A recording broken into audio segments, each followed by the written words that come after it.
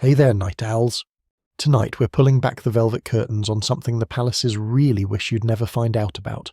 The British royal family. That picture-perfect institution where everyone waves gracefully, sips tea with their pinky out, and never ever makes a mistake. Yeah, except they've been hiding some seriously dark secrets behind those gilded doors for centuries. We're talking about addiction. Not the kind you'd expect from some back-alley story, but the royal variety. Morphine, cocaine, gin flowing like water, and enough opium to sedate an empire. Literally. These aren't rumours or tabloid gossip. This is documented history that the Crown has spent fortunes trying to bury. So before we dive in, smash that like button if you're into this kind of historical deep dive, and drop a comment below. Where are you watching from tonight? London? New York? Some tiny village where it's already 3 a.m? I want to know who's joining me on this journey through the monarchy's medicine cabinet. Now dim those lights, get comfortable, and prepare yourself. We're about to explore how the most powerful family in British history has been battling demons that no amount of jewels or titles could ever cure. From Victorian queens high on laudanum to modern princes numbing their pain with whatever they could find, this is the story they never wanted you to hear. Ready? Let's begin. So let's start our journey through the royal medicine cabinet with someone you've probably never heard of, and that's not an accident. Prince Albert Victor, Duke of Clarence and Avondale, was once upon a time the man who was supposed to sit on the British throne. The heir to the heir. The future king of an empire that stretched across a quarter of the globe. And yet, somehow, history has managed to almost completely erase him from the collective memory. Funny how that works, isn't it? When someone dies young and leaves behind a trail of scandals involving morphine, alcohol, and behaviours that would make a Victorian grandmother faint into her smelling salts, the palace PR machine tends to go into overdrive. And in the 1890s, that machine was remarkably efficient at making inconvenient people disappear from the historical record. Albert Victor was born on January 8, 1864, and right from the start, things weren't quite going according to the royal playbook. His mother was Princess Alexandra of Denmark, a woman so beautiful that crowds would gather just to catch a glimpse of her, and his father was the Prince of Wales, the future King Edward VII. You'd think with that genetic lottery, young Albert Victor would have been blessed with looks, charm and intellect. Well, he got the looks. The other two? Not so much. The boy was born 2 months premature, which in the 1860s was not exactly ideal. Medical care for premature infants in that era essentially consisted of hoping really hard and maybe saying a prayer or two. No incubators, no specialised neonatal care, just crossed fingers and Victorian optimism, which, let's be honest, wasn't particularly optimistic to begin with. From his earliest years, it became clear that Albert Victor was what his tutors diplomatically called slow. His attention span was practically non-existent, his ability to retain information was questionable at best, and his general awareness of the world around him seemed to be permanently set to slightly confused. His private tutor, John Neil Dalton, wrote extensively about the challenges of teaching the young prince, and reading between the lines of Victorian propriety, you can sense the man's barely concealed frustration. Dalton noted that Albert Victor had an abnormally dormant condition of mind, which is a very polite Victorian way of saying the kid couldn't focus on anything for more than about 30 seconds. Some modern historians have suggested he might have had what we'd now recognise as attention deficit disorder, while others have theorised he suffered from mild intellectual disabilities, possibly related to his premature birth. Whatever the cause, the reality was that the future King of England couldn't quite keep up with his lessons, much to the horror of everyone at court. The palace solution to this problem was, naturally, to send him away. Out of sight, out of mind, quite literally. Albert Victor and his younger brother George were shipped off to HMS Britannia, a naval training ship, where it was hoped that strict military discipline would somehow fix whatever was wrong with the elder prince's brain. Spoiler alert, it didn't work. While his brother George took to naval life like a duck to water, eventually becoming an accomplished naval officer, Albert Victor floundered. He struggled with the academic requirements, showed little enthusiasm for the physical demands, and generally gave the impression of a young man who would rather be anywhere else doing anything else. His instructors noted his listlessness, his lack of engagement, and his perpetual air of being slightly lost. Not exactly the qualities you want in someone who's supposed to one day command the respect of an empire. But here's where the story starts to take a darker turn. During his time in the Navy, Albert Victor began to develop certain habits that would follow him for the rest of his short life. The Navy in the Victorian era wasn't exactly known for its temperance. Sailors drank. Officers drank. Everyone drank. Rum was practically a food group, and young Albert Victor, desperate perhaps to fit in with his peers or maybe just looking for something to dull the constant awareness of his own inadequacies, began drinking heavily. This wasn't the occasional glass of wine with dinner that was perfectly acceptable for a gentleman of his station. This was the kind of drinking that had his handlers worried, the kind that left him slurring his words and stumbling through his duties. But because he was a prince, because he was the heir to the heir, nobody quite knew how to address the problem. You couldn't exactly send the future king to some Victorian version of rehab, so they did what the palace has always done best. They ignored it and hoped it would go away. It didn't go away. It got worse. After his naval education proved to be something of a disaster, the palace decided to try a different approach. Perhaps Albert Victor needed intellectual stimulation. Perhaps he needed to be around scholars and thinkers who could awaken his dormant mind. So off he went to Cambridge University, specifically to Trinity College, where generations of brilliant minds had been educated.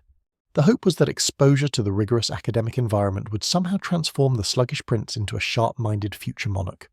The reality was rather different. Albert Victor spent 3 years at Cambridge and emerged without a degree, having failed to pass the necessary examinations. His time there was marked by more drinking, increased lethargy, and a growing reputation for frequenting establishments that a future king really shouldn't be seen in. It was during this period that Albert Victor's behaviour began to raise serious concerns beyond just academic failure. There were whispers about his nighttime activities, his companions and his whereabouts. The prince had developed a taste for London's seedier districts, particularly the areas around Cleveland Street and Whitechapel. Now, I need to be careful here because a lot of what was said about Albert Victor has been exaggerated over the years, with some truly wild conspiracy theories attached to his name. You might have heard the rumour that he was Jack the Ripper. He wasn't. That theory has been thoroughly debunked by serious historians, though it makes for great television drama. However, what is documented is that he frequented certain establishments that catered to particular tastes, and that his behaviour was concerning enough that palace officials went to extraordinary lengths to keep it out of the newspapers. But let's get back to the substances, because that's where this story really darkens. By his mid-20s, Albert Victor had progressed from alcohol to something far more dangerous: morphine.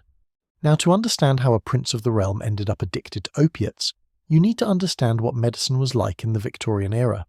Morphine wasn't some back-alley drug that you had to know shady characters to obtain. It was medicine. It was progress.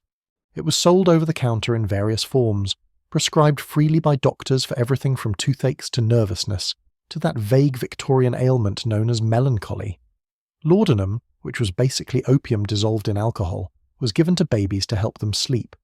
Let that sink in for a moment.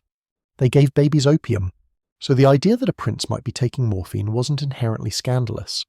What was scandalous was the amount he was taking and the way it was affecting his behaviour. The accounts from this period describe Albert Victor as increasingly detached from reality. He would drift through royal engagements with glazed eyes, his responses delayed and often inappropriate. There are reports of him showing up to official functions in states that can only be described as intoxicated, though whether by alcohol or morphine or both was often unclear. His handlers developed an entire system of managing his public appearances, limiting his interactions with the press, making sure he was never left alone with anyone important for too long. They choreographed his movements with the precision of a military operation, always ready to swoop in and redirect conversation if the prince started saying something embarrassing or simply stopped making sense altogether. The palace's official line was that Albert Victor was suffering from delicate health, that wonderfully vague Victorian term that could mean anything from tuberculosis to mental illness to substance abuse. His frequent absences from public life were explained away as necessary rest periods for his constitution. The truth was that he was often too intoxicated to appear in public, or recovering from benders that had left him unable to function.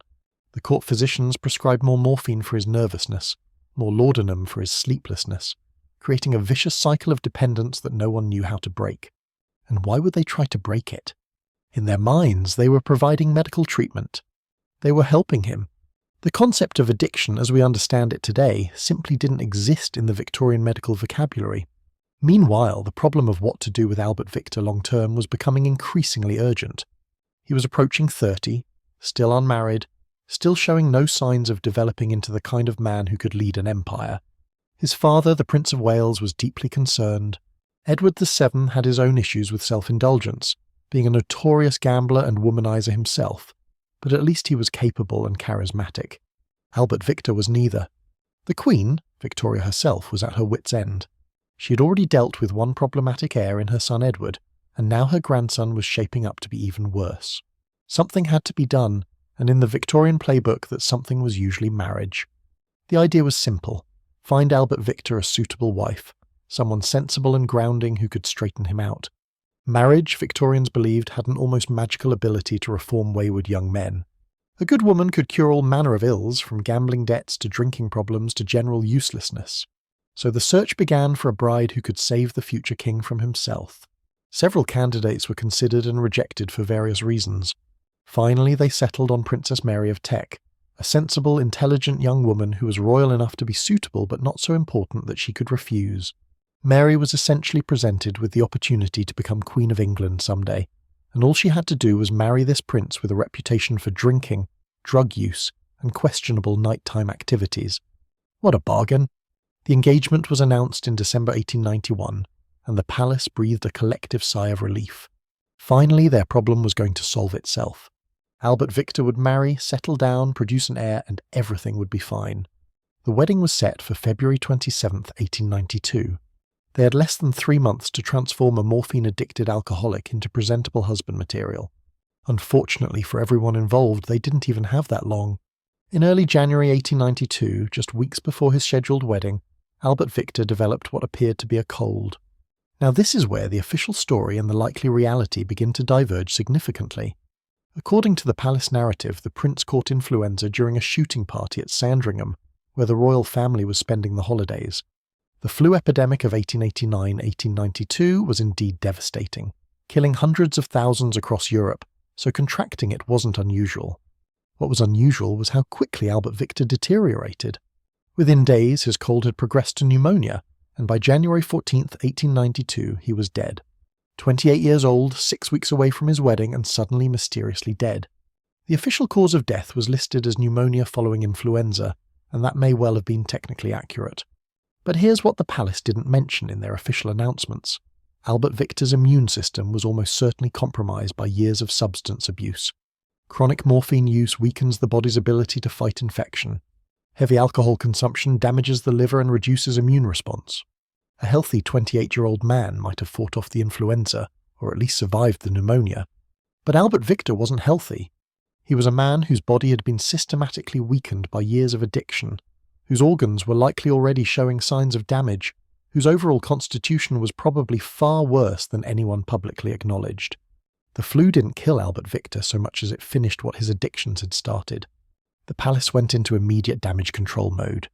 The story of the tragic prince cut down in his prime was crafted and disseminated with remarkable speed. Albert Victor was transformed posthumously into a gentle, sensitive soul who had been taken too soon. His fiancée Mary was portrayed as devastated, though some historical accounts suggest she was more pragmatic about the situation than the official narrative indicated. She would go on to marry Albert Victor's younger brother George, who was now suddenly the heir to the throne and would eventually become Queen Mary. Talk about a plan B working out pretty well, all things considered. But the sanitization of Albert Victor's memory didn't stop with his obituary. The palace systematically went about erasing the more problematic aspects of his life from the historical record. Documents were destroyed. Servants were paid for their silence. Physicians who had treated him were reminded of their duty to discretion. The few people who knew the full extent of his addictions and behaviours were strongly encouraged to forget what they knew. And for the most part, this campaign was remarkably successful. For decades, Albert Victor existed in historical memory as little more than a footnote, the prince who died young and made way for his more capable brother.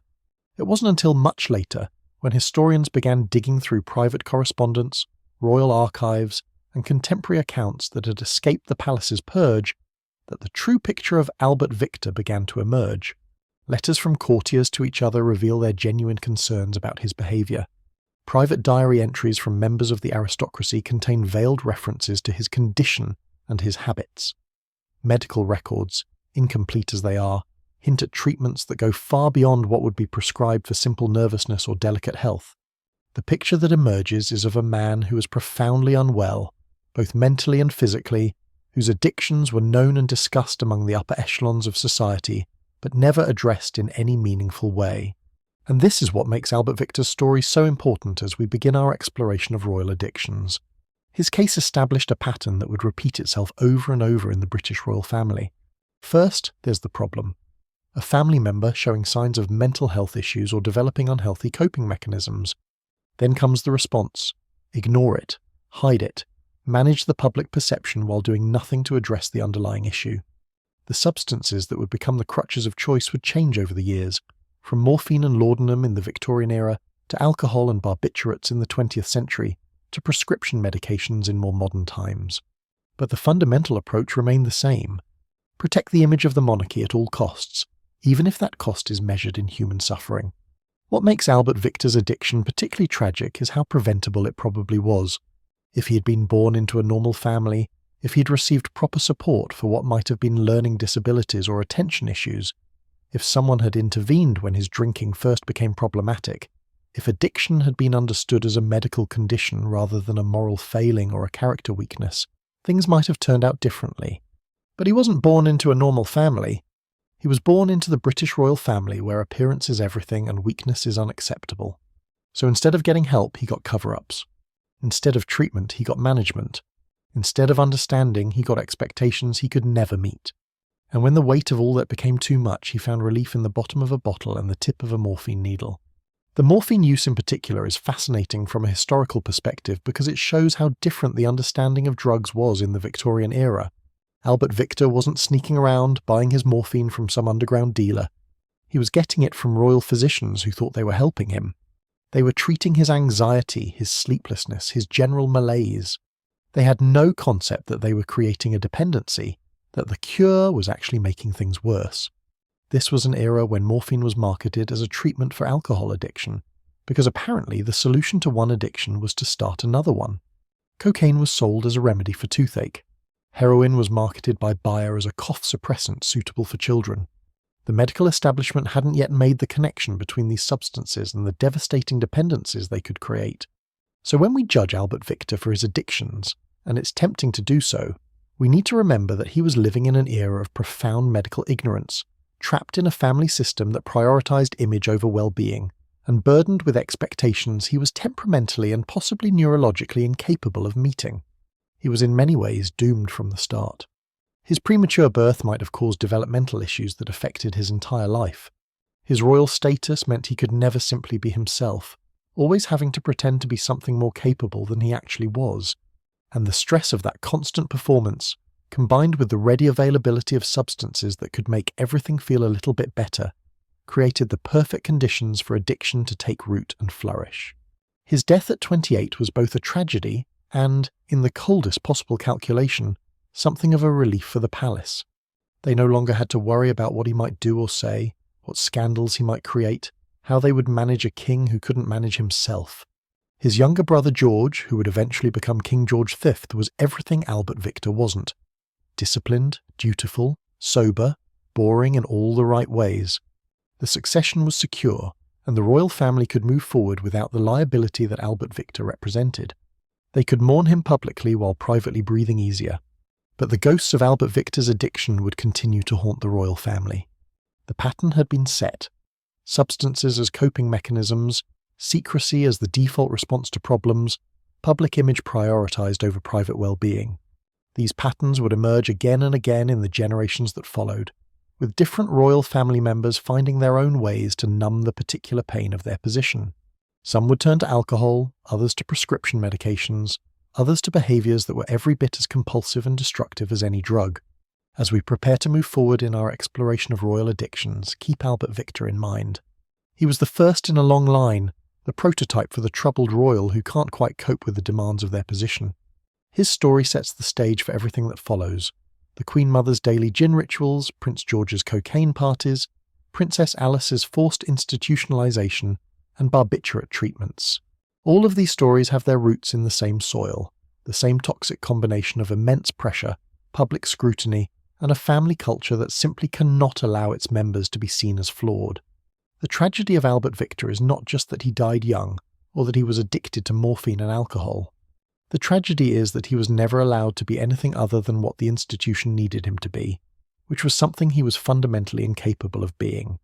And when he couldn't measure up, when his inadequacies became too obvious to ignore, the solution was to medicate him into compliance, to smooth over his rough edges with opiates until he could pass for functional.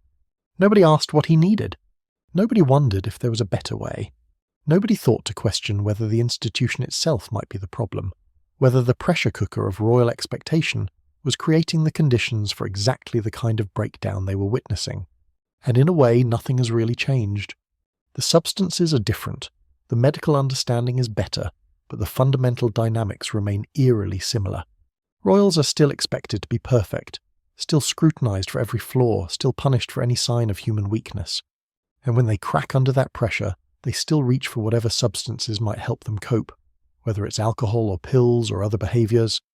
The palace still prioritizes image management over genuine support, still covers up rather than confronts, still protects the institution at the expense of the individuals within it. So as you settle in deeper into your pillows tonight, as you let the weight of the day slip away and prepare for sleep, take a moment to think about Albert Victor, the prince that history forgot. Think about what it must have been like to know from birth that you were meant for greatness, only to realize slowly, painfully, that greatness was something you were incapable of achieving. Think about the comfort that morphine must have provided, that warm numbness that made the expectations and the failures and the constant sense of inadequacy all fade away, at least for a little while. Think about how easy it would have been to chase that feeling, to need it more and more, to let it become the only thing that made life bearable.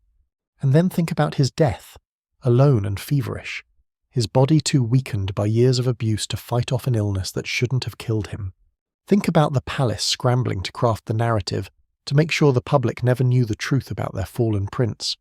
Think about his fiancée, transferred to his brother like furniture being reassigned after a household reorganization, going on to become queen anyway, just with a different king.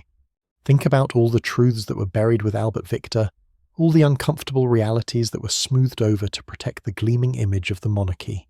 This is just the beginning of our journey through royal addiction. Albert Victor's story, tragic as it is only the first chapter in a much longer saga of substance abuse, denial, and institutional failure. As we continue tonight, you'll see the same patterns emerge again and again, with different faces and different drugs, but the same underlying dynamics. The crown may be made of gold and studded with diamonds, but it sits atop heads that ache with very human pain, and that pain has been numbed with very human substances for as long as the monarchy has existed.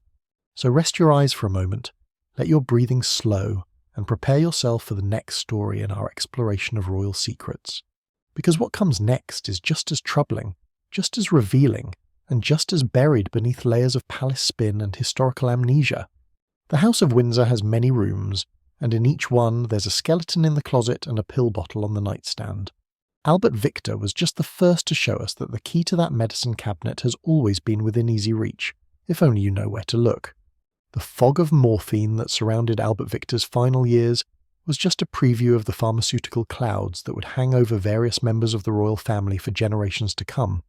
As we've seen, his addiction wasn't treated as a problem to be solved, but as a reality to be managed, hidden, and ultimately survived. The palace got good at this particular type of crisis management, developing protocols and procedures for dealing with inconvenient addictions that would be refined over the coming decades. Unfortunately for the royals who came after Albert Victor, this meant that when they developed their own dependencies, the response wasn't help. It was containment. It wasn't treatment. It was image management. And it wasn't compassion. It was cold, calculated protection of the crown's reputation. But that's a story for our next chapters. For now, let Albert Victor's tale wash over you as you drift towards sleep. A cautionary tale of how power and privilege offer no protection against the very human vulnerabilities of addiction. If anything, they make those vulnerabilities worse, creating conditions where substance abuse isn't just possible, but almost inevitable. The gilded cage of royalty may look beautiful from the outside, but inside it, there's often nothing but desperation and the endless search for something, anything, to make the pain go away. Sweet dreams, night owls, or at least dreams that are sweeter than the ones that haunted Prince Albert Victor in his final, morphine-soaked years. Now that we've laid poor Albert Victor to rest, both literally and in our narrative, it's time to turn our attention to the man who probably contributed significantly to his son's problems in the first place. King Edward VII formerly known as Albert Edward, Prince of Wales, and affectionately called Bertie by those who knew him, was many things. He was a bon vivant, a ladies' man, a gambler, a gourmand, and above all else, he was quite possibly the most enthusiastic cigar smoker the British monarchy has ever produced. And given that the British monarchy has produced some seriously dedicated smokers over the centuries, that's really saying something. Edward VII's relationship with cigars wasn't just a habit. It was an obsession bordering on the religious. We're talking about a man who smoked between 12 and 20 cigars every single day, and that's not counting the countless cigarettes he would puff through in between his cigar sessions. If you're doing the math at home, that's essentially smoking from the moment he woke up until the moment he went to sleep, with perhaps a brief intermission for meals, though even that's debatable since Edward was known to smoke between courses at dinner. His personal atmosphere was less royal majesty and more perpetual fog machine, though admittedly a very expensive Cuban-scented fog machine. But before we dive deep into his tobacco empire, let's understand how Edward became this way, because nobody is born with a cigar in their mouth, not even princes. Though given the state of Victorian childcare, I wouldn't have been entirely surprised if someone had tried. Edward was born on November 9, 1841, the first son of Queen Victoria and Prince Albert.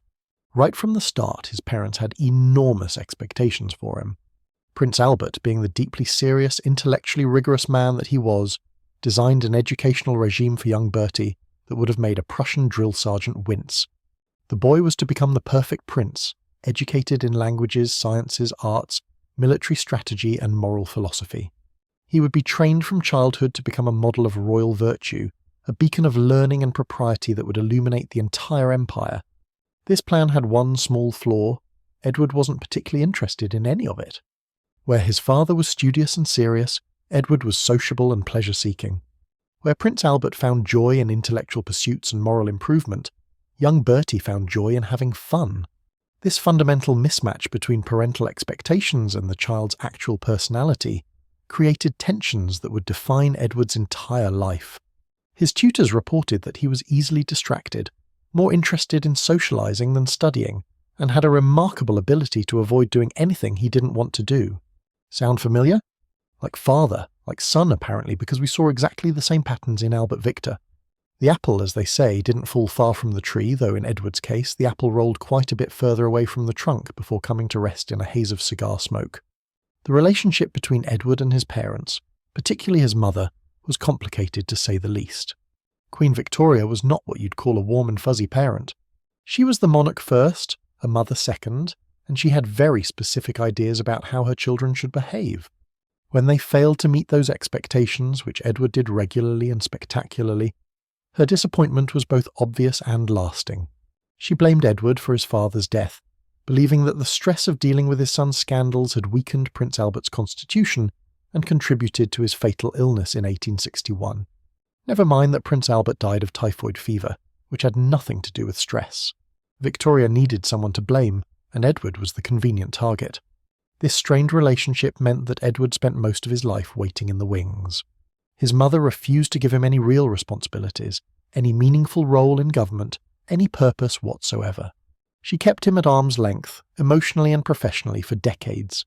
Edward was the heir to the throne for longer than any heir before him, waiting 60 years until he finally became king at the age of 59. 60 years of having nothing to do but wait. 60 years of being told he wasn't good enough, wasn't serious enough, wasn't his father. 60 years of being denied the one thing that was supposed to be his destiny. So what do you do when you're a prince with too much money, too much time, and no real purpose? Well, if you're Edward, you develop hobbies. Lots and lots of hobbies.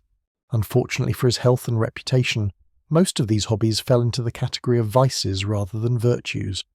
Let's start with the smoking, since that's our main focus here, though trust me, we'll get to his other enthusiasms as well, because they're all interconnected in the grand tapestry of Edward's self-indulgence. Edward's love affair with tobacco began early, probably in his teenage years, at a time when smoking was considered not just acceptable, but positively healthy. Yes, you read that right. Victorian doctors actually recommended tobacco for various ailments. Got a cough? Smoke some tobacco, that'll clear your lungs. Feeling anxious? Tobacco calms the nerves. Having digestive troubles?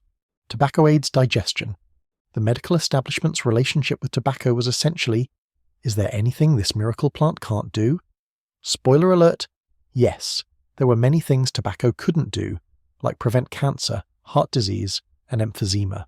But they wouldn't figure that out for another century or so. Young Edward took to smoking like a fish to water, or perhaps more accurately, like a chimney to smoke. By the time he reached adulthood, he had developed a particular fondness for cigars, specifically large, expensive Cuban cigars that he would import by the hundreds. His favourite brands were Corona y Corona and Henry Clay cigars, and he would order them in quantities that would make modern tobacconists' eyes water. We're talking about crates upon crates of cigars, enough to furnish not just his personal needs, but those of his entire household and guests. The routine was established early and never wavered.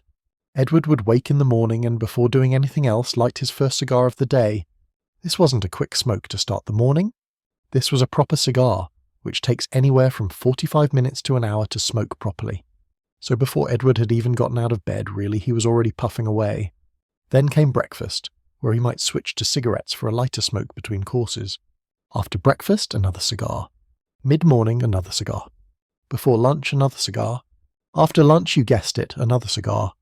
The afternoon might see 3 or 4 more cigars, depending on his activities. Evening dinner was accompanied by more smoking, and after dinner, Edward would typically settle into what he considered his serious smoking time, working his way through several more cigars before bed. His consumption was so legendary that when he finally became king and moved into Buckingham Palace, one of his first acts was to transform various rooms into smoking lounges. Queen Victoria had hated smoking and banned it from most areas of the palace. The moment she died and Edward took over, he famously declared, "Gentlemen, you may smoke," and proceeded to fill the palace with tobacco fumes that would have made his mother spin in her freshly occupied grave. The contrast between Victoria's austere, smoke-free reign and Edward's tobacco-hazed court could not have been more stark. But let's talk about the health implications, because this is where it gets genuinely concerning. Edward didn't just smoke a lot. He smoked excessively, even by the standards of heavy smokers. 12 to 20 cigars a day, plus cigarettes, adds up to an astronomical amount of tobacco. Modern medical understanding tells us that this level of consumption is essentially slow-motion suicide. Each cigar contains as much tobacco as an entire pack of cigarettes, sometimes more. So if Edward was smoking 12 cigars a day at minimum, he was effectively smoking the equivalent of 12 packs of cigarettes daily. At 20 cigars, that number jumps even higher. The effects on his body were predictable and devastating, though of course Victorian medicine didn't connect the dots. Edward suffered from chronic bronchitis throughout his adult life, coughing fits that would leave him breathless and red-faced. His voice became increasingly hoarse, that distinctive gravel that comes from decades of throat irritation. He developed circulation problems, with his legs and feet often swollen and painful. His breathing was laboured, especially when climbing stairs or exerting himself even slightly. Photographs from his later years show a man who looks considerably older than his actual age. His skin sallow, his posture stooped, his overall appearance that of someone whose body is slowly breaking down. And yet nobody suggested he stop smoking. Why would they? Tobacco was medicine, remember? If anything, his doctors might have suggested he smoke different types of tobacco for different ailments. The concept that his beloved cigars were literally killing him simply didn't exist in the medical vocabulary of the time. Now here's where it gets interesting from a historical perspective. Edward's smoking wasn't just a personal habit. It became part of his diplomatic toolkit, which is both fascinating and somewhat absurd when you think about it. You see, Edward became known throughout Europe as a master of diplomacy, a man who could charm foreign leaders, negotiate treaties, and smooth over international tensions with his personal charisma. He was instrumental in establishing the Entente Cordiale with France, warming relations between Britain and Russia, and generally making Britain look less like an isolated island nation and more like a friendly partner in European affairs. And how did he accomplish much of this diplomatic magic? Through smoking. No, seriously. Edward's approach to diplomacy was radically different from the formal, stuffy negotiations that had characterized British foreign policy under his mother. Victoria had preferred to communicate through official channels, letters, and ambassadors. Edward preferred to meet people face to face, to share a meal, to engage in conversation, and crucially, to share a cigar. His smoking sessions became legendary venues for diplomatic discussion. He would invite foreign dignitaries to join him for a smoke, and over the course of an hour or two, while puffing through their cigars, they would discuss everything from trade agreements to military alliances to the general state of European politics. There's something almost comical about imagining some of the most important diplomatic negotiations of the early 20th century taking place in a fog of cigar smoke, with the participants barely able to see each other through the haze. Important decisions about war and peace, trade and territory, alliances and agreements, all made while the participants inhaled carcinogenic smoke and flicked ash into crystal trays. Not exactly the gleaming halls of diplomacy you might imagine. But it worked. There's no denying that Edward's personal approach to foreign relations was remarkably effective. His charm offensive across Europe earned him nicknames like the Peacemaker and the Uncle of Europe, the latter because he was related by blood or marriage to most of the royal families on the continent. He could call on personal relationships with other monarchs, relationships built and maintained through social occasions that invariably involved smoking, to smooth over tensions that might otherwise have escalated into conflicts. The French in particular were won over by Edward's approach. After decades of frosty relations between Britain and France, Edward made multiple visits to Paris, each time charming the French with his love of their culture, their food, their wine, and their willingness to let him smoke wherever he pleased. His visits to French restaurants and theatres, always with a cigar in hand, became the stuff of legend. The French public, who had been predisposed to dislike the British, found themselves charmed by this portly cigar-smoking king who so obviously enjoyed the pleasures of life. The Entente Cordiale, signed in 1904, was the crown jewel of Edward's diplomatic achievements. This agreement settled numerous colonial disputes between Britain and France, and laid the groundwork for their alliance in World War I. And while certainly there were many factors that contributed to this historic agreement, historians have noted that Edward's personal relationship with French leadership, built through countless social encounters that inevitably involved sharing cigars and conversation, played a significant role in creating the warm atmosphere in which such an agreement could flourish. But there's a darker irony here that we shouldn't overlook. While Edward was forging alliances and building friendships through his cigar diplomacy, he was simultaneously destroying his own health. Every cigar he shared with a foreign dignitary was another nail in his personal coffin. Every smoke-filled negotiation was another assault on his already battered lungs. He was quite literally sacrificing his health for his country, though nobody at the time would have framed it that way. They would have seen it as a king doing his duty, entertaining guests in the manner expected of royalty. The fact that this entertainment was slowly killing him wouldn't have registered as a concern. Edward's smoking also influenced fashion and social norms across Britain and beyond. What the king did, society emulated. Edward's distinctive style, including his manner of smoking, was copied by gentlemen across the empire. The way he held his cigar, the brands he preferred, even the timing of his smoking sessions all became fashion statements. When Edward declared that gentlemen could smoke after dinner, he established a social ritual that would persist for generations. The after-dinner cigar, accompanied by port or brandy, became the hallmark of sophisticated male gathering, all because the king had made it acceptable. The cigar industry itself benefited enormously from Edward's patronage. Cigar manufacturers competed to be named as royal warrant holders, to be able to claim that they supplied the king. This was essentially the Victorian equivalent of a celebrity endorsement, and it worked just as well then as it does now. Sales of Edward's preferred brands skyrocketed, and smoking cigars became associated with wealth, sophistication, and royal approval. Never mind that the product being endorsed was inherently deadly. Nobody knew that yet, and even if they had suspected, would it have mattered? The king smoked, therefore smoking must be acceptable, even admirable. Edward's appetite for cigars was matched only by his appetite for, well, everything else. The man was a legendary eater, consuming meals of such size and complexity that his daily caloric intake would have sustained a small family.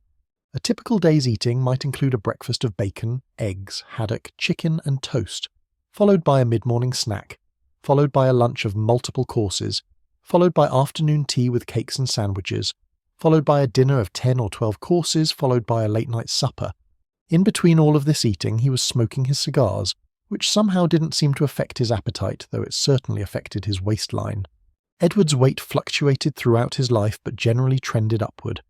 By the time he became king, he had a 48-inch waist and weighed over 200 pounds, which on his 5'7" frame was considerable.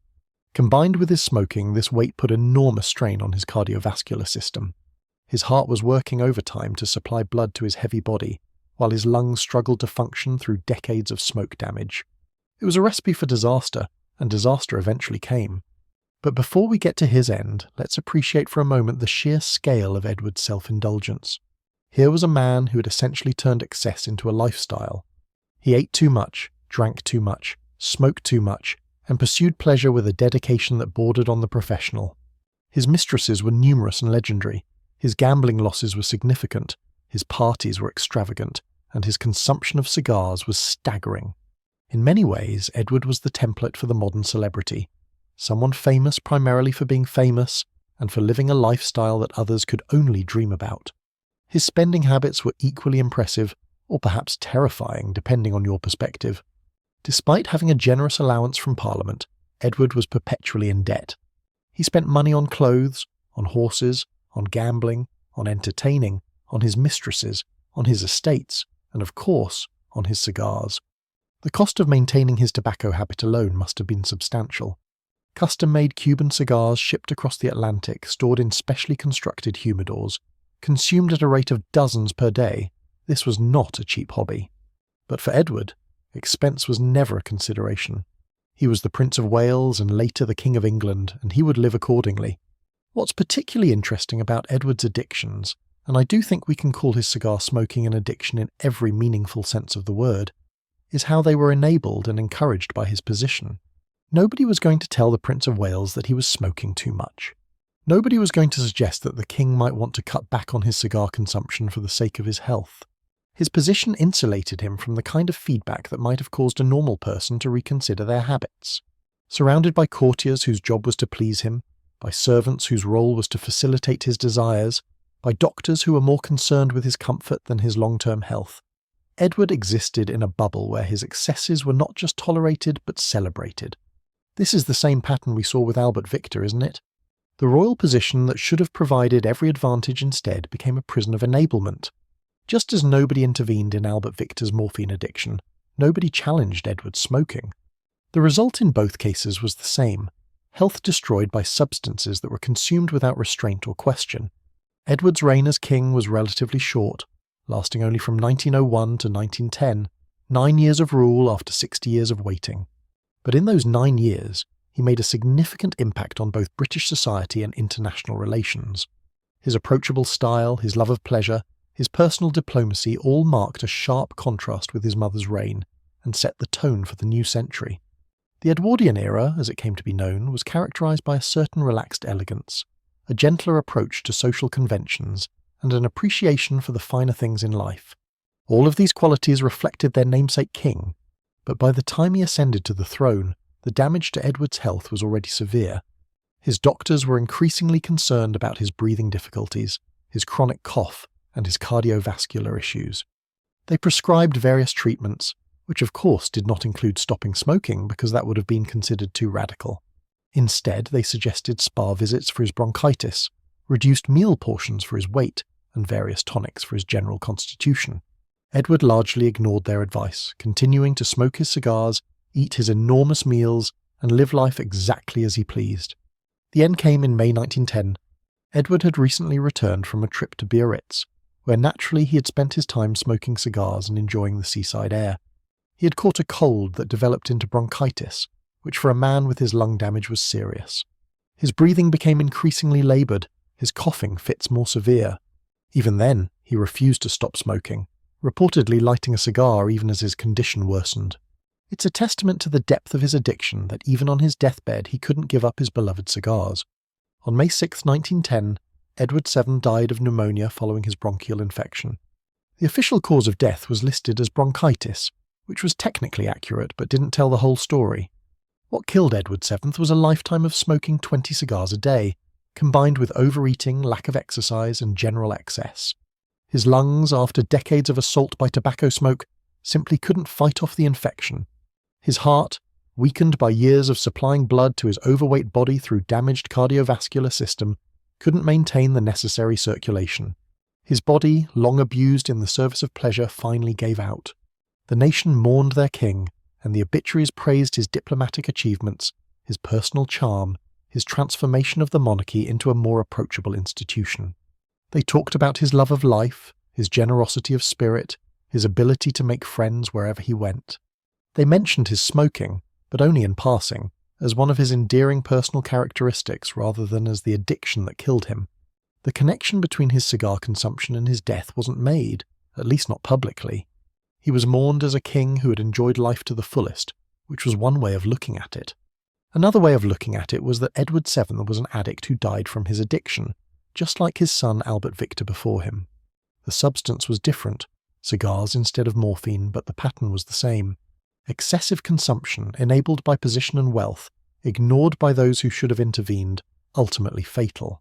Edward smoked himself to death as surely as Albert Victor injected himself toward his premature end.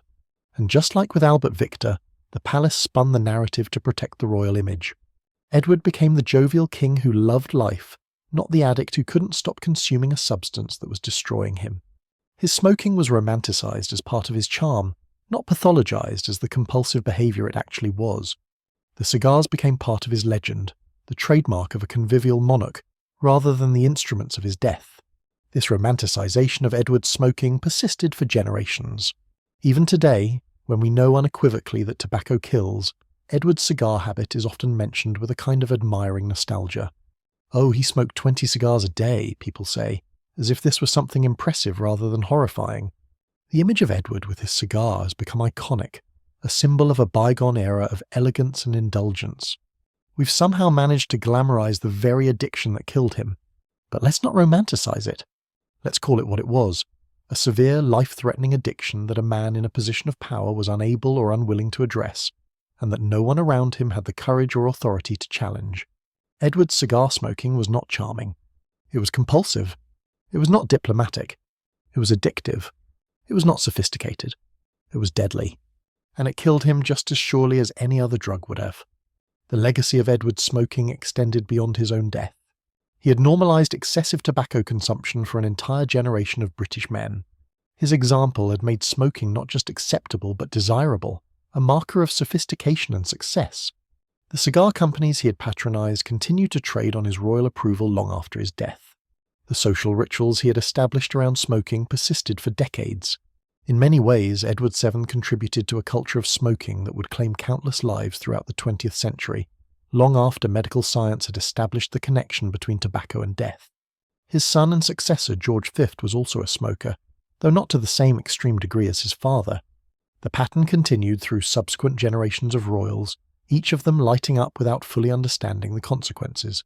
It wouldn't be until much later, when the evidence against tobacco became impossible to ignore, that royal smoking habits would begin to change.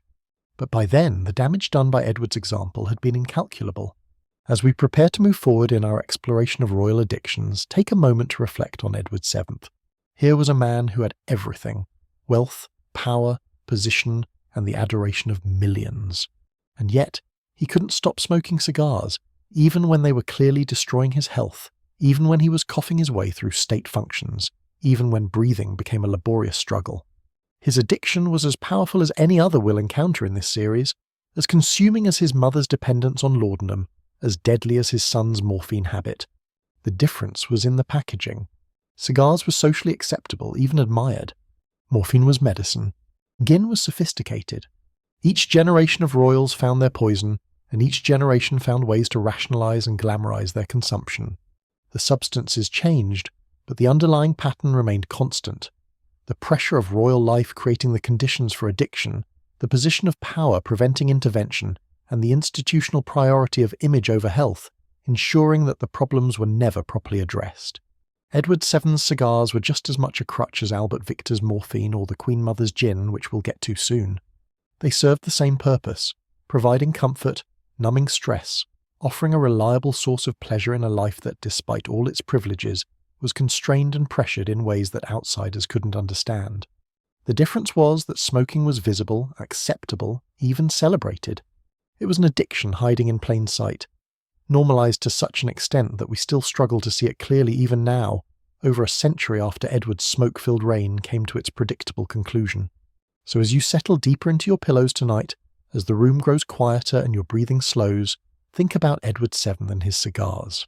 Think about the fog of smoke that surrounded him wherever he went, the constant companion of tobacco that never left his side. Think about the diplomatic victories won in clouds of cigar smoke, the treaties negotiated between puffs, the alliances forged through shared addiction. And think about the price he paid, the lungs destroyed, the heart weakened, the life cut short because he couldn't put down the cigars.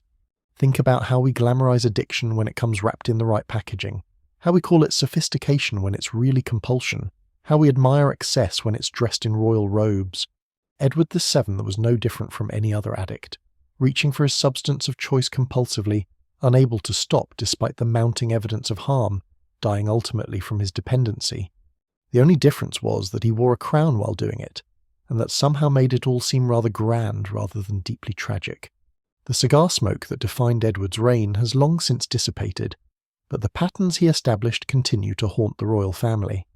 The acceptability of substance use as a coping mechanism, the enabling that comes with royal position, the prioritization of image over health, these are themes we'll see repeated again and again as we continue our journey through the royal medicine cabinet. Edward's cigars were just one chapter in a much longer story of royal addiction, one that continues to unfold even today. Rest now, night owls. Let the story of the cigar emperor lull you towards sleep, his smoke-filled legacy a reminder that even kings are not immune to the grip of addiction, and that crowns offer no protection against the very human need to find comfort in substances that ultimately destroy us. Edward VII found his comfort in Cuban tobacco, and it killed him. But he wouldn't be the last royal to seek solace in potentially dangerous substances. Not by a long shot. Sweet dreams, and remember, sometimes the things that seem most sophisticated are actually the most deadly.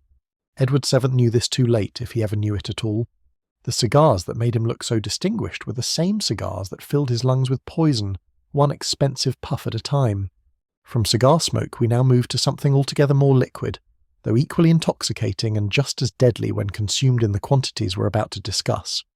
We've traced the royal addiction lineage from Albert Victor's morphine dreams through Edward VII's tobacco clouds, and now we arrive at what might be the most publicly visible, yet simultaneously most carefully disguised addiction in British royal history, the Queen Mother's legendary relationship with gin. And by relationship I mean the kind of committed, long-term, absolutely devoted partnership that most people only dream of having with another human being. Elizabeth Bowes-Lyon, later known as the Queen Mother, had found her soulmate in a bottle of Gordon's, and their love affair lasted the better part of a century. But before we dive into the gin-soaked details of her daily rituals, let's understand who this woman was and how she came to occupy such a unique position in British history. Because the Queen Mother wasn't just any royal. She was the woman who never expected to be queen, never wanted the job, and yet became one of the most beloved figures in the monarchy's entire history. And she did it all while maintaining a blood alcohol level that would have had most people struggling to walk in a straight line.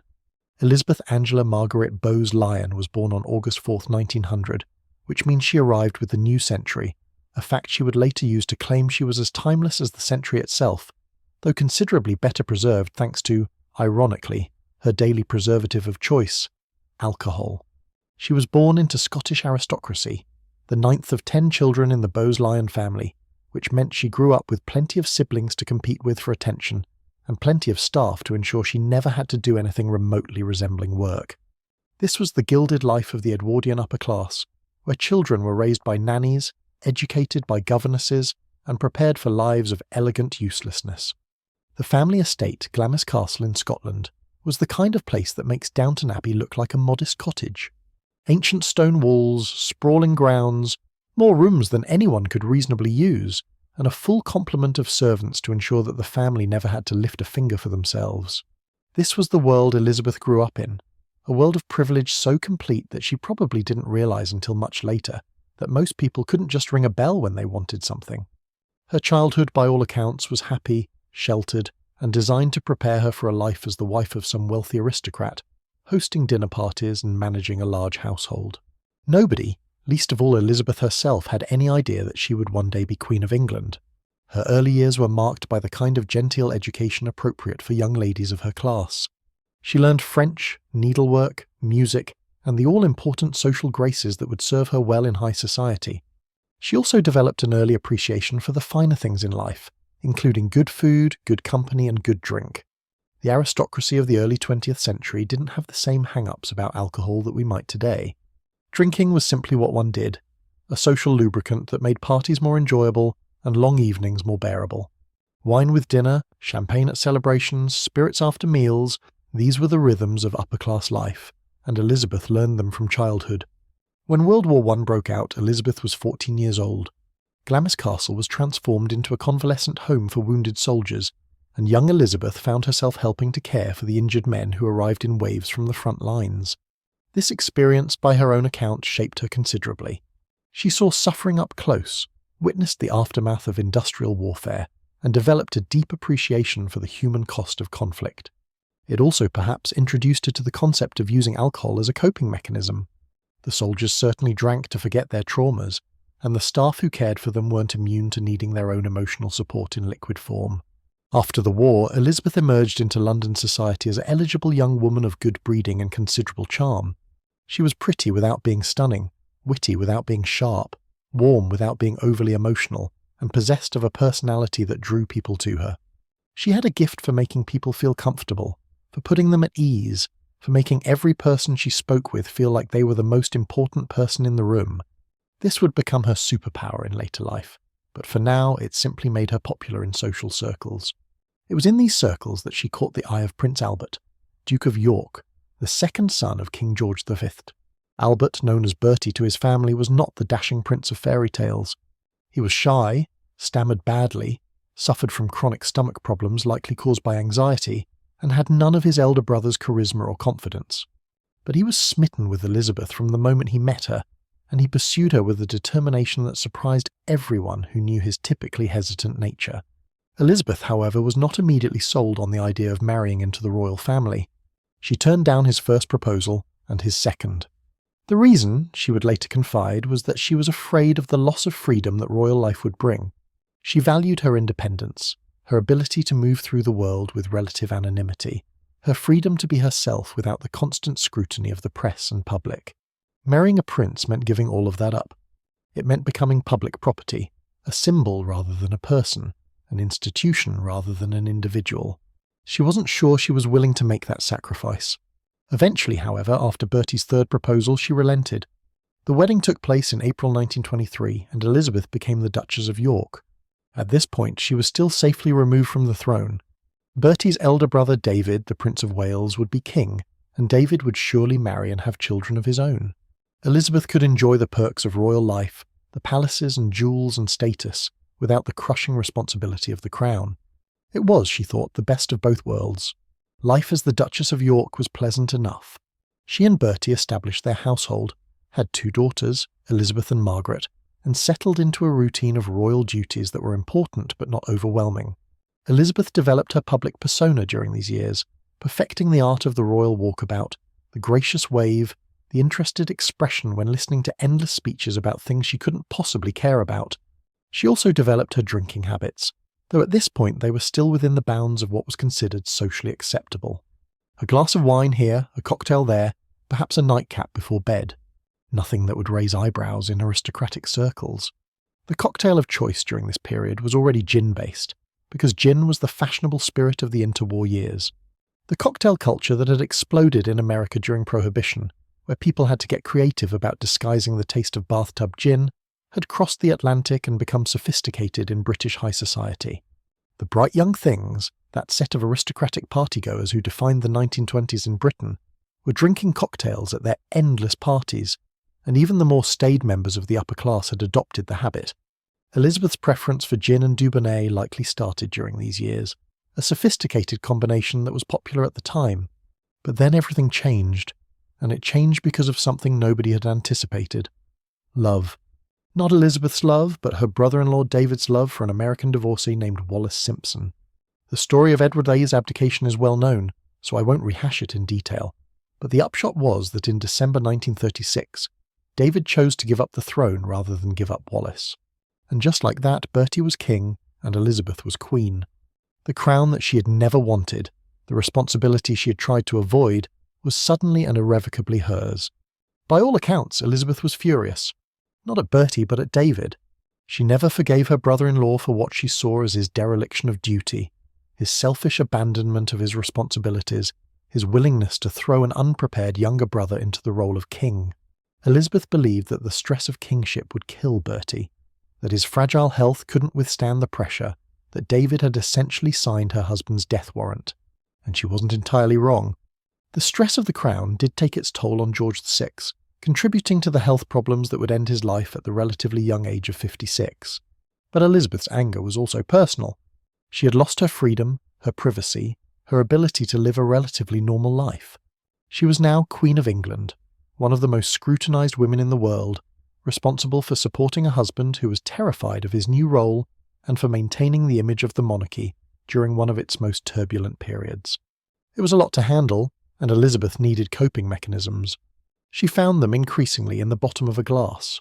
The coronation in 1937 was followed almost immediately by the gathering storm of World War II.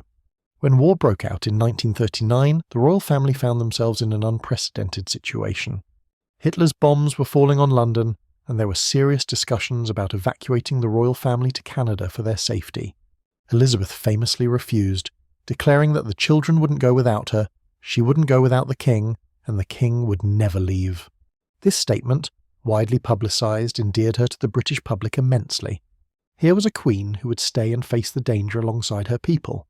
And face it she did.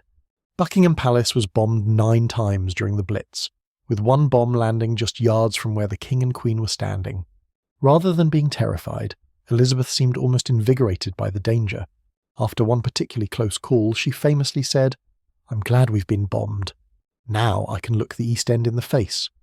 The East End, a working-class area of London, had been particularly hard hit by German bombs, and Elizabeth's comment showed a solidarity with ordinary Britons that was both genuine and strategically brilliant. During these years, Elizabeth's public image was solidified. She was the queen who stayed, who visited bomb sites, who comforted the wounded, who maintained a cheerful demeanour even as her world was being literally blown apart.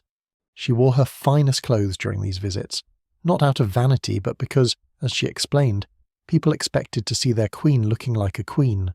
If they made the effort to dress up for her visit, the least she could do was return the compliment. This attention to appearance, to maintaining standards even in the most difficult circumstances, would become a hallmark of her character. But behind the scenes, the stress was taking its toll.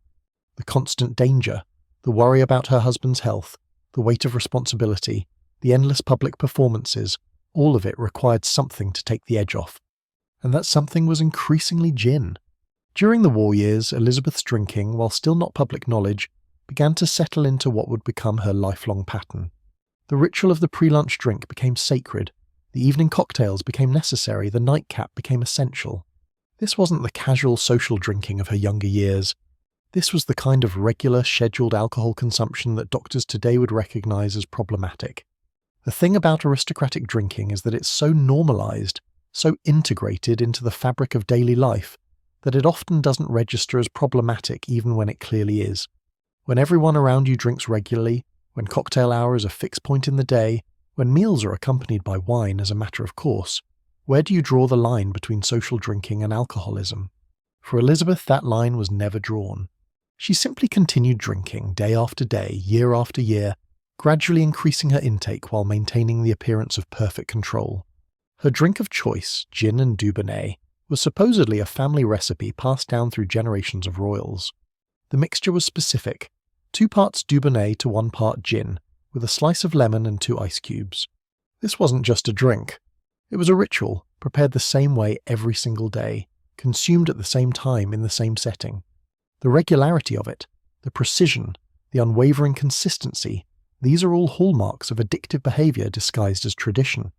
By framing it as a family custom, as something passed down through generations, Elizabeth made her drinking seem not just acceptable, but almost noble, a connection to royal heritage rather than a dependency on alcohol. The post-war years brought some relief from the immediate stress of conflict, but new challenges emerged.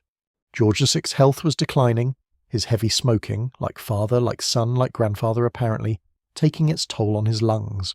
Cancer was diagnosed, surgeries were performed, but the prognosis was not good. Elizabeth watched her husband deteriorate, knowing that eventually she would lose him, that her daughters would lose their father, that the monarchy would face another transition. She coped by drinking, by maintaining her cheerful public persona, while privately medicating her anxiety and grief with gin.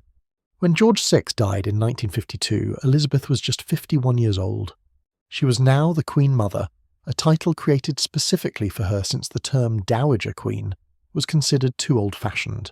Her daughter Elizabeth was now Queen Elizabeth II, and the Queen Mother had to redefine her role entirely. She was no longer the centre of the royal stage. She was now a supporting character, important but peripheral, respected but not essential. This transition, from leading lady to supporting actor, could not have been easy for a woman who had spent over a decade as queen. She handled it with characteristic grace, at least publicly. She continued her royal duties, maintained her public engagements, supported her daughter's reign, and remained a beloved figure to the British public. Behind the scenes, however, she was drinking more than ever. The death of her husband had removed whatever restraints might have existed on her alcohol consumption. Now she was in charge of her own household, surrounded by staff who would never dream of questioning their employer's habits, free to drink as much as she wanted whenever she wanted. And drink she did. The stories about the Queen Mother's alcohol consumption are legendary, and while some might be exaggerated, the sheer volume of them suggests that the reality was substantial. According to various accounts from palace staff, royal biographers, and those who knew her, her daily routine went something like this. She would wake late in the morning, because why get up early when you don't have to? Before lunch, she would have her gin and Dubonnet, sometimes two. Lunch would be accompanied by wine, and it wouldn't be a small glass. After lunch, there might be a port or liqueur. Afternoon would bring another gin and Dubonnet as cocktail hour approached. Dinner would feature more wine, followed by champagne if there was any excuse for celebration. After dinner, there would be more drinks, perhaps a martini or another gin-based cocktail. Before bed, a nightcap to ensure good sleep. If you're keeping count, that's somewhere between 8 and 10 alcoholic drinks per day, every day, for decades. And these weren't small drinks. By all accounts, the Queen Mother liked her drinks strong and her glasses full. Her staff became expert at mixing her preferred drinks to exact specifications, knowing that she would notice immediately if something was off. The precision of her drinking ritual was matched only by the quantity consumed. Her Clarence House residence had a well-stocked bar that was replenished regularly with industrial quantities of spirits. Bills from wine merchants showed orders for cases upon cases of champagne, bottles of gin by the dozen, and enough Dubonnet to swim in. The cost of keeping the Queen Mother in alcohol must have been substantial, though of course this was covered by her royal allowance and later by her civil list payment.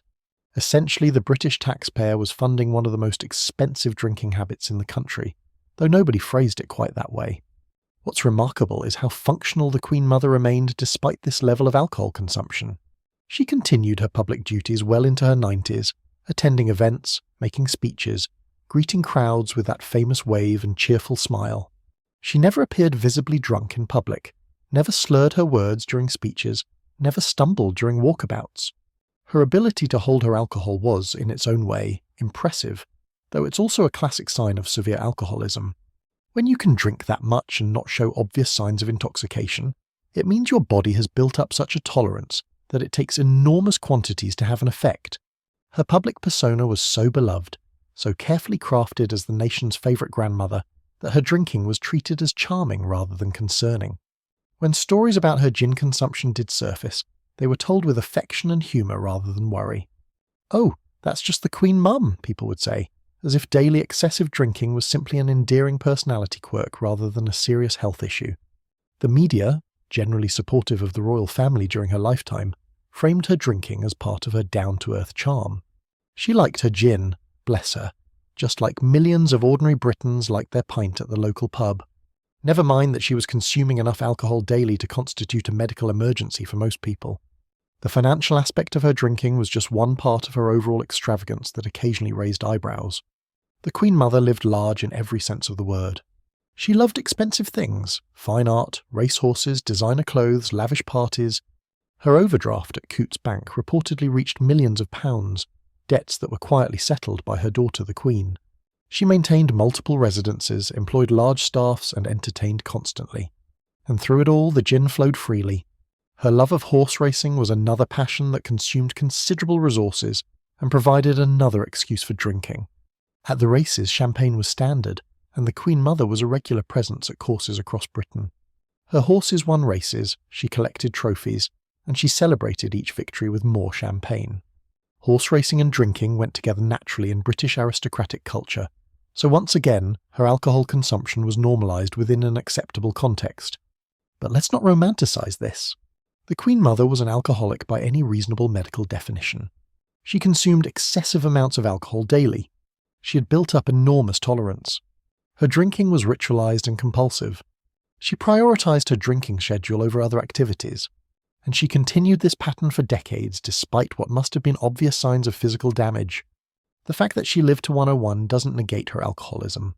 It just means she had good genes and excellent medical care. If anything, it's remarkable that her liver and other organs held up as long as they did under that kind of sustained assault. Her longevity actually became part of the mythology around her drinking. See, people would say, she drank all that gin and lived to over 100. It must not be that bad for you. This dangerous logic ignores the countless ways her health was impacted by her drinking, the health problems that were surely managed behind palace doors, the medical interventions that kept her functioning. We see what we want to see, and the British public wanted to see their beloved Queen Mum as proof that living well and drinking freely was the secret to a long life. Nobody wanted to acknowledge that she was a functioning alcoholic who succeeded despite her drinking, not because of it. The enabling that surrounded the Queen Mother was comprehensive and invisible. Her staff would never have suggested she cut back on her drinking. Her family, if they were concerned, never intervened publicly. Her doctors must have known about her consumption levels, but apparently never successfully convinced her to change her habits. The entire system around her was designed to facilitate her desires, whatever those desires might be. If the Queen Mother wanted another gin and Dubonnet, the Queen Mother got another gin and Dubonnet. Period. This is the same pattern we saw with Albert Victor and Edward VII. When you're royal, when you're surrounded by people whose job is to serve you, when your position puts you beyond reproach, who is going to tell you that you have a problem? Who is going to risk their employment, their social standing, their entire life, to suggest that perhaps the Queen Mother should slow down on the gin? Nobody, that's who. And so the drinking continued year after year, decade after decade.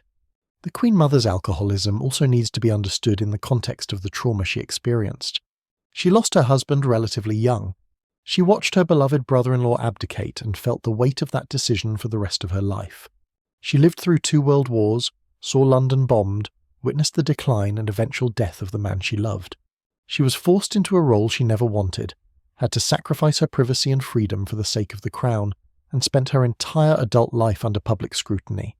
These are legitimate traumas, serious psychological burdens that would tax anyone's mental health. But here's where the tragedy deepens. Instead of receiving proper support for these traumas, instead of being helped to process her grief and anxiety in healthy ways, she turned to gin. And because of her position, her culture, her era, nobody stopped her. Nobody suggested therapy. Nobody recommended counselling. Nobody offered alternative coping mechanisms. They just kept refilling her glass and praising her for her strength and resilience. The gin wasn't help. It was a substitute for help, a band-aid over wounds that needed surgery. The Queen Mother's story is also a story about class and perception. When a wealthy aristocrat drinks daily, it's called refined taste. When a working-class person does the same, it's called alcoholism. When the Queen Mother needed her gin and Dubonnet before lunch, it was tradition. When an ordinary person needs a drink before noon, it's a red flag. The double standard is glaring, but it's so embedded in our cultural perceptions that we rarely question it.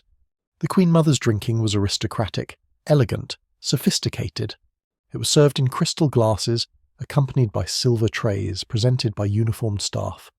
This made it seem fundamentally different from the drinking of ordinary alcoholics, even though the effect on the body was exactly the same. The medicalization of aristocratic drinking also played a role.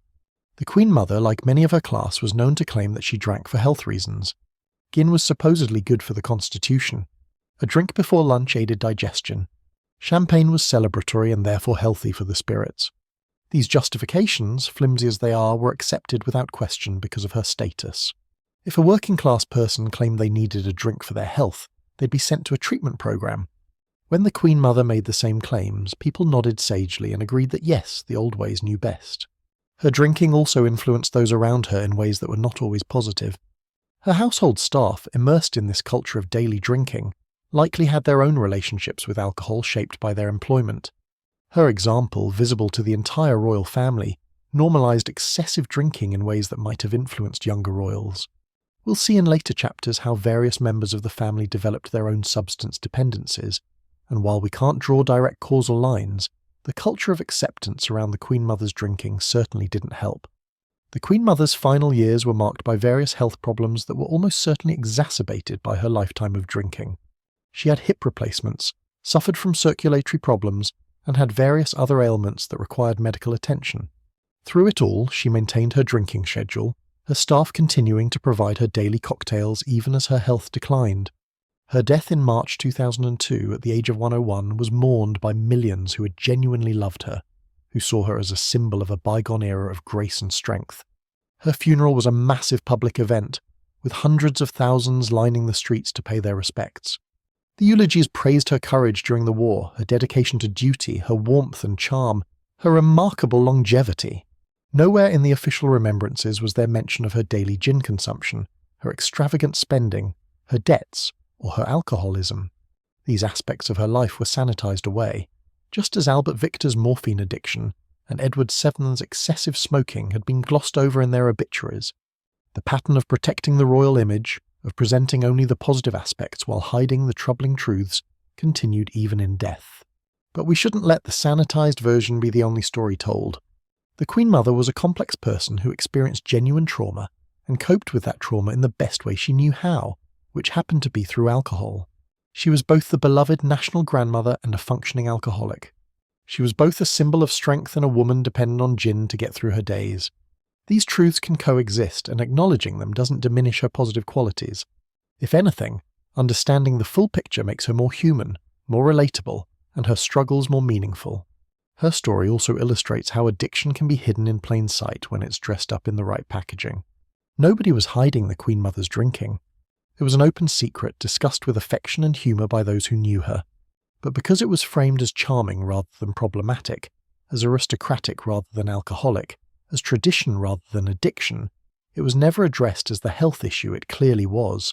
She drank herself through 6 decades of widowhood, and everyone around her smiled and enabled and refused to see what was happening right in front of them. As we prepare to move forward in our journey through royal addictions, keep the Queen Mother's gin in mind. Her story represents a different kind of addiction than Albert Victor's morphine or Edward VII's cigars, yet it follows the same fundamental pattern. Substance use as coping mechanism, enabled by wealth and position, normalized by culture and class, ultimately harmful to health despite appearances. The Queen Mother looked graceful holding her crystal glass of gin and Dubonnet, just as Edward looked distinguished with his cigar. But both were engaged in behaviours that were slowly, systematically damaging their bodies, behaviours they couldn't stop despite the mounting costs. The gin that sustained the Queen Mother through her long life was both her comfort and her poison, her daily ritual and her slow undoing. She found in that glass of Gordon's and Dubonnet a reliable source of solace in a life that, despite all its privileges, was marked by loss, stress, and the constant pressure of public scrutiny. That she managed to maintain her public persona while consuming enough alcohol to fell most people is a testament to her remarkable constitution and equally remarkable tolerance. That nobody intervened, nobody helped, nobody offered her healthier alternatives is a testament to how completely the royal system enables and conceals the problems of its members. So tonight, as you settle deeper into your pillows and let your breathing slow, think about the Queen Mother raising her glass of gin and Dubonnet, a ritual performed thousands of times over 6 decades. Think about the elegant crystal catching the light, the precise measurements of Dubonnet and gin, the slice of lemon and the 2 ice cubes. Think about how beautiful and sophisticated it all looked, and how underneath that sophistication was a woman self-medicating her grief and anxiety with alcohol, because nobody in her world knew how to help her any other way. Think about how we romanticize addiction when it comes in the right package, how we call it tradition when it's really dependency, how we admire longevity without questioning what sustained it. The Queen Mother lived to 101, and people credit everything from her positive attitude to her love of horse racing to, yes, her daily gin. But maybe she lived to 101 despite the gin, not because of it. Maybe she would have been healthier, happier, more at peace, if someone somewhere along the line had suggested she didn't need that drink, that there were other ways to cope, that she deserved better than spending her widowhood pickled in gin. The gin and royal blood mixed together in the Queen Mother's veins for decades, a cocktail of aristocratic addiction and institutional enabling. Her story is gentle tragedy wrapped in silk and served in crystal, alcoholism made elegant by wealth and position. She deserved better than to be left to drink herself through her grief. She deserved real help, real support, real alternatives. But she was royal, and royals don't admit to problems. They simply pour another drink and smile for the cameras. Rest now, night owls. The Queen Mother's story is done, her final gin and Dubonnet long since consumed. But her legacy of enabled addiction, of substance abuse disguised as sophistication, continues in the royal family. As we'll see in the chapters ahead, she wasn't the last royal to find comfort in a bottle or a pill, and she won't be the last whose problems were covered over with the velvet glove of aristocratic respectability. Sweet dreams, and tomorrow perhaps have your evening drink a little smaller, served in a regular glass rather than crystal, and remember that elegance doesn't make an addiction any less harmful. The Queen Mother learned that lesson, or maybe she didn't. Either way, the gin kept flowing until the very end. From the Queen Mother's elegant gin glasses, we now move to something altogether more disturbing, and I want to warn you that this chapter is going to be darker than the previous ones. We've been dealing with substances that people chose to consume, addictions that developed through voluntary use, even if that use was enabled and encouraged by position and circumstance. Now we're entering territory where the substances were forced upon someone, where the addiction wasn't chosen but imposed, where the royal family didn't just ignore a problem but actively created one. This is the story of Princess Alice of Battenberg, mother of Prince Philip, grandmother of King Charles, and a woman whose spiritual experiences got her locked away and pumped full of barbiturates until she barely resembled herself anymore. Princess Alice's story is one of the most shameful episodes in modern royal history, a tale of how a remarkable woman was essentially erased by her own family because they couldn't understand her, couldn't control her, and couldn't be bothered to try. If the Queen Mother's gin drinking was addiction disguised as elegance, Princess Alice's forced medicalization was abuse disguised as treatment. And unlike the other stories we've covered, where the subjects could at least claim some agency in their substance use, Alice had none. Her drugs were chosen for her, administered without her consent, and used not to help her but to silence her.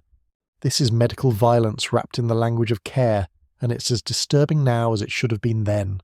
But before we get to the sanatoriums and the needles and the chemical lobotomies, let's understand who Alice was before they tried to erase her, because she was extraordinary in ways that her family simply couldn't appreciate. Princess Alice was born on February 25, 1885 at Windsor Castle, which already tells you something about her pedigree. She was born in the presence of her great-grandmother Queen Victoria, making her about as royal as you can get. Her mother was Princess Victoria of Hesse, granddaughter of Queen Victoria, and her father was Prince Louis of Battenberg, who would later anglicise his name to Mountbatten during World War I, when German names became rather unpopular in Britain. Alice was royalty through and through, connected by blood to nearly every crowned head in Europe, part of that vast web of intermarried royal families that made European politics feel like one massive dysfunctional family reunion. From her earliest childhood, Alice was different. Not in ways that were immediately concerning, but in ways that marked her as unique. She was profoundly deaf, having lost most of her hearing as an infant due to a genetic condition. This was a significant disability in an era long before cochlear implants or effective hearing aids. But Alice adapted with remarkable determination. She became an expert lip reader, able to follow conversations in multiple languages by watching speakers' mouths. She learned to speak clearly despite not being able to hear herself, an accomplishment that required incredible discipline and effort. She was, by all accounts, exceptionally intelligent, fluent in several languages, and possessed of a quick mind that compensated for her hearing loss through sheer determination. Her deafness shaped her in ways that would become important later. Because she had to focus so intently on reading lips, on watching faces, on paying attention to subtle cues that hearing people might miss, Alice developed an almost uncanny ability to read people. She noticed things others didn't. She saw beyond social masks to the person underneath. This intense observational ability, combined with her natural intelligence, made her perceptive in ways that sometimes unnerved those around her. She saw too much, understood too deeply, and wasn't always tactful about sharing what she observed. At 18, Alice married Prince Andrew of Greece and Denmark, a handsome military officer who was part of the Greek royal family. The match seemed perfect on paper, uniting two royal houses in what everyone hoped would be a happy marriage. And for a while it was. Alice and Andrew settled in Greece, had 5 children in quick succession, including their only son Philip, who would grow up to marry Queen Elizabeth II and become the Duke of Edinburgh. Alice threw herself into the role of royal mother and military wife, supporting her husband's career while raising their children in the complicated political environment of early 20th century Greece. Greece at this time was politically unstable, to put it mildly. The country was torn between royalist and republican factions, with coups and counter-coups occurring with alarming regularity. Andrew, as a military prince, found himself caught up in these political machinations. After a disastrous military campaign against Turkey in 1922, he was arrested and tried for treason. Alice, heavily pregnant with their 5th child at the time, fought desperately to save her husband. She travelled to various European capitals, calling on her royal connections, begging for intervention. Eventually, through British diplomatic pressure, Andrew was released and the family was evacuated from Greece on a British warship. This traumatic experience, the near execution of her husband, the exile from their home, the stress of pregnancy and escape took its toll on Alice. But what really began to shift in her wasn't just trauma response. Something deeper was awakening in her, something spiritual that would eventually lead to her persecution by her own family. After their escape from Greece, the family settled in Paris, living in a small apartment on severely reduced means. This wasn't the palatial royal life Alice had been born into. This was genteel poverty, making do with limited resources while maintaining appearances. Alice remarkably seemed to thrive initially. She threw herself into charitable work, helping Russian refugees who had fled the Bolshevik Revolution, organising assistance for the displaced and desperate. Her natural empathy, her ability to see beyond social status to human need, made her an effective and compassionate aid worker. But Alice was also changing in ways that concerned her family. She was becoming increasingly religious, not in the conventional church attendance way that was expected of royalty, but in a deeper, more mystical sense. She was reading spiritual texts voraciously, talking about visions and divine communication, expressing beliefs that went far beyond the polite Anglicanism of her upbringing. She began to believe that she had a special connection to God, that she was receiving messages meant to guide her actions. For Alice, these experiences were profoundly real and meaningful. For her family, they were symptoms of madness. The breaking point came in the early 1930s. Alice's religious experiences had intensified to the point where she was spending hours in prayer, speaking about her divine communications openly and expressing the desire to abandon her royal life entirely to pursue religious service. She wasn't just pious. She was, in her family's view, obsessed. Her husband Andrew, never particularly understanding of spiritual matters, was alarmed. Her mother, Princess Victoria, was horrified. Her siblings were concerned. Everyone agreed that something had to be done, though Alice herself didn't see any problem at all. What happened next is where the story becomes truly disturbing. Rather than try to understand Alice's experiences, rather than engage with her spiritual journey or consider that her beliefs might be valid to her, her family consulted doctors. Not just any doctors, but the cutting-edge psychiatrists of the 1930s, men who were certain they understood the human mind, and equally certain that religious fervour in women was a sign of mental illness. The diagnosis came quickly. Alice was suffering from paranoid schizophrenia. Her religious visions were psychotic delusions. Her spiritual experiences were symptoms of a diseased mind. Now we need to pause here and consider what psychiatry was like in the 1930s, because it was not the nuanced, evidence-based field it claims to be today. This was the era of eugenics, of lobotomies, of forced sterilization, of treating homosexuality as a mental illness, of blaming mothers for schizophrenia in their children. Psychiatric diagnosis was often based more on social conformity than on actual pathology. Women were particularly vulnerable to psychiatric overreach. A woman who didn't conform to expected gender roles, who was too independent, too spiritual, too outspoken, could easily find herself diagnosed with hysteria or worse. Alice, with her unconventional religious experiences and her refusal to simply be a quiet, decorative royal wife, fit perfectly into the category of women that 1930s psychiatry was designed to control. The decision was made to institutionalize her. Alice was not consulted. She was not given a choice. One day she was living in Paris with her family, and the next she was being forcibly removed to a sanatorium in Germany. Her husband had signed the commitment papers. Her mother had supported the decision. Her children, ranging in age from teenagers to young adults, were told their mother was ill and needed treatment. The family presented it as necessary medical intervention, as saving Alice from herself. In reality, they were silencing a woman whose experiences made them uncomfortable and whose behaviour they couldn't control. Alice was placed in Tegel, a sanatorium near Berlin run by Dr. Ernst Simmel, a psychoanalyst who had studied with Freud. This wasn't some gothic asylum with chains and rat-infested cells. It was a respectable modern facility that prided itself on its progressive treatments. But progressive in 1930s psychiatry didn't mean what we'd consider progressive today. It meant psychoanalysis, which involved endless sessions where doctors tried to trace her delusions back to repressed sexual feelings, because in Freudian theory, everything came back to sex. It meant rest cures, where patients were confined to beds for weeks at a time under the theory that their minds needed complete rest. And it meant drugs, lots and lots of drugs. The drug of choice for controlling difficult patients in this era was barbiturates. These sedatives, which include drugs like phenobarbital and secobarbital, were used to calm patients, to make them docile, to quiet their racing thoughts. For Alice, who had no racing thoughts, who was perfectly lucid and coherent, the barbiturates were simply chemical restraints. They didn't treat any actual illness. They just made her easier to manage, slower to think, less likely to express her troublesome spiritual ideas. The dosages were high and the effects were devastating. Barbiturates in the quantities prescribed to psychiatric patients in this era caused severe sedation, confusion, memory problems, and complete personality changes. Alice, who had been sharp, intelligent, and spiritually vibrant, became foggy and distant. Her ability to think clearly was impaired. Her emotional responses were blunted. The woman who entered Tegel was not the woman who emerged from the drug haze, and that was considered a successful treatment. But the barbiturates were just the beginning. When Alice didn't respond as expected to psychoanalysis and medication, her doctors decided that more extreme measures were needed. And here's where the story becomes almost impossible to believe, where the cruelty of 1930s psychiatry reveals itself in full horror. The doctors decided that Alice's religious delusions were caused by sexual frustration.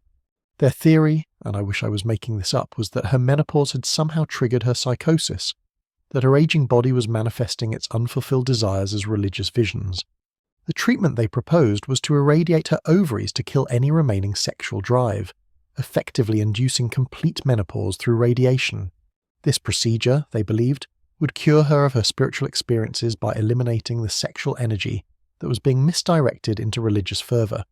Yes, you read that correctly. They wanted to irradiate her reproductive organs to cure her of religion. This wasn't considered barbaric at the time. This was considered cutting-edge medical treatment, endorsed by respected physicians, approved by her family, performed in a reputable facility. The fact that it was based on completely unfounded theories, that it would cause permanent damage, that it was done without Alice's meaningful consent, none of this seemed to trouble anyone involved. They were doctors. They knew best. Alice was a sick woman whose family wanted her cured. The radiation was administered. The effects on Alice were, unsurprisingly, terrible. She became even more withdrawn, more confused, more distant. The radiation, combined with the continuing heavy doses of barbiturates, essentially chemically lobotomized her. The vibrant, intelligent, spiritually alive woman was being systematically destroyed by treatments that were supposed to help her. She spent years in various sanatoriums, moved from facility to facility as each one failed to cure her, pumped full of drugs that kept her docile and confused. Meanwhile, her family moved on with their lives as if she didn't exist. Her husband Andrew eventually abandoned the family entirely, moving to Monaco to live with his mistress. Her 4 daughters married and scattered across Europe. Her son Philip, just a young boy when she was institutionalized, was sent to live with various relatives, eventually ending up in Britain under the care of his Mountbatten uncles. Alice became a ghost in her own family, mentioned only in whispers, visited rarely, written off as hopelessly insane. But here's the thing that makes Alice's story so remarkable. She wasn't insane. She never had been. What she had was a profound spiritual awakening that her materialistic, conformist family simply couldn't understand. Today we might recognize her experiences as part of a mystical tradition that spans many cultures and religions. People throughout history have had intense spiritual experiences, visions, feelings of divine communication. Some of them become saints. Some become prophets. Some become spiritual leaders. In Alice's case, they made her a psychiatric patient. The irony is that Alice's spiritual inclinations were eventually vindicated by her actions. After years of institutionalization, she was finally released in the 1940s. The doctors declared her stabilized, though what they really meant was that they had given up trying to cure her, and she was calm enough to not be embarrassing. Alice, finally free from the sanatoriums and the forced medications, returned to Greece, which had restored its monarchy. And what did this supposedly psychotic schizophrenic woman do with her freedom? She performed one of the most courageous and selfless acts of World War II. During the Nazi occupation of Greece, Alice hid a Jewish family in her home in Athens. Rachel Cohen and 2 of her children lived secretly in Alice's residence for 13 months, while Nazi soldiers patrolled the streets outside. Alice risked her life daily. If discovered, she would have been arrested, probably executed. The Nazis had no respect for royal titles when it came to those who helped Jews. But Alice, drawing on that deep spiritual faith that her family had tried so hard to extinguish, believed she was doing God's work. Her religious convictions, the same ones that had gotten her labelled as insane, gave her the courage to resist evil in its most terrifying form. She was later recognised by Yad Vashem as righteous among the nations, one of the highest honours given to non-Jews who risked their lives to save Jews during the Holocaust. The woman her family had deemed too crazy to function in society had performed an act of moral heroism that few sane people had the courage to attempt. Her psychotic delusions about divine guidance had led her to risk everything to save innocent lives. Make of that what you will. After the war, Alice fulfilled her long-held spiritual dream. She founded a religious nursing order, the Christian Sisterhood of Martha and Mary, based on the Russian Orthodox tradition. She took religious vows, wore a nun's habit, and dedicated herself to caring for the sick and poor in Athens. This was the spiritual path she had wanted to pursue all along, the calling that her family had tried to medicate out of her. Finally, decades after her forced institutionalization, she was living the life she had always felt called to lead. But the damage done by years of barbiturate treatment and psychiatric abuse couldn't be undone. Alice was never quite the same person she'd been before the sanatoriums. The drugs had affected her cognition in lasting ways. She was slower, less sharp, more fragile than the brilliant young princess who had mastered lip reading in multiple languages. The woman who emerged from the psychiatric system was a quieter, more subdued version of who she had been, her edges softened not by spiritual growth but by chemical assault. Her relationship with her son Philip was complicated by all of this. Philip, who had been just a boy when his mother was institutionalized, had grown up essentially without her. He had been raised by relatives, educated in British schools, shaped by the Mountbatten influence rather than by his mother's care. When he married Princess Elizabeth in 1947, Alice was there, wearing her nun's habit to the wedding of her son to the future Queen of England. It must have been a surreal experience for everyone involved, this ghostly figure from the past suddenly present at the most public of occasions. Philip, by all accounts, was uncomfortable with his mother's religiosity, her unconventional choices, her history of mental illness. He had inherited the family's tendency to see her spiritual experiences as embarrassing rather than meaningful. The young naval officer who was marrying into the British royal family didn't need a mother who was a nun with a history of psychiatric institutionalization. Alice remained on the periphery of his life, loved but not entirely understood, respected but kept at a distance. In her final years, Alice moved to Buckingham Palace at the invitation of her son and daughter-in-law. This was an act of kindness on their part, bringing the elderly princess to live out her days in comfort. Alice, still wearing her grey nun's habit, wandered the halls of Buckingham Palace like a ghost from another era. She was the least royal of royals, this woman who had renounced worldly things to pursue spiritual ones, living in the most worldly of palaces. The contrast must have been striking. Alice died in 1969 at Buckingham Palace. She was 84 years old and had lived one of the most extraordinary lives of any royal in history, though you'd never know it from the way she was remembered. Her funeral was quiet, her death barely noted in the press. The family that had once tried so hard to silence her spiritual experiences had succeeded in making her largely forgotten. But her story didn't quite end with her death. Alice had requested to be buried in Jerusalem on the Mount of Olives, near the Russian Orthodox Church she had loved. Her family, perhaps as a final act of not understanding her, initially buried her in the royal crypt at Windsor Castle. It wasn't until 1988, nearly 20 years after her death, that her wishes were finally honoured and her remains were moved to Jerusalem. Even in death, her spiritual wishes had been subordinated to family convenience. What makes Alice's story so relevant to our exploration of royal addictions is that her addiction wasn't chosen. She didn't reach for barbiturates to cope with stress. She didn't self-medicate her anxiety with sedatives. The drugs were forced upon her by a medical system that couldn't distinguish between mental illness and spiritual experience, and by a family that prioritized conformity over understanding. Her addiction to barbiturates, and she was certainly physiologically addicted after years of heavy use, was imposed addiction, chemical control disguised as treatment. This forced medication of inconvenient royals is perhaps the darkest manifestation of the pattern we've been tracing. With Albert Victor, the drugs were given willingly to manage his anxiety. With Edward VII, the cigars were his choice. With the Queen Mother, the gin was her comfort. But with Alice, the barbiturates were punishment for being different. for having experiences that didn't fit the acceptable royal narrative. Her story shows how the same institutional forces that enabled other royals' chosen addictions could also impose addictions on those who threatened the royal image in other ways. The psychiatric abuse of Alice also reflects the broader treatment of women who didn't conform to expected roles. Throughout history, women who are too intelligent, too spiritual, too independent, too unconventional have been pathologized and punished. Alice's treatment was extreme but not unique. Countless women in this era were institutionalized for behaviors that we would today recognize as perfectly normal, even admirable. The medical establishment, dominated by men who saw women as inherently unstable and needing control, was all too willing to declare independent-thinking women as mentally ill. Alice's spirituality, which was so central to who she was, threatened the materialistic, appearance-focused world of royal life. A princess who wanted to be a nun, who talked about divine visions, who cared more about spiritual matters than social ones, was a problem that needed solving. Her family couldn't understand her experiences because they had no framework for them. Rather than try to understand, they chose to eliminate the problem through medication and institutionalization. It was easier to drug her into compliance than to accept that her path might be different from theirs. The irony that her spiritual convictions later led her to save Jewish lives during the Holocaust cannot be overstated. The very thing her family tried to cure, her deep religious faith and her sense of divine mission, became the source of her greatest moral courage.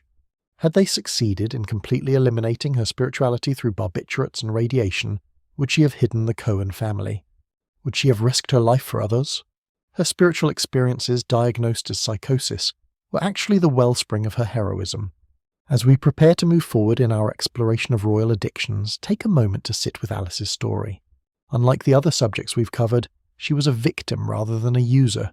She didn't choose her poison. It was chosen for her, administered against her will, used to control rather than to comfort. Her addiction to barbiturates was enforced dependence, her body made reliant on drugs that dampened her spirit and dimmed her mind. Her story is a reminder that addiction in the royal family isn't always about personal choice and coping mechanisms. Sometimes it's about control, about silencing voices that don't fit the narrative, about using substances to manage inconvenient people. The palace's relationship with drugs and alcohol is more complex than just individuals seeking comfort. It's a system that has used substances both as enablers and as weapons, depending on what served the institution's needs at any given moment. Alice deserved better. She deserved to have her spiritual experiences respected or at least tolerated. She deserved medical care that didn't involve experimental radiation and heavy sedation. She deserved a family that tried to understand her rather than one that tried to erase her. Instead, she got sanatoriums and barbiturates and decades of being treated as damaged goods. That she emerged from this trauma with enough spiritual strength to save lives and eventually fulfill her religious calling is a testament to her remarkable resilience, not to the treatment she received. So tonight, as you drift towards sleep, think about Princess Alice in her nun's habit, wandering the corridors of Buckingham Palace in her final years. Think about the brilliant young woman who mastered lip reading in multiple languages, reduced to a shadow of herself by years of forced medication. Think about the courage it took to hide a Jewish family while Nazis patrolled outside. Courage that came from the very spiritual experiences her family had tried so hard to extinguish. Think about how we treat people whose experiences don't fit our expectations, how quick we are to pathologize what we don't understand, how easy it is to reach for medication when someone's behavior makes us uncomfortable.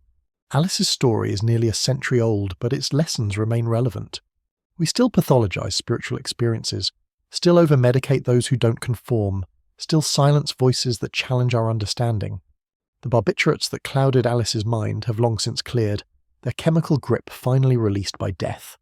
But the questions her story raises remain as sharp as ever. Who decides what's madness and what's mysticism? Who has the right to medicate someone's spiritual experiences away? What is the cost of conformity when it requires the chemical suppression of the soul? Rest now, night owls. Alice's story is heavy, I know, darker than the gin and cigars we've discussed before. But it needed to be told, needs to be remembered, needs to be a warning about what happens when institutions prioritize image over humanity, when families choose control over understanding, when medicine becomes a tool of suppression rather than healing. Sweet dreams, and remember, not every unusual experience is a symptom, not every spiritual awakening is a psychosis, and not every person who doesn't fit the expected mold is broken. Sometimes the person with visions is the most whole of all, And sometimes the people with the power to medicate are the ones who are truly lost. Alice found her way back to her spiritual path despite everything they did to stop her.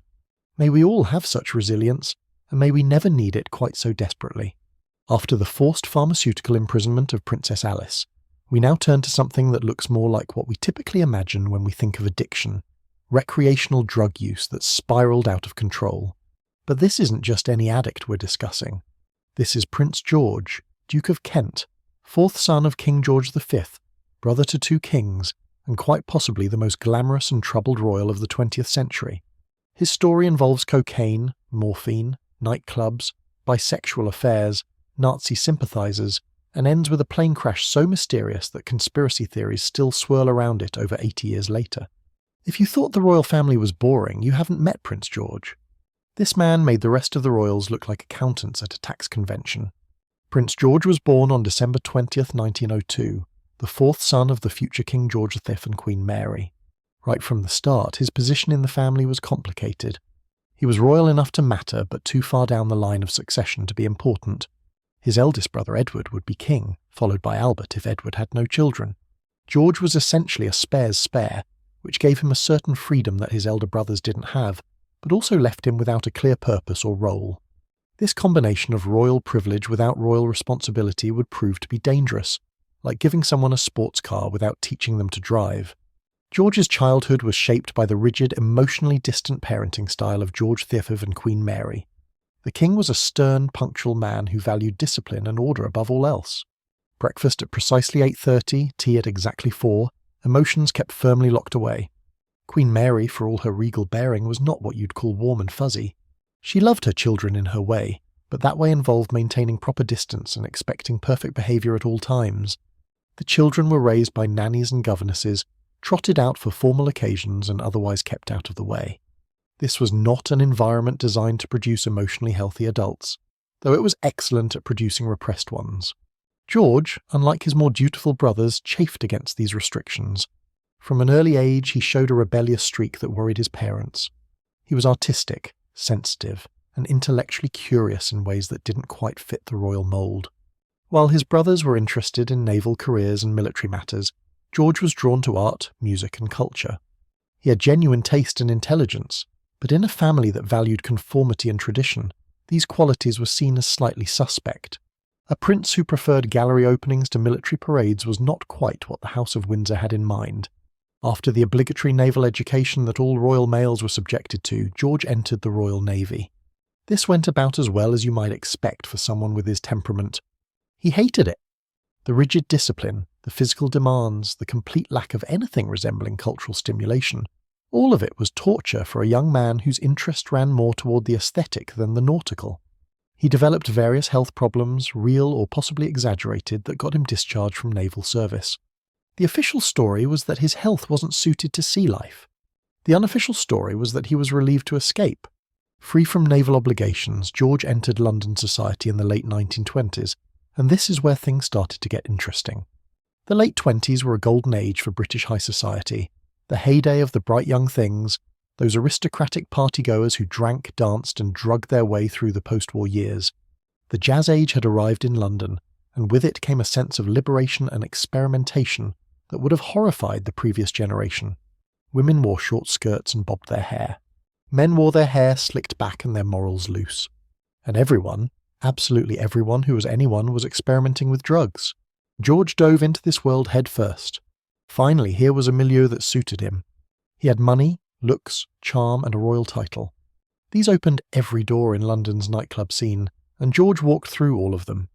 He became a fixture at the most exclusive clubs, the private parties, the artistic salons. He mingled with artists, writers, musicians, and the fashionable set who orbited around them. He developed impeccable taste in clothes, becoming known as one of the best-dressed men in Britain. His style was imitated by young men across the country. He was in many ways the first modern royal celebrity, famous not for his constitutional duties but for his personal charisma and glamour. But glamour in the 1920s came with certain accessories, and chief among them were drugs. Cocaine was everywhere in London's smart set. It was snorted at parties, rubbed on gums, mixed into cocktails. The drug had a reputation as sophisticated, as a stimulant for the creative and fashionable. Writers used it for inspiration. Actors used it for energy. Partygoers used it to dance until dawn. And Prince George, wanting to be part of this world, used it too. His introduction to cocaine probably came through his social circle. Someone at a party would have offered it, and George, curious and wanting to fit in, would have tried it.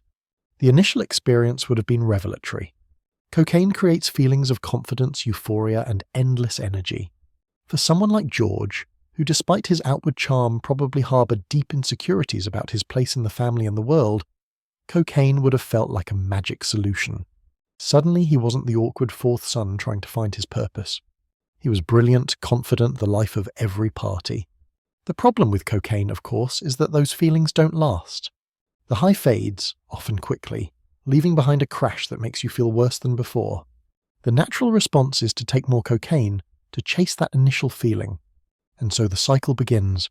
George, with his unlimited funds and unlimited access, had no barriers to increasing his usage.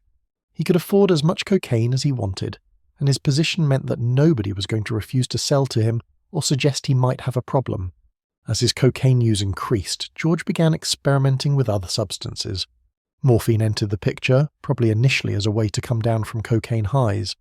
Cocaine is a stimulant that keeps you wired, while morphine is an opiate that relaxes and sedates.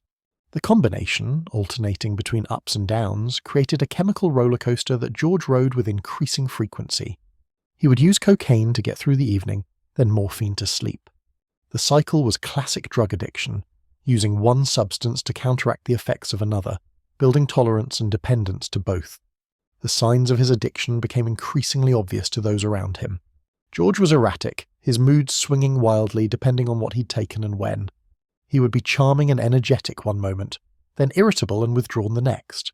His appearance, normally impeccable, became dishevelled. He lost weight. His eyes had that telltale glassiness of someone under the influence. His behaviour at family events became unpredictable, causing worry among his relatives and panic among palace staff tasked with managing his public appearances. The palace's response to George's addiction was predictable: denial followed by damage control. The family didn't want to acknowledge that a prince of the blood was a drug addict. That simply wasn't acceptable. So they covered it up, made excuses, kept him away from important events when he was in bad shape. His drug use was an open secret among the aristocracy, but the general public had no idea. The press, still largely deferential to the royal family in this era, didn't print anything that might embarrass the crown. George's cocaine habit was gossip for the drawing rooms, not headlines for the newspapers. But alongside his drug use, George was also developing a reputation for other behaviours that the palace found equally troubling. He was, by most historical accounts, bisexual, and not particularly discreet about it. He had affairs with both men and women, including some very high-profile relationships that would have caused scandals if they'd become public. His name was linked to various society figures, including male lovers at a time when homosexuality was illegal in Britain. One of his most notable relationships was reportedly with Noel Coward, the playwright and composer. Coward and George moved in the same artistic circles, and their friendship, if it was more than friendship, was well known among their set. Coward was witty, sophisticated, and openly part of the theatrical world where unconventional sexuality was more tolerated. Their connection made sense socially, if not legally. Another rumoured relationship was with an American woman who was also allegedly having an affair with George's brother Edward. The interlocking relationships of this period read like a soap opera, with beds being shared in configurations that would make a modern dating app jealous. The combination of drug addiction and sexual scandal made George a liability that the palace needed to address. His behaviour was becoming too erratic, too public, too dangerous. Something had to be done before he caused irreparable damage to the family's reputation. The solution, as was often the case with inconvenient royals, was intervention, though this time the intervention was actually somewhat helpful rather than purely punitive. George's brother Edward, the Prince of Wales, who would later become Edward VIII before abdicating, took on the task of helping George with his addiction. This is somewhat ironic given that Edward had his own issues and would cause the family far more trouble in the long run, but at this point he was seen as the responsible elder brother. Edward reportedly took George to the country, away from London's temptations, and helped him through withdrawal. This wasn't medical detox as we understand it today. This was going cold turkey in a country house, suffering through the physical agony of withdrawal with minimal medical support. It must have been brutal. Withdrawal from cocaine causes depression, fatigue, anxiety, and intense cravings. Withdrawal from morphine is even worse, causing flu-like symptoms, muscle pain, insomnia, and severe psychological distress. Going through both simultaneously would have been genuinely dangerous and extremely painful. But George apparently endured it, supported by his brother and determined to break free from the drugs that were destroying him. Whether this rural detox completely cured George is debatable. Some historians believe he remained clean for the rest of his life. Others suggest he relapsed periodically, managing his addiction rather than eliminating it entirely. What is clear is that his drug use became less visible after this intervention. He was no longer showing up to events obviously intoxicated. His behaviour stabilised somewhat, though he remained more unconventional than his brothers. Part of this stabilisation came from his marriage in 1934 to Princess Marina of Greece and Denmark. Marina was beautiful, elegant, and sophisticated, and their marriage was seen as a love match rather than purely dynastic arrangement. She was the first foreign-born princess to marry into the British royal family in over a century, and her glamour complemented George's perfectly. Together they became the golden couple of the royal family, attending events in matching elegance, their style and grace admired by all. Marina seemed to have a steadying influence on George. With marriage came responsibilities, and George appeared to take them seriously. The couple had 3 children and seemed genuinely happy together. George, now Duke of Kent after his title elevation, settled into royal duties with more enthusiasm than he'd shown before. He was given real responsibilities, including patronages and diplomatic missions that used his charm and cultural knowledge. For a while it seemed like George had turned his life around, that the cocaine prince had become a respectable royal duke. But the shadow of his past continued to follow him, and his associations remained troubling. George had connections to people who would become very problematic as Europe moved toward World War II. His social circle included individuals who were sympathetic to Nazi Germany, and George himself was rumoured to harbour pro-German sentiments. This wasn't unusual among British aristocracy in the 1930s. Many upper-class Britons admired what they saw as Germany's order and strength, particularly when compared to what they perceived as the chaos of communism. But for a member of the royal family, these sympathies were dangerous. George's most concerning connection was his friendship with his brother Edward's circle, which included people who were openly sympathetic to Hitler. When Edward VIII abdicated in 1936 to marry Wallis Simpson, George lost not just his brother as king, but also his closest ally within the family. Edward's exile and subsequent problematic behaviour, including his visit to Nazi Germany, cast a long shadow over the entire royal family. George, by association and by his own past statements, was viewed with suspicion by those who worried about Nazi infiltration of British institutions. When World War II broke out in 1939, George was eager to prove his loyalty and usefulness. He joined the Royal Air Force, taking on the role of Air Commodore. This was largely ceremonial, but George threw himself into the work with genuine enthusiasm. He made morale-boosting visits to RAF stations, inspected facilities, and tried to contribute to the war effort in whatever way he could. Perhaps he saw this as a chance to redeem himself, to prove that he was more than a former drug addict with questionable political associations. His work for the RAF took him on various missions, including trips to inspect bases in different parts of Britain. It was one of these missions that would end his life in circumstances so mysterious that they've fueled conspiracy theories ever since. On August 25, 1942, George boarded a short Sunderland flying boat at Invergordon in Scotland. The plane was scheduled to fly to Iceland, where George was to inspect RAF installations. The flight should have been routine, though flying during wartime was never truly routine. The weather was poor, with low clouds and limited visibility. Not ideal conditions, but not unprecedented either. The plane never reached Iceland. Shortly after takeoff, flying through thick fog, the Sunderland crashed into Eagles Rock, a hillside in Caithness, Scotland. The aircraft was flying far too low for its route, essentially at ground level when it should have been at altitude. The impact was devastating. Of the 15 people on board, 14 died instantly, including Prince George. There was one survivor, the tail gunner Andrew Jack, who was thrown clear of the wreckage and survived with severe injuries. The official investigation concluded that the crash was pilot error. The pilot, it was determined, had been flying too low, possibly misreading instruments or misjudging his altitude in the fog. The report was straightforward. Tragic accident caused by human error compounded by poor weather conditions. Case closed, but almost immediately questions began to arise. Why was the plane flying so low? The Sunderland should have been at several thousand feet, not skimming hilltops. The pilot was experienced and knew the route. Why would he make such a basic error? And there were other oddities. The plane's route seemed to deviate from the planned flight path. Witnesses reported seeing the aircraft behaving strangely before the crash. The official investigation seemed rushed, with conclusions drawn quickly, perhaps too quickly for some. Conspiracy theories began to circulate, and they've never entirely stopped. One theory suggests that George wasn't really going to Iceland at all, that the official mission was a cover for something else. Some speculate he was on a secret peace mission to Sweden to negotiate with the Nazis, an unauthorized attempt to end the war through back channels that the British government couldn't officially sanction. According to this theory, when the mission was discovered, the plane was sabotaged or shot down to prevent George from potentially embarrassing the Crown or compromising British war strategy. Another theory involves George's supposed Nazi sympathies. Perhaps, some suggest, he was planning to defect or was carrying information to the enemy, and patriotic forces within Britain took action to stop him. His pre-war associations with Nazi sympathizers gave this theory just enough plausibility to keep it alive. Then there are theories about his personal life coming back to haunt him. Perhaps he had resumed his drug use and was intoxicated on the plane, contributing to the chaos. Perhaps one of his former lovers was blackmailing him, and he was attempting to flee. Perhaps his bisexuality was about to be exposed and he was being removed before the scandal broke. There's even speculation about the mysterious extra body.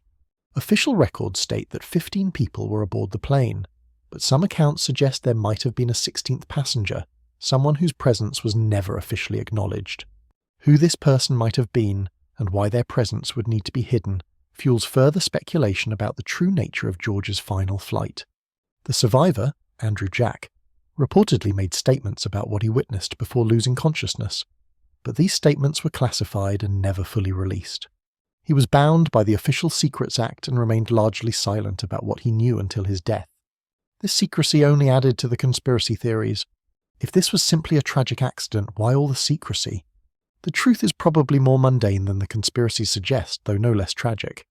The most likely explanation is that the pilot made errors in poor visibility, that the plane was off course due to navigation mistakes, and that George was simply in the wrong place at the wrong time. Wartime aviation was dangerous and accidents were common. The secrecy was probably standard wartime protocol rather than evidence of cover-up. But the combination of George's colourful past, his questionable associations, and the mysterious circumstances of his death created fertile ground for speculation that continues to this day. George was buried with full military honours, and the nation mourned another wartime casualty. He was only 39 years old when he died, leaving behind his wife Marina and their 3 children. The youngest, Michael, was only 7 weeks old and would never know his father. Marina was devastated by the loss and wore black for the rest of her life in tribute to her husband. The palace, predictably, sanitized George's memory after his death. The drug addiction was never mentioned. His bisexual affairs were erased from the official narrative. His Nazi associations were conveniently forgotten. He became the prince who died heroically in service to his country, a war casualty mourned by all. The complicated, troubled, glamorous, drug-addled, sexually adventurous reality was replaced by a simple story of royal sacrifice. But George's story deserves to be remembered in its complexity because it illuminates so much about royal life and addiction. His drug use wasn't just personal failing. It was the result of a perfect storm of factors: immense wealth that allowed unlimited access to drugs, a social circle where drug use was normalized, psychological pressure from being a royal without clear purpose, emotional distance from family that left him seeking connection elsewhere, and a culture that valued appearance over authenticity. His cocaine and morphine addiction was, in many ways, an attempt to medicate the pain of being himself in a family that didn't quite know what to do with him. George was too artistic for the military, too sensitive for the stoic royals, too modern for the traditional monarchy. He didn't fit, and rather than helping him find his place, the family tried to make him conform. When conformity proved impossible, he found solace in substances that temporarily made the ill fit bearable. The intervention by his brother, while helpful, didn't address the underlying issues. George got sober, or mostly sober, but he never resolved the fundamental tension of being who he was within an institution that required him to be someone else. His marriage provided stability but also another role to perform. His war service gave him purpose but also put him in proximity to danger. His whole life was a series of performances, trying to be the prince people expected while hiding the person he actually was. His death, whether accident or something more sinister, robbed him of the chance to fully resolve these tensions. We'll never know if George would have found peace, whether post-war life would have brought him the fulfillment he sought. We'll never know if his addictions would have returned, if his marriage would have endured, if his secrets would have eventually emerged. His story ends abruptly on a Scottish hillside, leaving only questions and conspiracy theories in its wake. As we consider George's place in our exploration of royal addictions, we see both familiar patterns and unique circumstances. Like Albert Victor, he turned to substances to cope with the pressures of royal life. Like Edward VII, he was part of a social scene that normalised excess. Like the Queen Mother, his substance use was enabled by wealth and position. But George's story also includes elements we haven't seen before. The dangerous combination of cocaine and morphine, the intersection of drug use with sexual scandal, the complicated politics of wartime, and the violent end that spawned decades of speculation. His story also reminds us that addiction doesn't discriminate. George had every advantage: wealth, position, charm, intelligence, good looks. He had access to the best of everything, including the best help if he'd wanted it. But addiction doesn't care about any of that. It took hold of him despite his privileges, arguably because of his privileges, and shaped his life in ways that would ultimately contribute to his death, either directly through impaired judgment or indirectly through the tangled circumstances that put him on that plane. So tonight, as you let these stories settle into your consciousness before sleep, think about Prince George in his prime, dressed impeccably, the toast of London society, charming everyone while quietly destroying himself with cocaine and morphine. Think about him in recovery, trying to build a conventional royal life while his past whispered from the shadows. Think about him on that final flight, whatever its true purpose, flying through fog toward a destiny no one anticipated. Think about the crash, the impact, the fiery end to a life lived too fast and too intensely. Think about the questions that remained, the theories that persist, the truth buried somewhere in classified files and the grave. Think about his widow in black, his children growing up with only stories of their father, his memory sanitized into respectability. The cocaine prince, the glamorous addict, the royal mystery that never quite resolved. George's story is tragedy wrapped in conspiracy, addiction ending in violent death, a life of excess concluding in sudden termination. He was one of the most interesting royals of his era, and he died before his story could reach any satisfying conclusion. Perhaps that's fitting for someone whose life was defined by unresolved tensions and unanswered questions. Rest now, night owls. George's troubled ghost can rest too, his secrets kept by the Scottish hills where his plane came down.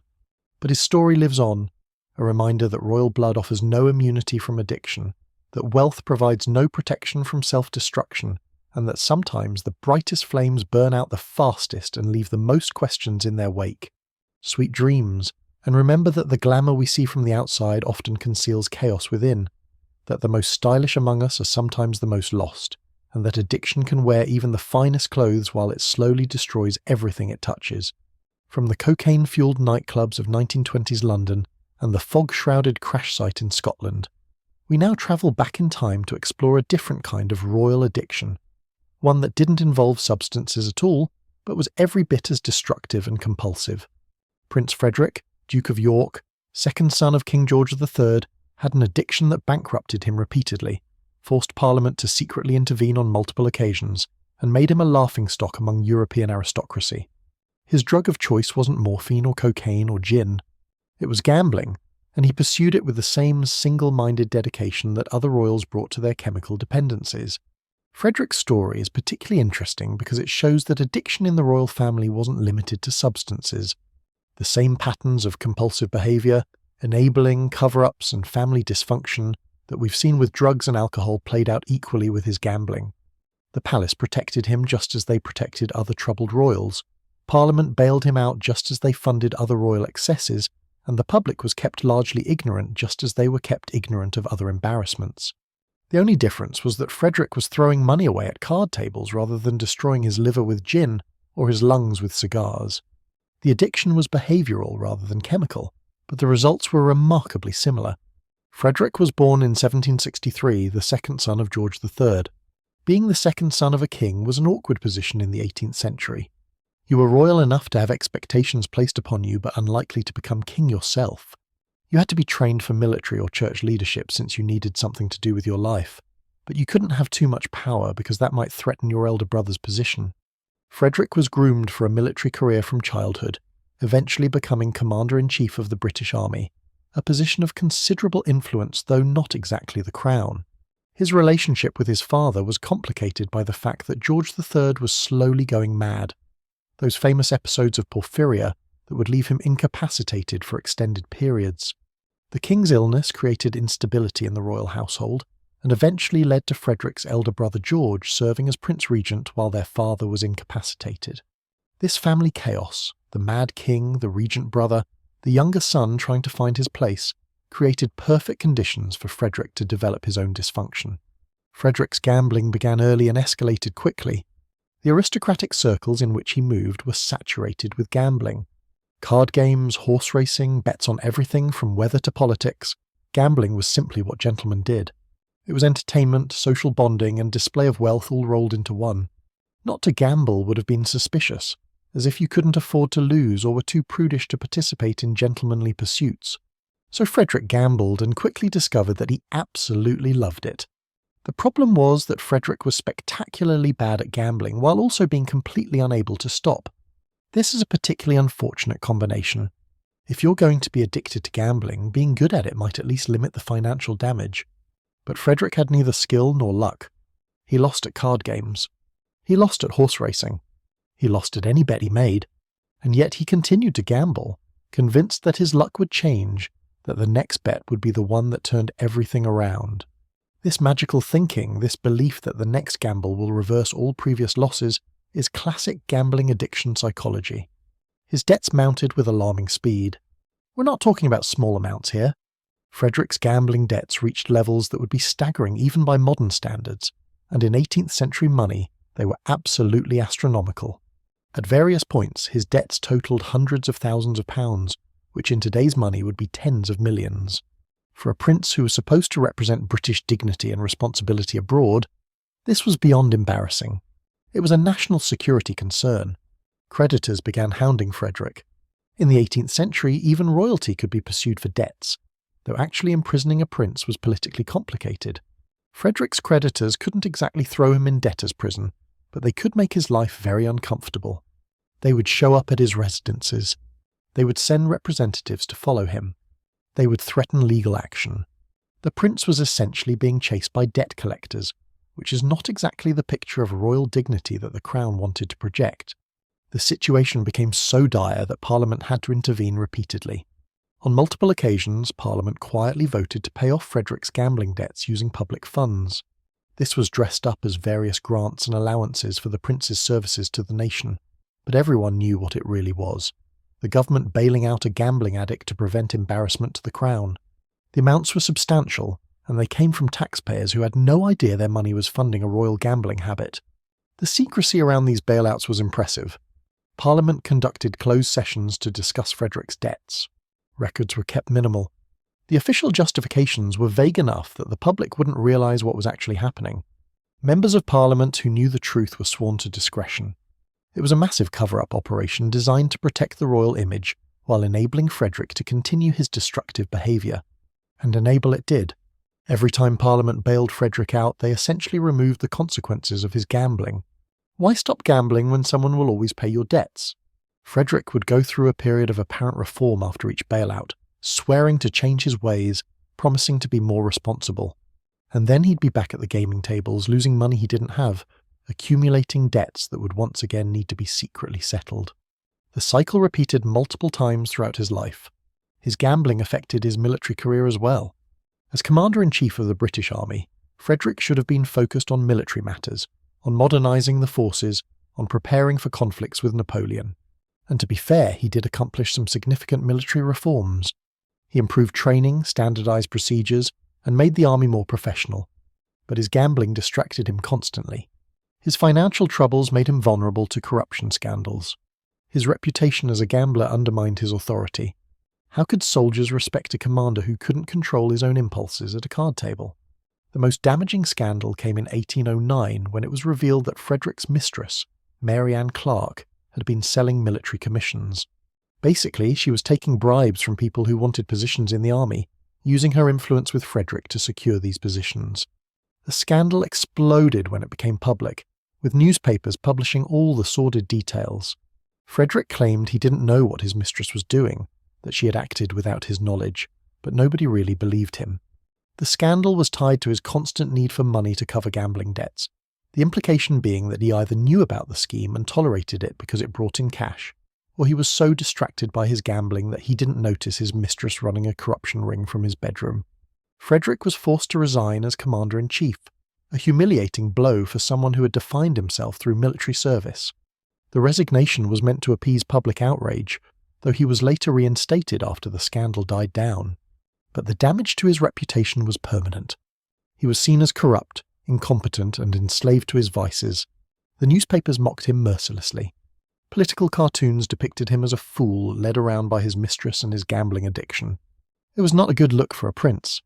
His marriage was equally disastrous. Though gambling wasn't the only culprit there, Frederick married Frederica Charlotte of Prussia, and the union was unhappy from the start. They had no children and eventually separated, living apart while remaining legally married. The failure of his marriage added another layer of dysfunction to Frederick's life. He sought companionship with mistresses like Mary Ann Clark, relationships that invariably became entangled with his financial problems. Frederick died in 1827, still in debt despite multiple parliamentary bailouts. His final years were marked by illness and financial stress. The accumulated damage of decades of gambling having taken its toll on both his body and his circumstances. He died before his elder brother George VIII, which meant he never became king, probably a mercy for both him and the nation. The thought of King Frederick, addicted to gambling and perpetually broke, sitting on the British throne is enough to make constitutional scholars shudder. His legacy is complicated. On one hand, he did accomplish significant military reforms that modernized the British Army. On the other hand, he was a gambling addict whose debts were repeatedly paid by taxpayers, whose corruption scandals embarrassed the nation, and whose personal life was a mess of failed marriage and exploitative relationships.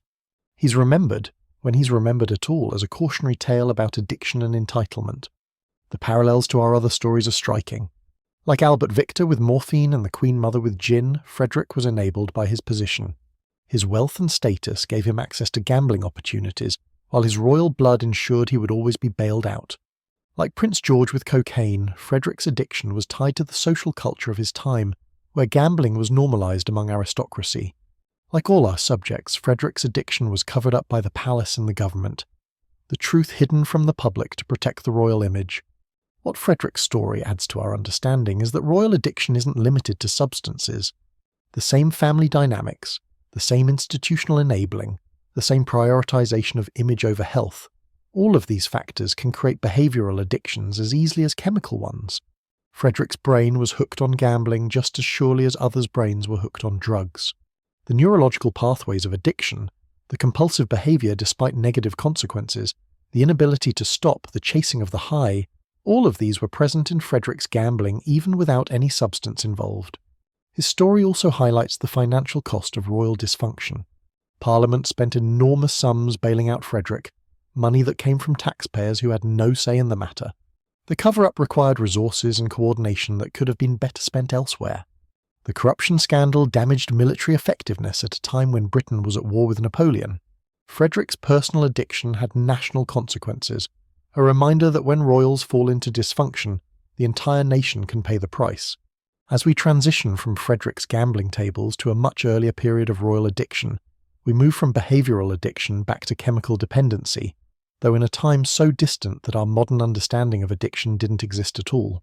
From the gambling halls of Georgian England, we now journey back several centuries to the Tudor court, to examine perhaps the most notorious English monarch of all time, King Henry VIII. Now I know what you're thinking. We've all heard about Henry VIII. He's the one with 6 wives, the one who broke with Rome to get a divorce, the one who was handsome in his youth and grotesquely obese in his old age. His story has been told countless times in books, movies, and television series. But what's often glossed over in these retellings is the role that substances, specifically early forms of opiates used for pain management, played in transforming him from a charismatic young king into the paranoid, violent, unpredictable tyrant of his later years. Henry VII's relationship with opiate-based medicines needs to be understood in the context of Tudor medicine, which was, to put it kindly, not exactly evidence-based. 16th century physicians were still operating on humoral theory, believing that health depended on the balance of 4 bodily fluids: blood, phlegm, yellow bile, and black bile. Treatments included bloodletting, purging, and the application of various substances that range from useless to actively harmful. Surgery was brutal and performed without anesthesia or antiseptics. Life expectancy was short, and even kings couldn't escape the limited medical understanding of the age. However, Tudor doctors did have one tool that actually worked for its intended purpose: opium. While they didn't understand why it worked, they knew that opium-based medicines provided relief from pain. These preparations went by various names, laudanum being one of the most common, which was opium dissolved in alcohol. They were used to treat everything from headaches to digestive complaints, to the chronic pain that plagued Henry in his later life. Henry's journey to opiate dependence began with his lifestyle and the accidents that befell him. In his youth, Henry was athletic and vigorous. He was over 6 feet tall at a time when average height was considerably shorter. He was muscular, handsome, and fond of violent sports like jousting and hunting. He threw himself into these activities with typical Tudor enthusiasm, which meant he sustained numerous injuries over the years. The most significant injury occurred in January 1536 when Henry was jousting and his horse fell on him.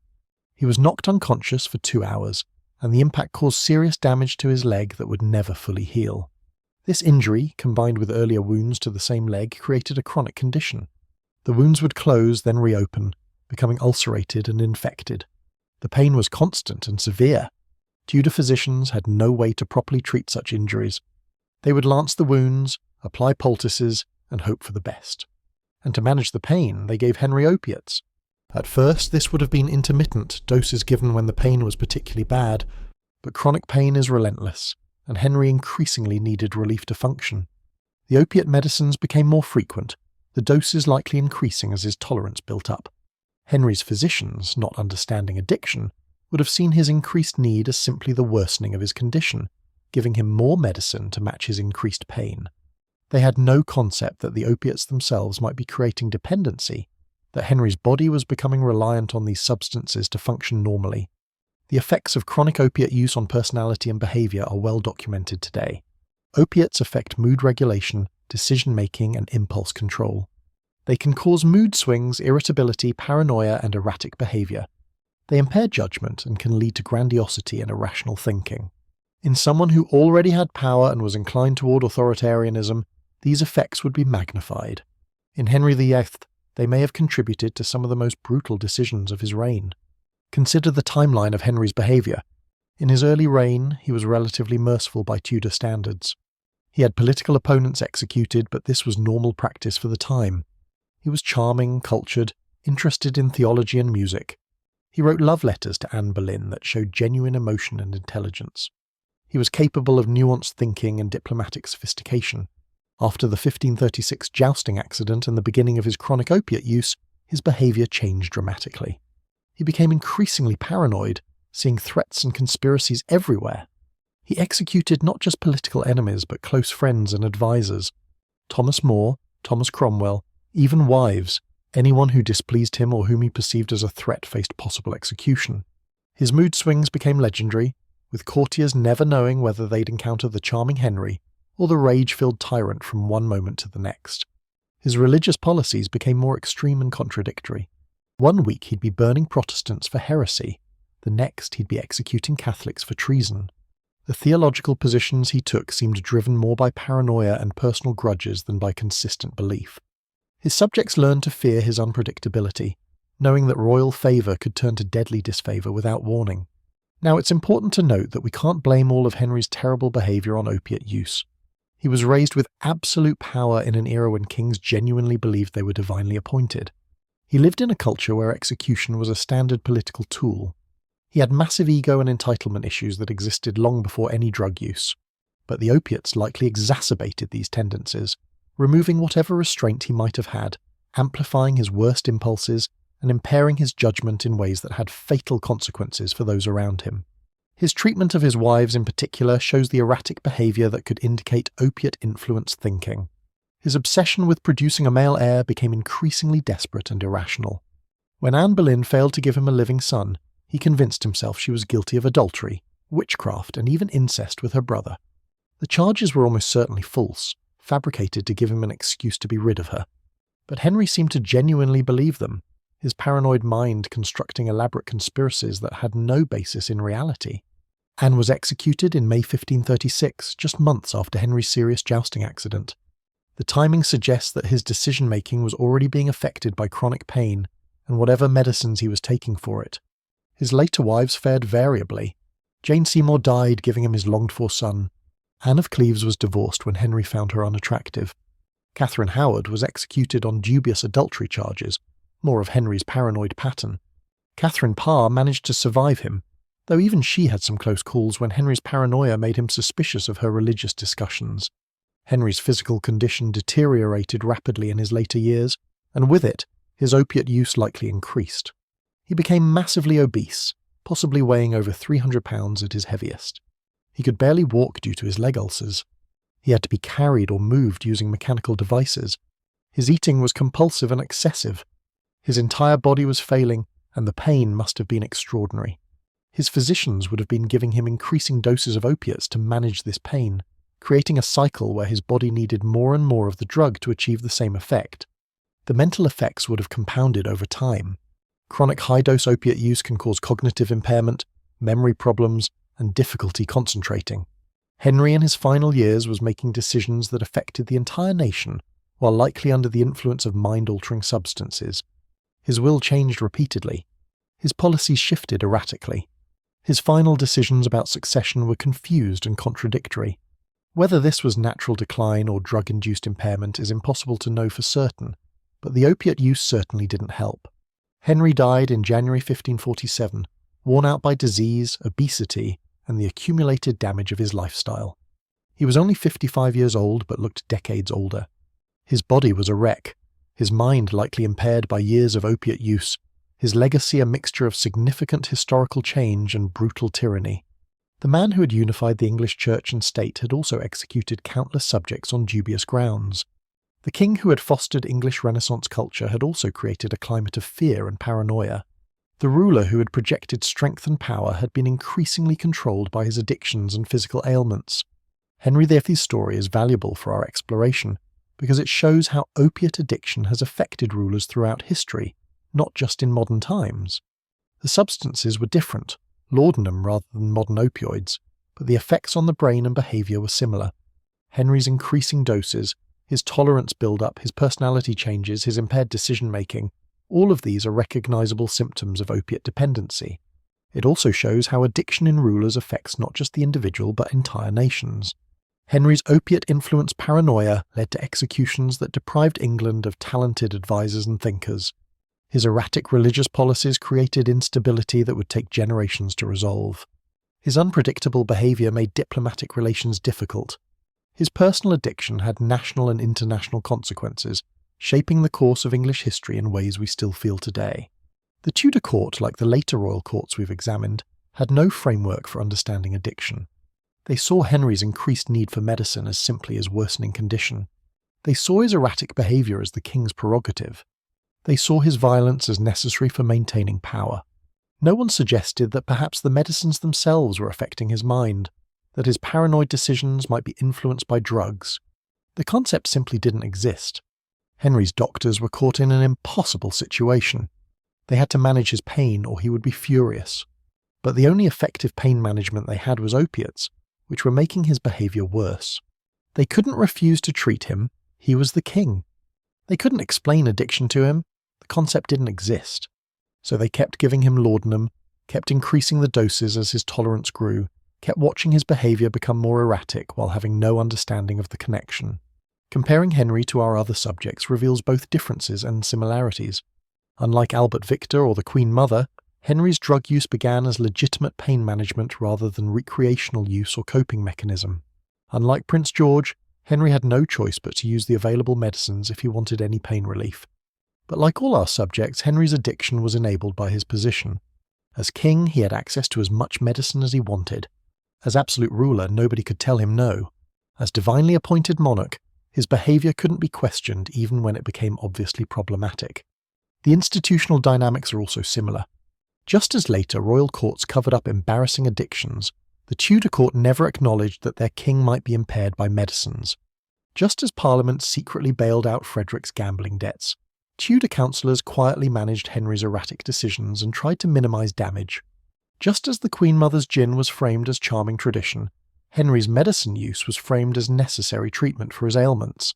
Henry VIII's opiate use reminds us that the pattern of royal addiction isn't a modern phenomenon.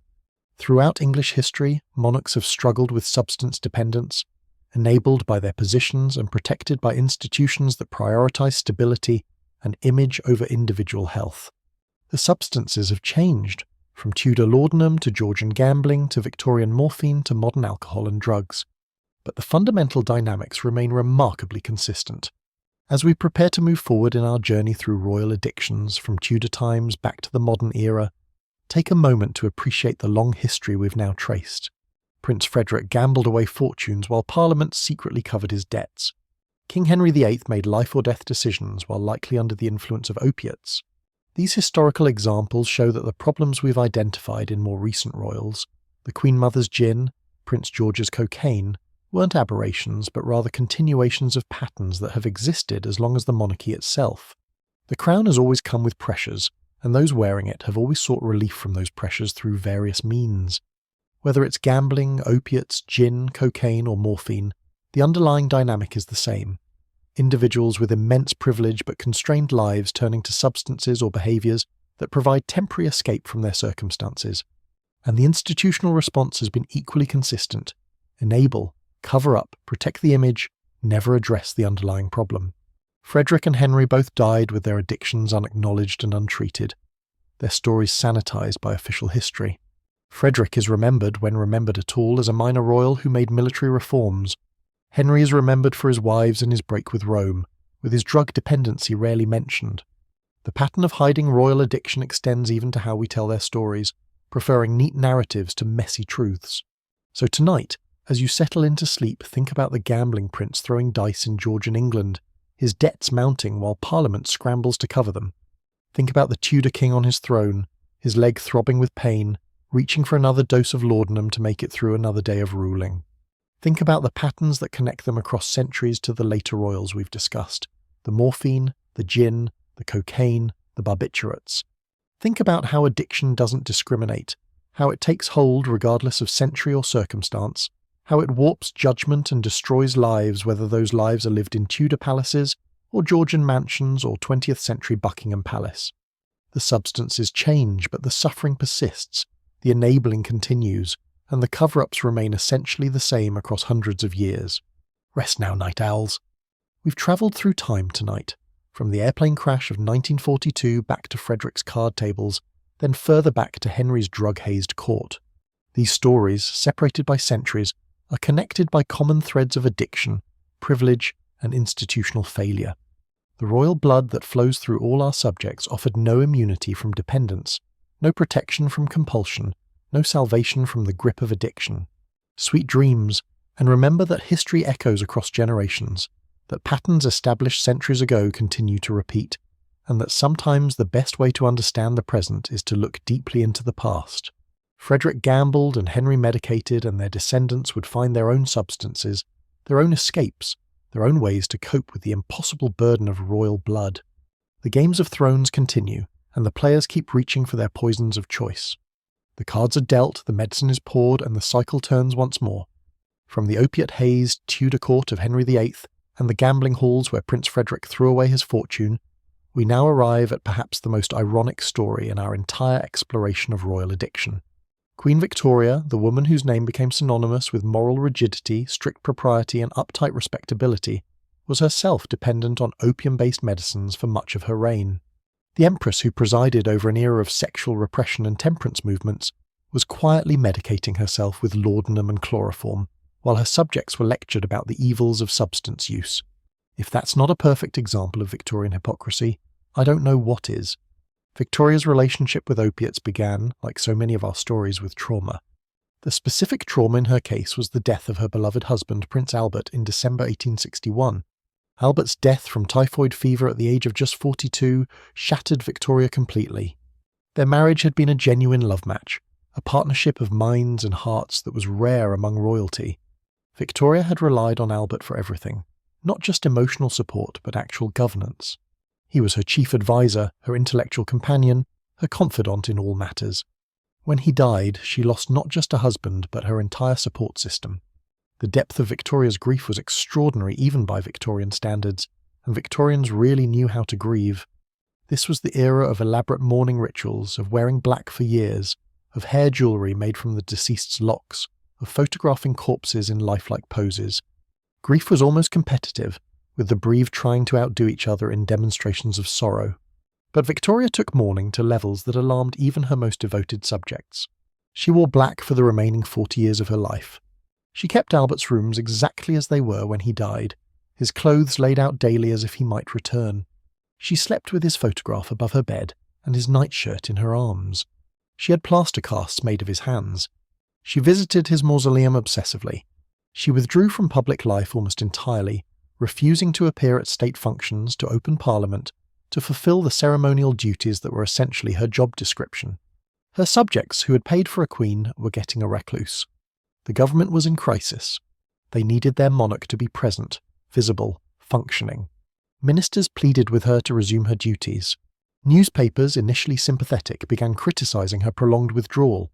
The Republican movement, which argued that Britain didn't need a monarchy at all, gained strength as people questioned why they were paying for a queen who wouldn't do her job.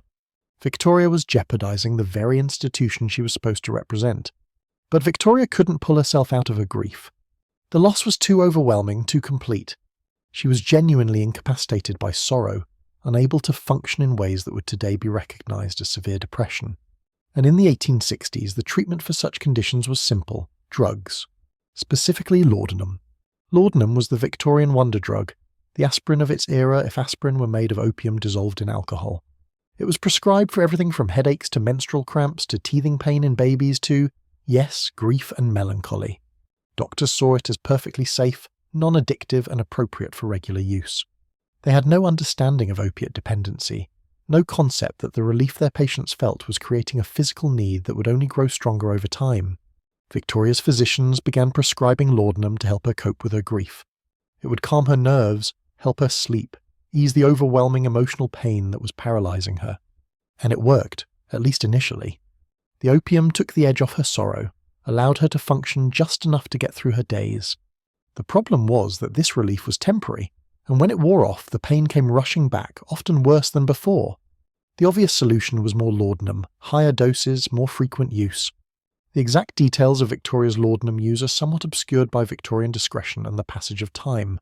Royal medical records from this period are incomplete, and nobody was keeping careful track of the Queen's opiate consumption the way they might monitor a patient today.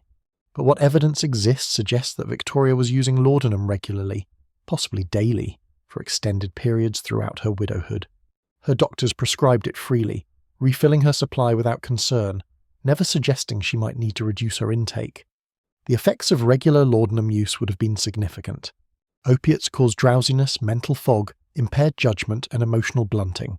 They can create a sense of detachment from reality, which might have been exactly what Victoria wanted in her grief, but wasn't ideal for someone ruling the world's largest empire. Victoria's famous reclusiveness during this period, her reluctance to engage with government business, her emotional distance from even her own children, these could all have been exacerbated by chronic opiate use. But laudanum wasn't Victoria's only chemical companion. She had already developed a fondness for chloroform during childbirth, and this relationship continued long after her childbearing years ended. Victoria gave birth to 9 children, an exhausting endeavour that she famously didn't enjoy. She referred to pregnancy as the shadow side of marriage, and was remarkably candid about how much she disliked the entire process of reproduction. When chloroform became available as an anaesthetic, Victoria was eager to try it. She first used chloroform during the birth of her 8th child, Prince Leopold, in 1853. Her physician, John Snow, who was also famous for his work on cholera, administered the chloroform, and Victoria was delighted with the results.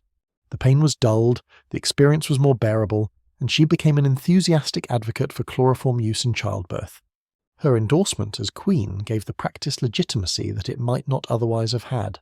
Many religious figures opposed anaesthesia during childbirth, arguing that women were meant to suffer in labour as punishment for Eve's sin. Victoria's use of chloroform helped overcome these objections. But Victoria's relationship with chloroform didn't end with childbirth. She continued to use it for various ailments throughout her life. She used it for headaches, for menstrual cramps before menopause, for general pain relief. Chloroform, like laudanum, was seen as a safe medicine with no addiction potential. Doctors prescribed it freely and Victoria inhaled it regularly. The combination of oral laudanum and inhaled chloroform meant that Victoria was consistently altering her consciousness with substances that modern medicine recognizes as having serious addiction potential. The impact on her reign is difficult to calculate precisely but likely significant. Victoria's notorious stubbornness, her refusal to compromise on matters she felt strongly about, her emotional outbursts followed by periods of cold withdrawal, these personality traits could have been amplified by chronic opiate and chloroform use. Her relationships with her prime ministers were often contentious, with Victoria digging in on positions that didn't always serve the nation's interests. Her famous dislike of William Gladstone, for instance, seemed to go beyond political disagreement into something more personal and irrational. Whether this was personality or drug-influenced mood instability is impossible to know for certain. Her treatment of her children was also affected by her mental state during these years. Victoria was not a warm mother at the best of times, having inherited the emotional distance of her own upbringing. But after Albert's death, medicated on laudanum and withdrawn into her grief, she became actively cruel to some of her children. She blamed her son Bertie, later Edward VII, for Albert's death, believing that stress over Bertie's romantic scandals had weakened Albert's constitution. She treated her eldest daughter with coldness when she needed support. She controlled her younger children's lives with iron rigidity while remaining emotionally unavailable to them. Her relationship with John Brown, her Scottish servant, became one of the great scandals of her reign, though it's still debated exactly what that relationship entailed. After Albert's death, Brown became Victoria's constant companion. He was blunt with her in ways nobody else dared to be, calling her woman instead of using her title, speaking plainly about her behaviour. Some historians believe the relationship was romantic or even sexual. Others think Brown was simply a stable presence in her grief-disordered life. What's interesting is that Brown was also known to provide Victoria with whiskey, adding alcohol to a chemical cocktail of laudanum and chloroform. The whiskey with Brown represents yet another substance that Victoria used regularly, while publicly maintaining the image of moral propriety. The woman whose reign saw major temperance movements, whose government passed laws restricting alcohol sales, was herself drinking whiskey regularly with her servant. The hypocrisy is staggering but also very human. Victoria was self-medicating her grief and pain with whatever substances helped, while her government preached abstinence to the masses. Do as I say, not as I do, taken to imperial levels. Victoria's substance use needs to be understood in the context of the Victorian relationship with opiates more broadly. This was the era when Britain fought 2 wars with China specifically to maintain the opium trade. British merchants were making fortunes selling opium to Chinese consumers, and when China tried to restrict this trade, Britain went to war to keep the drug flowing.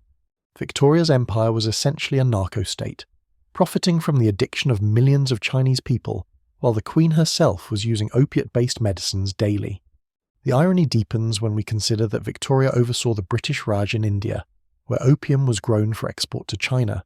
The Queen who used laudanum to cope with her personal grief was simultaneously ruling over an empire that mass-produced opium to addict another nation's population for profit. The same substance that clouded her judgment was generating enormous wealth for her empire. Opium was woven into the fabric of Victorian Britain at every level, from the imperial economy to the Queen's private medicine cabinet. Victoria's subjects, particularly in the working classes, were also using opium in large quantities. Patent medicines containing opium were sold everywhere, marketed for every ailment imaginable. Parents gave their children opium-based syrups to quiet them.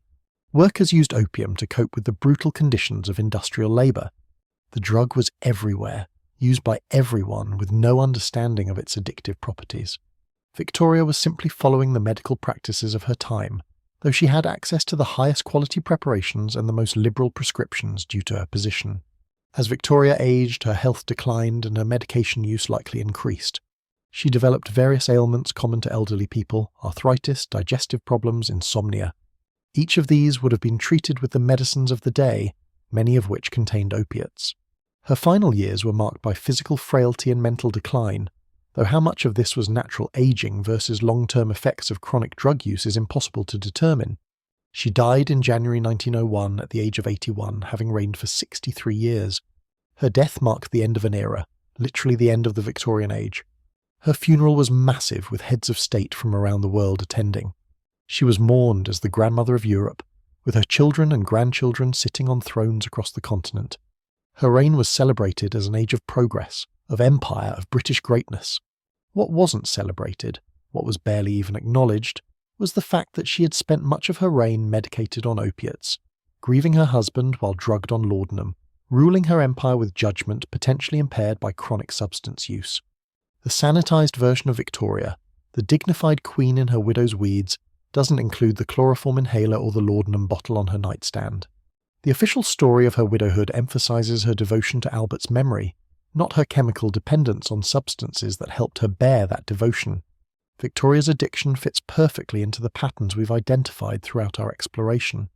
Like Henry VIII, her drug use began as legitimate pain management and evolved into dependency. Like the Queen Mother, her substance use was enabled by her position and protected by secrecy. Like Albert Victor, she was given drugs freely by physicians who had no understanding of addiction. Like all our subjects, she benefited from institutional protection that prioritized image over health. But Victoria's story adds a unique dimension to our understanding because of her symbolic importance to the era. She was the embodiment of Victorian values, and yet her private life contradicted many of those values. The Empress of Propriety was drugged. The symbol of moral strength was chemically dependent. The representative of British discipline and self-control couldn't function without her laudanum. Her addiction reveals the fundamental hypocrisy at the heart of Victorian morality, the gap between public preaching and private practice that defined the age. Her story also shows how addiction affects decision-making at the highest levels. Victoria made choices about her empire while under the influence of opiates. She dealt with prime ministers while medicated. She gave royal assent to laws while potentially impaired. The decisions that shaped the British Empire during those years were filtered through a mind altered by chronic drug use. How different might those decisions have been had Victoria been sober? How different might history be? Of course, we have to be careful not to blame everything on her drug use. Victoria was stubborn and difficult before Albert died and before the laudanum. Her emotional distance from her children predated her widowhood. Her conservative political views were formed independent of any substance use. But the drugs certainly didn't help, and they likely amplified her worst tendencies while dulling her capacity for self-reflection and change. Her treatment of her children, particularly her blame of Bertie for Albert's death, had consequences that rippled through generations. Bertie, starved of his mother's approval and kept from meaningful royal work for decades, developed his own issues with excess that we've already discussed. His cigar addiction and general hedonism can be partly traced to his mother's rejection. Victoria's drug-influenced parenting created dynamics that affected the royal family for generations, her chemical dependency producing emotional damage that compounded through the years. The secrecy around Victoria's substance use also set a template for how the royal family would handle such issues going forward. Her laudanum use was known to her doctors and closest servants but never discussed publicly. The cover-up became standard practice. The hiding of embarrassing dependencies a royal tradition. When the Queen Mother drank her daily gin or Prince George snorted his cocaine, the response was always the same: hide it, manage it, never let the public know. Victoria's opiate use established this pattern, teaching the palace that royal addictions were to be concealed rather than confronted. As we prepare to move forward in our exploration, transitioning from the Victorian era to more modern times, take a moment to consider what we've learned from Victoria. The longest reigning monarch in British history up to that point, the woman whose name defined an entire historical period, spent significant portions of her reign under the influence of opiates. She presided over the expansion of the British Empire, the Industrial Revolution, massive social changes, all while medicating herself with substances that impaired her judgment and clouded her thinking. And nobody stopped her. Nobody suggested she had a problem. Nobody intervened to help her process her grief in healthier ways. They just kept refilling her laudanum bottle and maintaining the fiction that she was functioning normally. The entire apparatus of the British government worked around her impairment rather than addressing it, prioritising stability and continuity over the Queen's actual health. Think about Victoria tonight as you drift towards sleep. Think about her in her widow's weeds, clutching Albert's nightshirt, reaching for her laudanum to dull the pain. Think about her inhaling chloroform to escape into chemical oblivion, even if just for a moment. Think about her ruling the largest empire the world had ever seen while under the influence of substances that she could barely function without. Think about the hypocrisy of an empire that profited from opium while its queen was addicted to the same substance. Think about the temperance sermons preached to the masses while their monarch drugged herself through her days. Think about the Victorian values of self-control and propriety that collapsed in the privacy of Victoria's chambers where the laudanum bottle waited. Think about how we sanitize our heroes, how we edit out their weaknesses to create more comfortable narratives. Victoria is remembered as the stern, dignified queen, not the grief-stricken addict self-medicating her sorrow. But understanding the full truth makes her more human, more sympathetic, and more tragic. She was a woman who lost her husband and fell apart, who turned to drugs because nothing else could ease her pain, who spent decades chemically numbing herself while maintaining the facade of royal strength. Her dark secret wasn't really very secret, just not acknowledged. The laudanum and chloroform were right there, prescribed by doctors, administered by servants, used openly within the palace. But no one spoke of it, no one named it for what it was, no one helped her find better ways to cope. And so the Queen Empress of the British Empire ruled over a quarter of the world's population while zonked out on 19th century opiates, making decisions that affected millions of lives with judgment impaired by chronic drug use. Rest now, night owls. Victoria's secret is out, her chemical dependency finally acknowledged. Her laudanum bottle is long empty, her chloroform inhaler long discarded, her grief long settled into history. But her story remains as a reminder that even the most powerful, the most proper, the most seemingly in control can be hiding addictions that shape their lives and legacies in ways we barely understand. Sweet dreams, and remember that propriety is often performance, that strength is sometimes just better hiding, and that the longest reigning empress of the largest empire was just another human being self-medicating her pain with whatever her doctors would give her. Victoria's dark secret wasn't really about the drugs. It was about the gap between who she appeared to be and who she actually was, drugged and grieving behind the imperial facade. The empire on which the sun never set was ruled by a woman who often wanted nothing more than to escape into pharmaceutical darkness, away from the light of duty and the glare of expectation, and nobody helped her find a better way. From Victoria's laudanum-soaked widowhood, we now leap forward more than a century to examine someone who broke the royal mould in ways that still reverberate today. Princess Diana, the woman who transformed the monarchy simply by being human, in a family that had spent centuries pretending to be something more than human, brought royal struggles with addiction and mental health into the public eye for the first time. Where Victoria hid her opium use behind palace walls and the Queen Mother sipped her gin in elegant privacy, Diana spoke openly about her battles with bulimia, her reliance on sleeping pills and antidepressants, and the desperate unhappiness that drove her to these behaviours. She was the first royal to say out loud what everyone had secretly known for generations, that the palace is not a healthy place to live, and that wearing a crown comes with a psychological price tag that nobody wants to discuss. Diana's story is different from the others we've explored in some important ways. She wasn't born royal. She married into the family, bringing with her all the expectations and vulnerabilities of someone who didn't grow up in that rarefied atmosphere. She came into the royal family at a time when media scrutiny had reached unprecedented levels, when every outfit was photographed, every expression analysed, every pound gained or lost commented upon. And unlike the previous royals we've discussed, Diana lived in an era when eating disorders and mental health issues were beginning to be understood, though not nearly as well as they are today.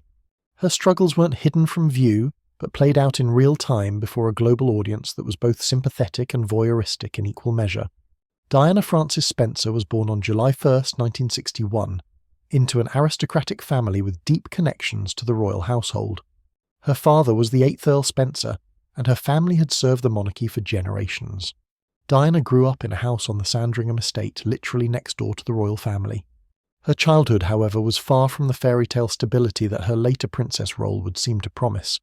Her parents' marriage was deeply unhappy, marked by arguments and eventual divorce when Diana was just 7 years old. The divorce was bitter and public, with Diana's mother leaving the family home and Diana and her siblings remaining with their father. This early abandonment, her mother leaving when she was so young, left deep scars on Diana's psyche. She grew up feeling unwanted, uncertain, constantly seeking approval and love that seemed always just out of reach. These childhood wounds would later be picked open and salt poured into them by her marriage to Charles, but the vulnerability was there from the beginning. Diana wasn't a broken person who married into the royal family. She was a hurt person, a vulnerable person, someone who needed emotional support and connection, who then married into a family that was constitutionally incapable of providing either. Her education was unremarkable. She wasn't academically inclined, failing her O-levels twice before giving up on formal education entirely. This wasn't because she was stupid, far from it, but because her emotional state made it difficult to focus on schoolwork. She was already showing signs of the low self-esteem and depression that would plague her adult life. After finishing school, she took various jobs typical for young aristocratic women of her time: nanny, cleaning lady, nursery school assistant. None of it was particularly fulfilling, but Diana seemed content enough, waiting for what she assumed would be her destiny: marriage to some suitable aristocratic man. What she got was Prince Charles. The courtship was brief, chaperoned, and largely orchestrated by others. Charles was under enormous pressure to marry and produce heirs. He was in his 30s, still single, and the press was constantly speculating about his romantic life. Diana seemed perfect on paper. Young, aristocratic, no romantic history to speak of, and most importantly, virgin. Yes, that was actually a consideration. The future Queen of England needed to be someone whose sexual history was non-existent, because apparently the monarchy was still operating on medieval standards of female purity. Diana fit the bill. Charles proposed, Diana accepted, and the fairy tale began. Except it wasn't a fairy tale. It was a nightmare from almost the beginning. The warning signs were there before the wedding. Charles was still emotionally attached to Camilla Parker Bowles, a relationship that Diana discovered and that devastated her. During their engagement, Charles reportedly told Diana that he wasn't in love with her, that whatever in love means when asked if he loved his fiancée. This casual dismissal of the concept of love to someone who desperately craved emotional connection was crushing. Diana began having doubts, serious doubts, about whether she should go through with the wedding. But the machinery had already started. The dress was being made. The invitations were sent. The world was watching. She couldn't back out now. The bulimia started during the engagement period, triggered by a casual comment from Charles. He had touched her waist and remarked that she was looking a bit chubby. For someone already insecure about her appearance and desperate for her fiancé's approval, this comment was devastating. Diana, who had never had an eating disorder before, began the binge-purge cycle that would torment her for years. She would eat large quantities of food, then force herself to vomit, trying to maintain the slender figure she believed was expected of her. The disorder escalated rapidly, with Diana sometimes making herself sick 4 or 5 times a day. This is worth pausing on because bulimia is often misunderstood. It's not about vanity or wanting to be thin. It's about control, about self-punishment, about coping with emotional pain through physical actions. Diana was using bulimia as a way to manage her anxiety, her feelings of inadequacy, her desperate need for control in a situation where she felt completely powerless. She couldn't control Charles's feelings for her. She couldn't control the pressure of the upcoming wedding. She couldn't control the media scrutiny or the palace expectations. But she could control what she ate and whether she kept it down. It was a terrible, self-destructive form of agency, but it was the only agency she felt she had. The wedding on July 29, 1981 was watched by an estimated 750 million people worldwide. Diana, in her enormous dress with its 25-foot train, looked like a fairy tale princess. Nobody watching knew that she had been crying for days before the wedding, that she had begged her sisters to let her call it off, that she was already suffering from an eating disorder. The world saw the dream. Diana was living the nightmare. Marriage to Charles was isolating in ways that Diana hadn't anticipated. The age gap of 13 years meant they had different interests and different social circles. Charles was intellectual, interested in philosophy and architecture and organic farming. Diana was emotional, interested in people and connection and contemporary culture. They had almost nothing in common. Charles retreated into his interests and his relationship with Camilla, while Diana was left alone in palace apartments with nothing to do and no one to talk to. The palace staff, bound by centuries of protocol, were polite but not friendly. They addressed her correctly but didn't warm to her. Diana had no real friends in her new life, no support system, no one she could confide in. She was surrounded by people but utterly alone. Her bulimia worsened as her isolation deepened. The binging and purging became a daily ritual, a secret she kept while maintaining her public smile. When Diana became pregnant shortly after the wedding, she hoped that motherhood would bring her closer to Charles, that having children together would create the bond that was otherwise missing. William was born in June 1982, and Diana threw herself into motherhood with an intensity that surprised the palace. She insisted on breastfeeding, unusual for royal women at that time. She wanted to take William with her on royal tours rather than leaving him with nannies for months at a time. She broke protocol by being actively involved in her children's lives in ways that the royal family found both endearing and slightly alarming. But motherhood didn't fix her marriage. Charles remained distant, still clearly in love with Camilla. Diana's postnatal depression was severe, exacerbated by her existing eating disorder and her unhappy marriage. She was prescribed antidepressants, beginning her relationship with psychiatric medication that would continue for years. The antidepressants helped somewhat with the depression, but they didn't address the underlying causes: her terrible marriage, her isolation, her eating disorder, her emotional wounds from childhood. They were a band-aid on a hemorrhage. Harry was born in September 1984, and Diana adored both her sons with a fierce protective love. They became her reason for enduring her marriage, her motivation for staying in a situation that was making her increasingly unwell.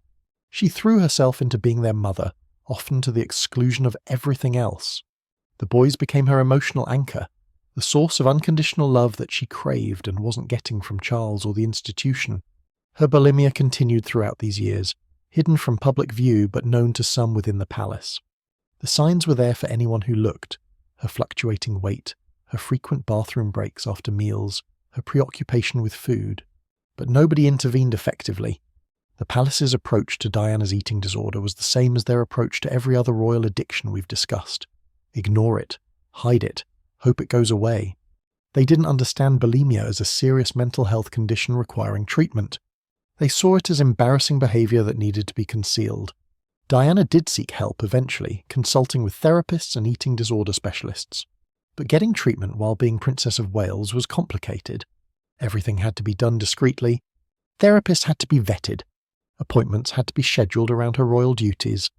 And the fundamental causes of her distress, her unhappy marriage and her isolation within the palace, remained unaddressed because addressing them would mean confronting problems that the institution didn't want to acknowledge. As the 1980s progressed, Diana's mental health deteriorated further. Her marriage had essentially collapsed. She and Charles were living separate lives within the same palaces, performing for the cameras but private strangers. The strain of maintaining this pretense while dealing with her eating disorder and depression was enormous. Diana began experiencing extreme mood swings, periods of intense anxiety, episodes of what she later described as feeling like she was going crazy. Her sleeping became severely disrupted. Anxiety kept her awake at night, her mind racing with worries and fears. She began relying on sleeping pills to get any rest at all. The pills became a nightly ritual, another substance she needed to function. Combined with her antidepressants and occasionally other medications for anxiety, Diana was becoming increasingly dependent on pharmaceuticals to manage her mental state. This wasn't recreational drug use. This was someone trying desperately to hold themselves together while their life fell apart around them. There were also incidents of self-harm during this period, actions that Diana would later speak about publicly. She threw herself downstairs, cut herself, engaged in behaviors that were clearly cries for help from someone who felt unable to communicate her distress in any other way. These weren't serious suicide attempts. They were the actions of someone overwhelmed by emotional pain who had no healthy outlets for expressing it. In a family that didn't discuss emotions, that maintained stiff upper lips at all costs, Diana's dramatic expressions of pain were both shocking and impossible to ignore. The palace's response was inadequate at best and harmful at worst. Diana was treated as the problem, as someone whose emotional instability was damaging the institution.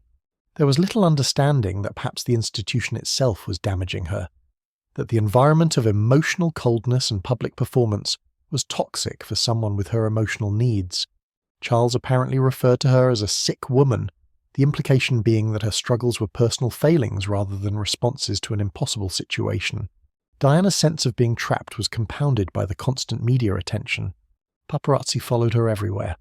Newspapers printed every detail of her appearance, analysing her weight, her expressions, her interactions. This scrutiny would have been difficult for anyone to handle, but for someone with an eating disorder and body image issues it was torture. Every time she saw a headline about whether she'd gained or lost weight, every time a photograph caught her at an unflattering angle, her bulimia was triggered anew. The turning point came in 1992 when the separation from Charles was finally announced. The fairy tale was officially over, and Diana was, in some ways, free. But her struggles didn't end with her marriage. She continued to battle her eating disorder, her depression, her reliance on medication. The divorce proceedings were messy and public, with both sides using the media to fight their battles. Diana's famous Panorama interview in 1995, where she spoke openly about her bulimia, her depression, her husband's infidelity and her own affair, was a watershed moment in royal history. In that interview, Diana did something no royal had ever done before. She admitted to having problems. She spoke about her bulimia openly, explaining it as a symptom of her unhappy marriage and low self-worth. She talked about her depression, about feeling worthless, about the isolation of palace life. She described the institution as the enemy, and spoke about how the pressures of royal life had contributed to her mental health struggles. She cried on camera, showed genuine emotion, was vulnerable in ways that royals simply were not supposed to be.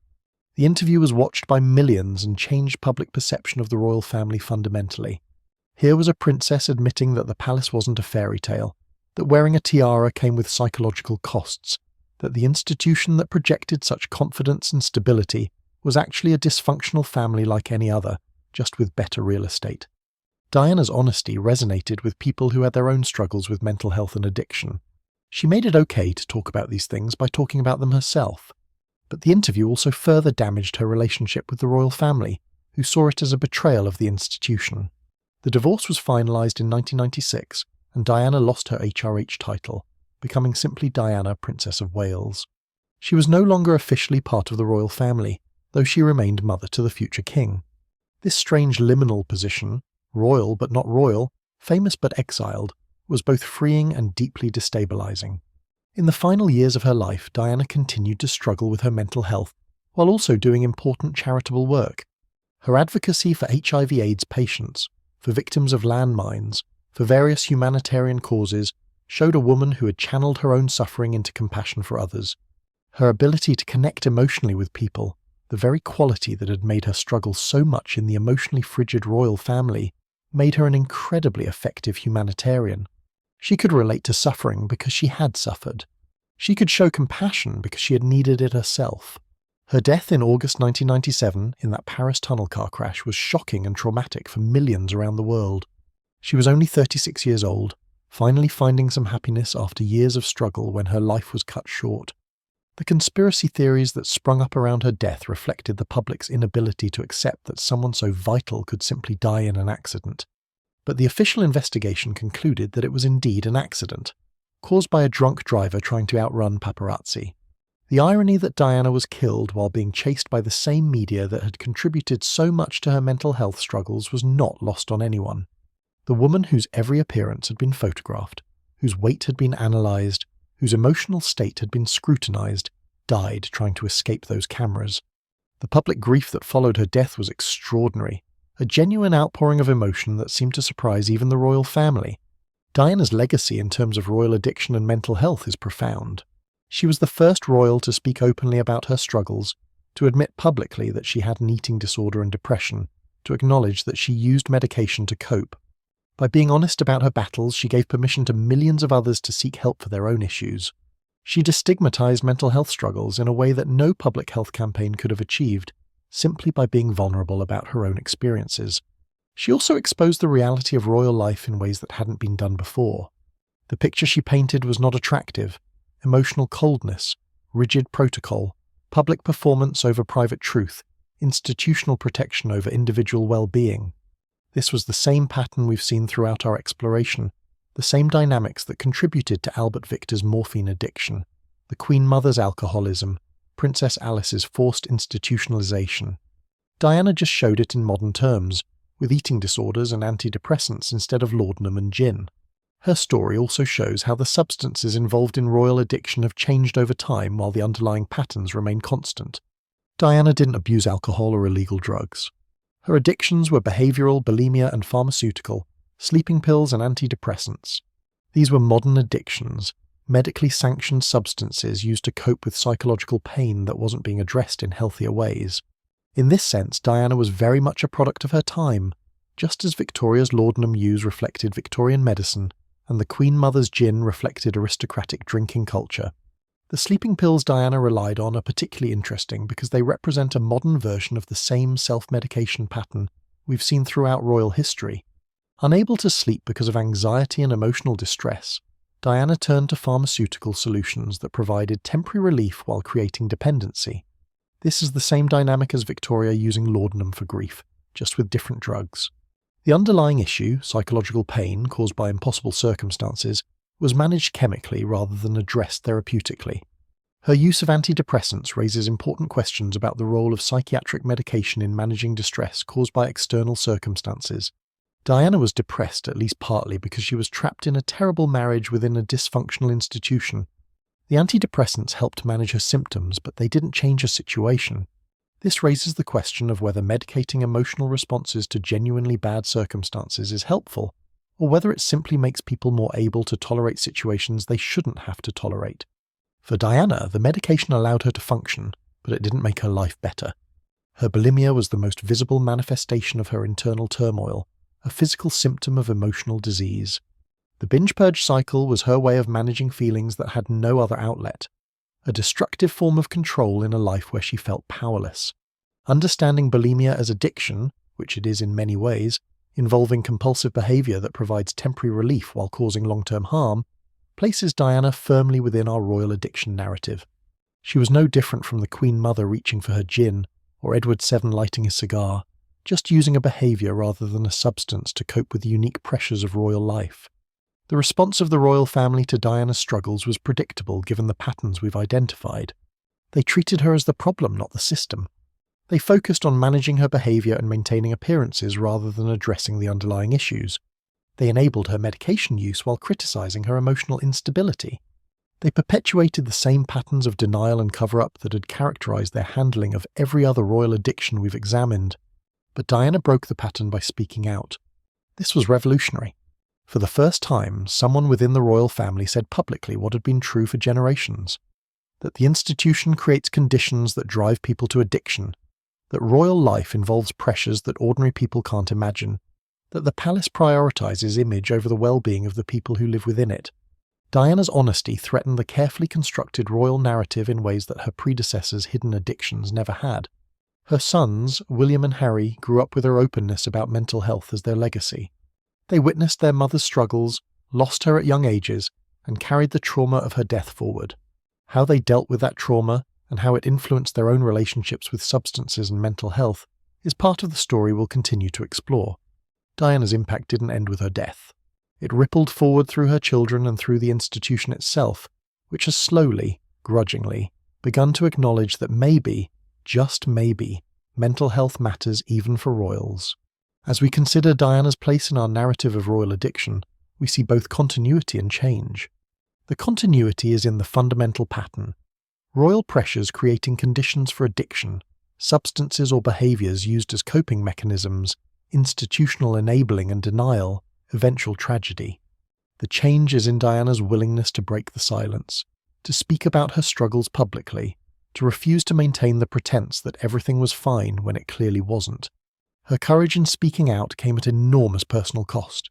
She was vilified by the palace establishment, portrayed as unstable and disloyal. But her honesty also resonated with millions who saw their own struggles reflected in her story.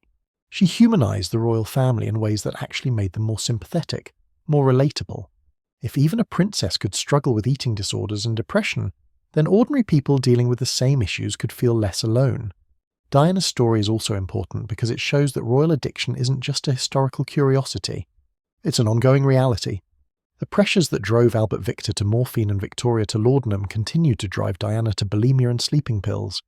The substances change, but the systemic problems remain. An institution that demands perfection from imperfect humans, that prioritizes image over authenticity, that isolates its members emotionally while exposing them publicly. So tonight, as you prepare for sleep, think about Diana in her palace apartments, unable to sleep despite the luxurious surroundings, reaching for her sleeping pills because her mind won't quiet down. Think about her in the bathroom, engaging in her bulimia rituals, seeking control through self-destruction. Think about her taking her antidepressants, medications that managed her symptoms while her situation remained unchanged. Think about her courage in speaking out, in telling the world that she was suffering despite her privilege, in refusing to maintain the royal facade. Think about the cost of that honesty, the isolation and criticism she faced, and also the connection she created with millions who recognized their own pain in hers. Think about her death, so sudden and shocking, cutting short a life that was just beginning to find some peace after years of struggle. Think about her sons, left motherless and carrying forward the trauma of her loss and the legacy of her openness. Diana's demons were modern ones, eating disorders and prescription medications rather than Victorian laudanum or Georgian gambling debts. But they were demons nonetheless, tormentors that wouldn't leave her alone despite her wealth and status, monsters that followed her through palace corridors and public appearances. She fought them with varying degrees of success, sometimes winning, sometimes losing, always struggling. Her greatest victory wasn't beating her demons. It was speaking about them publicly, refusing to pretend they didn't exist, breaking the royal tradition of silence and denial. In doing so, she changed the conversation about mental health and addiction, not just for the royal family but for society broadly. She gave voice to struggles that had been hidden for too long, brought light to dark corners that previous generations had kept shuttered. Rest now, night owls. Diana's story is heavy with pain and loss and also with courage and transformation. She was a flawed, struggling, deeply human person who happened to wear a tiara, and in her humanity she changed how we see both royalty and mental health. Her demons may have tormented her, but in speaking about them, she helped slay demons for millions of others. Sweet dreams, and remember that the most profound strength sometimes comes not from hiding our weaknesses, but from acknowledging them openly. That the bravest thing Diana ever did wasn't walking down that Westminster Abbey aisle, but walking into that television interview and admitting she wasn't okay. The princess who revealed her demons helped us face our own. From Diana's story of breaking royal silence about her struggles, we now move to her younger son, who picked up that torch of honesty and ran with it so far that he ended up in California, which is about as far from Buckingham Palace as you can get while still technically being on the same planet. Prince Harry, Duke of Sussex, has become the most openly candid royal in British history about his substance use, his mental health struggles, and his criticism of the institution that raised him. Where his mother spoke carefully in a single interview, Harry has written entire books, given multiple television specials, and seemingly dedicated his post-royal life to therapy and public confession. Whether this represents healthy processing of trauma, or the world's most expensive therapy session that we're all paying for with our attention, is a matter of considerable debate. Harry's story is inextricably linked to his mother's death. He was just 12 years old when Diana died in that Paris tunnel in August 1997, an age when children are particularly vulnerable and when losing a parent is particularly devastating. The circumstances of her death, sudden, violent, surrounded by conspiracy theories and public grief, made processing this loss even more complicated, and Harry had to do this processing not in private, but while the entire world watched, while cameras captured his grief, while he walked behind her coffin in a funeral procession watched by billions. That image of 12-year-old Harry walking behind his mother's casket, head bowed, trying to maintain royal composure while surely dying inside, became one of the most iconic and heartbreaking images of the late 20th century. He was a child being asked to perform grief on a global stage, to be royal even in his most vulnerable moment. No one asked him if he wanted to walk in that procession. No one asked if the spectacle might damage him. The institution needed him to perform, so he performed. The cost of that performance would only become clear years later. Harry's childhood after Diana's death was shaped by that loss, and by the institution's response to it. The royal family, not known for their emotional availability at the best of times, had no framework for helping a traumatized child process the violent death of his mother. They did what they knew how to do. They provided structure, routine, and stoic example. Don't talk about feelings. Keep calm and carry on. The British upper-class way of dealing with trauma, which is essentially to ignore it until it either goes away or kills you. Harry was sent to Eton, the elite boarding school where his brother William also attended. This provided continuity and structure, but it also meant Harry was separated from any remaining family support, limited as that was, and placed in an environment that valued the same emotional suppression as the palace. British boarding schools, particularly elite ones, are not known for their emotional nurturing. They produce leaders, they build character, they teach discipline. What they don't teach is how to process the grief of losing your mother at 12 while the entire world watches. By his own later accounts, Harry simply shut down emotionally after his mother's death. He buried his grief so deep that he stopped feeling much of anything. This is a common trauma response, especially in environments that don't support emotional expression. The feelings are too big, too scary, too overwhelming to process, so the mind simply walls them off. The problem is that those feelings don't go away. They just wait, fermenting and growing stronger until they eventually break through in other ways. For Harry, the breakthrough came in his late teenage years in the form of anger, rebellion, and substance use. As he moved through his teens, Harry became increasingly wild. He was photographed looking disheveled and drunk, stumbling out of clubs in the early hours. He got into physical altercations with paparazzi. He wore a Nazi uniform to a costume party, a decision so spectacularly poor that it made international headlines. He was the wild child of the royal family, the troublemaker, the one who couldn't quite behave as expected. The infamous Nazi uniform incident deserves particular attention because it reveals both Harry's recklessness and his disconnect from consequences. In 2005, Harry attended a costume party wearing a Nazi soldier's uniform complete with swastika armband. The photographs were published and the reaction was immediate and furious. Holocaust survivors were outraged. Jewish organizations condemned him. The international media excoriated him. Harry apologized, saying he was sorry for any offense caused, but the damage was done. What's interesting about this incident from our perspective is what it reveals about Harry's mental state at the time. This wasn't a thoughtful political statement.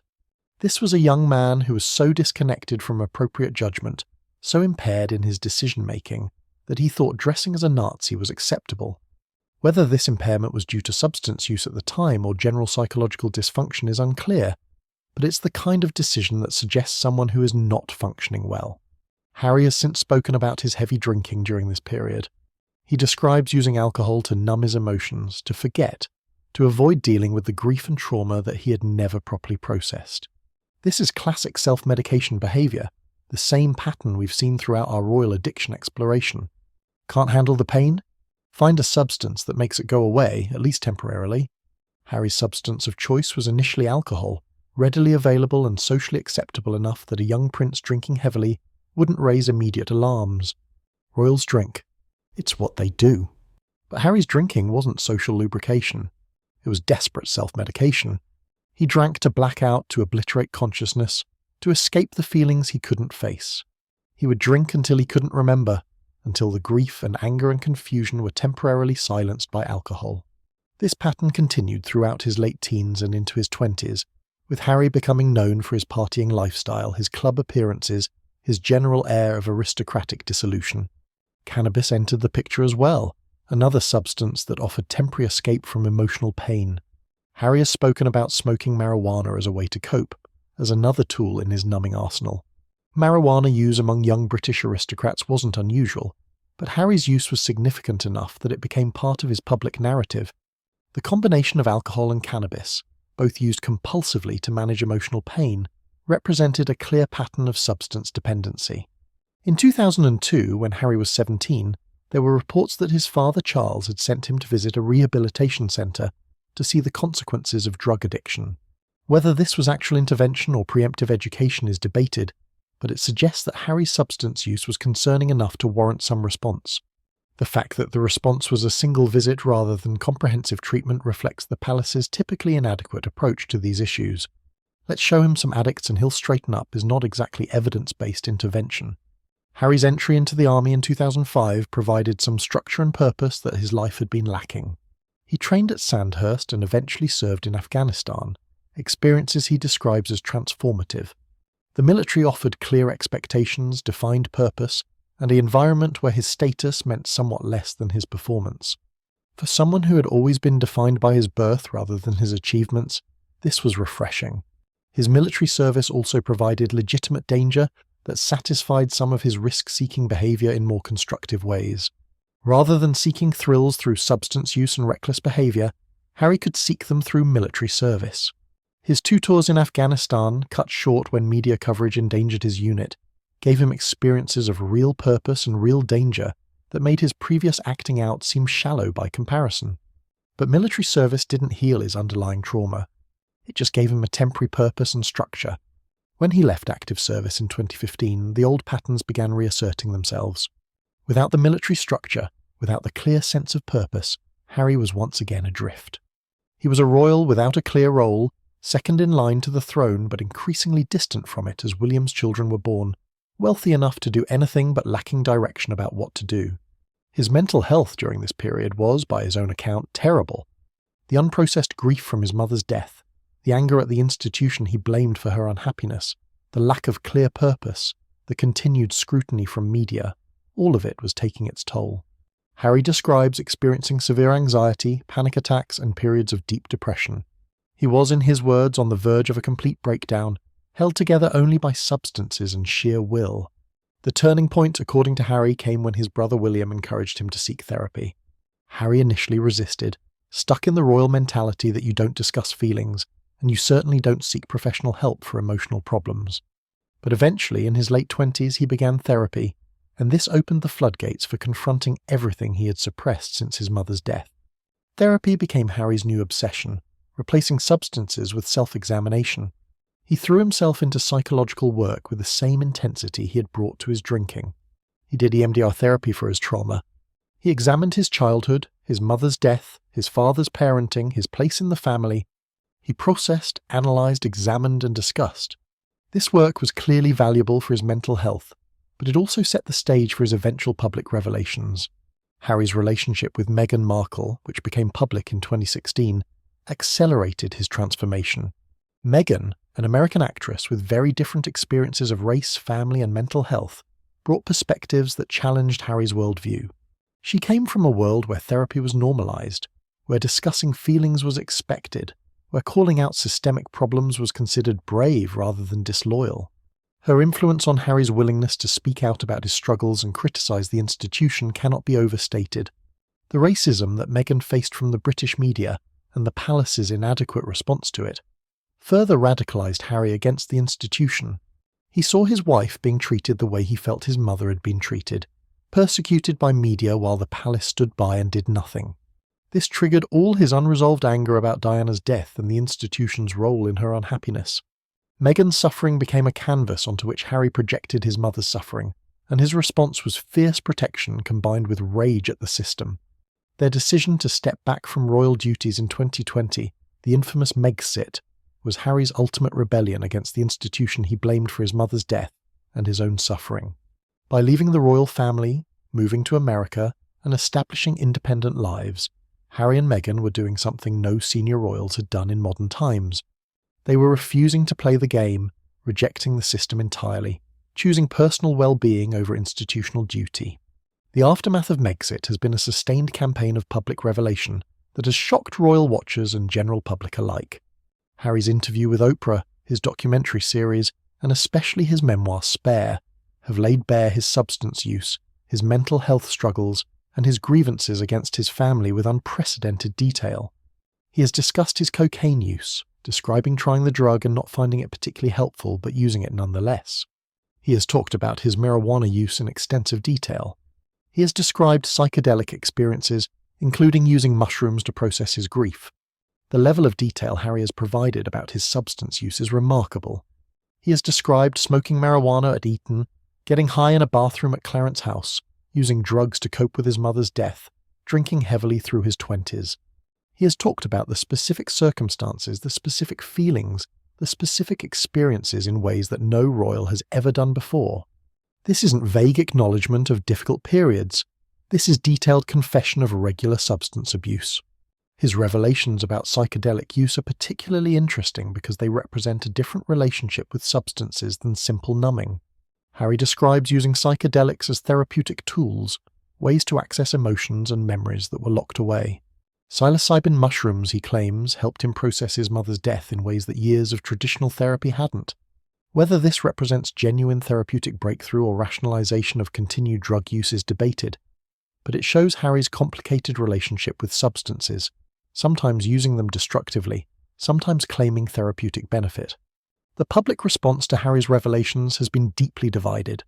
Some see him as brave, continuing his mother's legacy of honesty and openness about mental health struggles. They see his willingness to discuss addiction and trauma as destigmatizing these issues, helping ordinary people feel less alone in their struggles. For these supporters, Harry is a hero speaking truth to power, calling out a dysfunctional institution while normalizing mental health treatment. Others see him as self-indulgent, using his trauma as currency, while simultaneously profiting from it through book deals and television specials. They point out that while Harry criticizes the privilege he was born into, he continues to benefit from that privilege through his titles, his fame, and his ability to monetize his experiences. They see his constant processing and public confession as narcissistic rather than therapeutic, a man unable to move on from his grievances despite extensive resources for healing. The royal family's response to Harry's revelations has been, characteristically, silence. They have not publicly addressed his claims about racism, about his father's parenting, about his brother's behavior. This silence could be dignity in the face of provocation, or it could be the same suppression and denial that has characterized royal responses to problems for generations. The palace's refusal to engage publicly with Harry's accusations leaves his narrative largely unchallenged in the public sphere, while presumably damaging relationships irreparably in private. Harry's story represents both a continuation and a break with royal addiction patterns. The continuation is clear. Like his predecessors, Harry turned to substances to cope with the unique pressures of royal life. His alcohol and cannabis use was self-medication for trauma and emotional pain, the same pattern we saw with Victoria's laudanum and the Queen Mother's gin. The substances change, the pattern remains. But the break is equally significant. Unlike all his predecessors, Harry has spoken openly and in detail about his substance use. He hasn't hidden it, minimized it, or allowed the palace to cover it up. He has named it, described it, and discussed its causes and effects publicly. This represents a fundamental shift from the secrecy that has characterized royal addiction for centuries. Whether Harry's openness is ultimately helpful or harmful is a genuine question. On one hand, his willingness to discuss addiction and mental health has undoubtedly helped destigmatize these issues. When a prince admits to smoking marijuana and snorting cocaine to cope with his mother's death, it makes it easier for ordinary people to admit their own substance issues. His advocacy for mental health treatment is valuable and important. On the other hand, Harry's constant public processing raises questions about whether he's actually healing or just performing healing for audience. There's something troubling about the endless revelations, each one more detailed than the last, each one generating more attention and more controversy. At what point does sharing trauma become exploiting trauma? At what point does openness become exhibitionism? His criticism of the institution also deserves scrutiny. Harry blames the royal family for his mother's death, for his own struggles, for failing to protect Meghan. These criticisms may be valid, but they're also coming from someone who was enormously privileged by that same institution. Harry attended the best schools, was supported financially throughout his life, had opportunities that most people could never dream of, all because of the royal system he now condemns. His ability to leave the royal family and still maintain a multi-million-dollar lifestyle comes from the fame that system gave him. This doesn't invalidate his pain or his experiences, but it does complicate the narrative. Harry is simultaneously a victim of the royal system and a beneficiary of it. His trauma is real, but so is his privilege. His criticisms may be valid, but they're also self-serving. He's a complex figure who doesn't fit neatly into either hero or villain categories, which is perhaps what makes him so compelling and controversial. His relationship with his family, particularly his brother William, appears severely damaged by his public revelations. The brothers who once seemed so close, united by their shared trauma of losing their mother, are now reportedly estranged. William, who chose to remain within the system and work to reform it from within, reportedly feels betrayed by Harry's public attacks. The rift between them represents two different responses to the same trauma. William choosing duty and silence, Harry choosing truth and separation. Harry's move to America represents a geographical manifestation of his psychological journey. He has literally put an ocean between himself and the institution he blames for his suffering. In California, he has embraced American therapy culture, celebrity status, and the freedom to speak his mind in ways that would be impossible in Britain. Whether this represents healing or avoidance, fresh start or running away, depends entirely on perspective. His current life in Montecito with Meghan and their 2 children appears stable compared to his younger years. He says he no longer abuses substances, that he's done the therapeutic work necessary to process his trauma, that he's at peace with his choices. He's involved in mental health advocacy, produces content about well-being, and presents himself as someone who has come through the fire of addiction and trauma and emerged whole. But his continued public processing raises questions. If he's truly healed, why the constant need to revisit and reveal? If he's found peace, why the ongoing public battle with his family? If he's moved on, why does every interview circle back to the same grievances? These questions don't have easy answers, and perhaps Harry is still figuring them out himself. What's clear is that Harry represents a new chapter in royal addiction. He is the first royal to fully break the silence, to refuse the cover-up, to insist on speaking his truth regardless of institutional pressure. His mother cracked open the door with her panorama interview. Harry kicked it off its hinges and invited the world inside. Whether this represents progress or destruction depends on what you think the monarchy should be, and what you think truth-telling should cost. His legacy of pain, the trauma of losing his mother and growing up in an emotionally frigid institution, has shaped his entire life. His response to that pain, through substances, through therapy, through public confession, represents one possible path for dealing with royal trauma. It's not the only path, as his brother's very different approach demonstrates, but it's a path that has resonated with millions who see their own struggles reflected in his story. As we near the end of our journey through royal addictions, Harry stands as both continuation and conclusion. He carries forward the patterns we've traced through centuries, royal pressures creating psychological pain, substances used to manage that pain, institutional denial and cover-up. But he also breaks those patterns by speaking out, by refusing silence, by choosing transparency over tradition. Whether Harry's approach will ultimately prove wise or destructive remains to be seen. His life continues to unfold, his story isn't finished. But he has undeniably changed the conversation about royal mental health and addiction, brought hidden struggles into public view, and forced reconsideration of the human cost of monarchy. His pain is his mother's legacy, passed down along with her eyes and her emotional sensitivity. What he does with that legacy, how he transforms pain into purpose, or allows it to define him forever, will determine whether his story becomes tragedy or triumph. For tonight, as you drift towards sleep, think about Harry as that 12-year-old boy walking behind his mother's coffin, bearing unbearable grief while the world watched. Think about the decades of suppression that followed, the substances used to silence the pain, the eventual breaking point and breaking free. Think about the courage required to speak out and the cost of that courage, the family relationships damaged, the public criticism endured. Think about the complicated nature of his journey, neither fully heroic nor fully self-indulgent, but deeply, messily human. Think about what it means to inherit trauma and how different people cope with that inheritance. Think about the ongoing tension between honesty and loyalty, between personal healing and institutional duty, between speaking truth and keeping family. Harry's story isn't finished, and neither is his processing. He continues to speak, to reveal, to challenge. Whether he finds the peace he seeks or continues circling his trauma indefinitely remains to be seen. But his willingness to break royal silence about addiction and mental health, however imperfectly, has changed things forever. The genie is out of the bottle, the silence has been broken, and there's no going back to the days when royal pain could be hidden behind palace walls. Rest now, night owls. Harry's pain is real, his struggles are valid, and his choices are his own. His legacy of pain has become a mission for honesty, though the cost of that mission continues to accrue. In speaking about his demons, he's helped countless others face their own, even as he continues wrestling with his. That's perhaps the most human thing about his story. The healing is ongoing, the processing continues, and the ending isn't written yet. Sweet dreams, and remember that trauma passes through generations, that pain seeks outlet, and that sometimes the bravest thing is speaking the truth that others want to keep silent. Harry learned that from his mother, and in his imperfect, complicated public way, he's continuing her legacy of refusing to pretend everything is fine when it clearly isn't.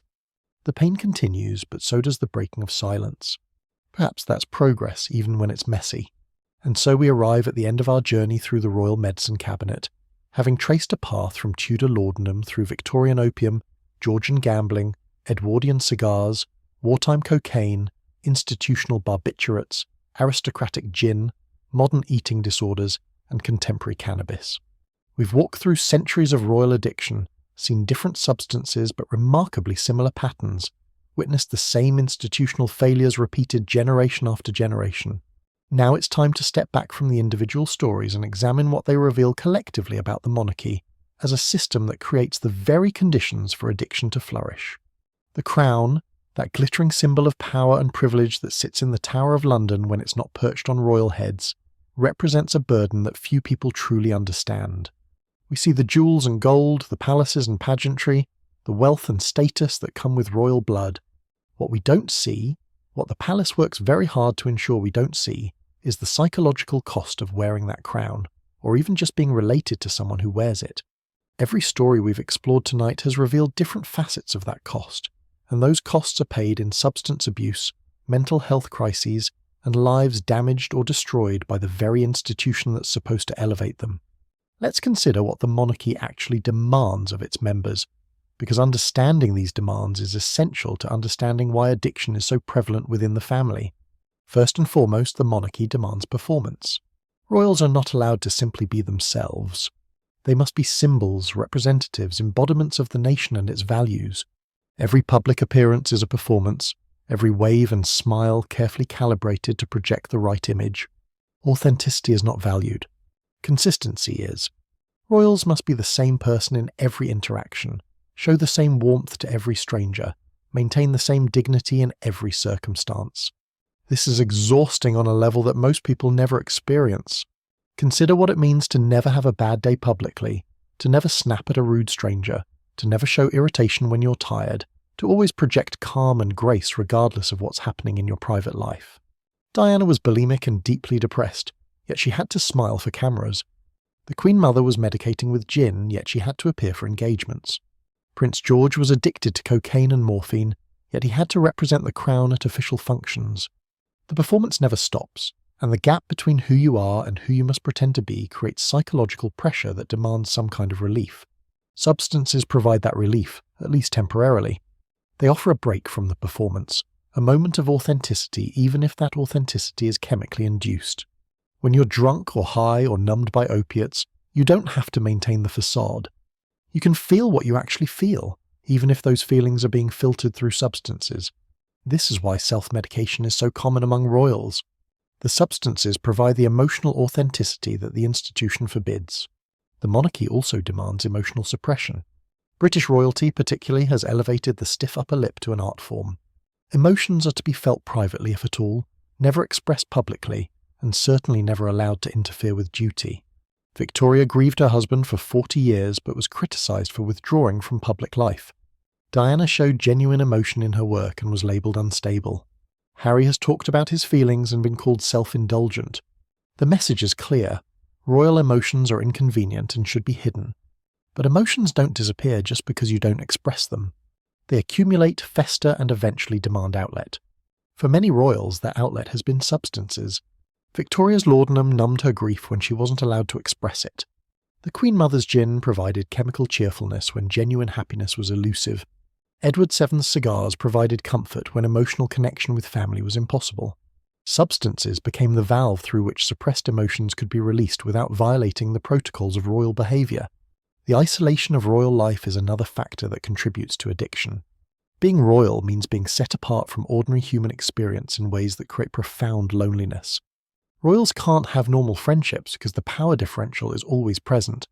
They can't trust easily because people often want things from them. They can't share their struggles because doing so violates institutional protocols. They live in palaces surrounded by people yet utterly alone in their experiences.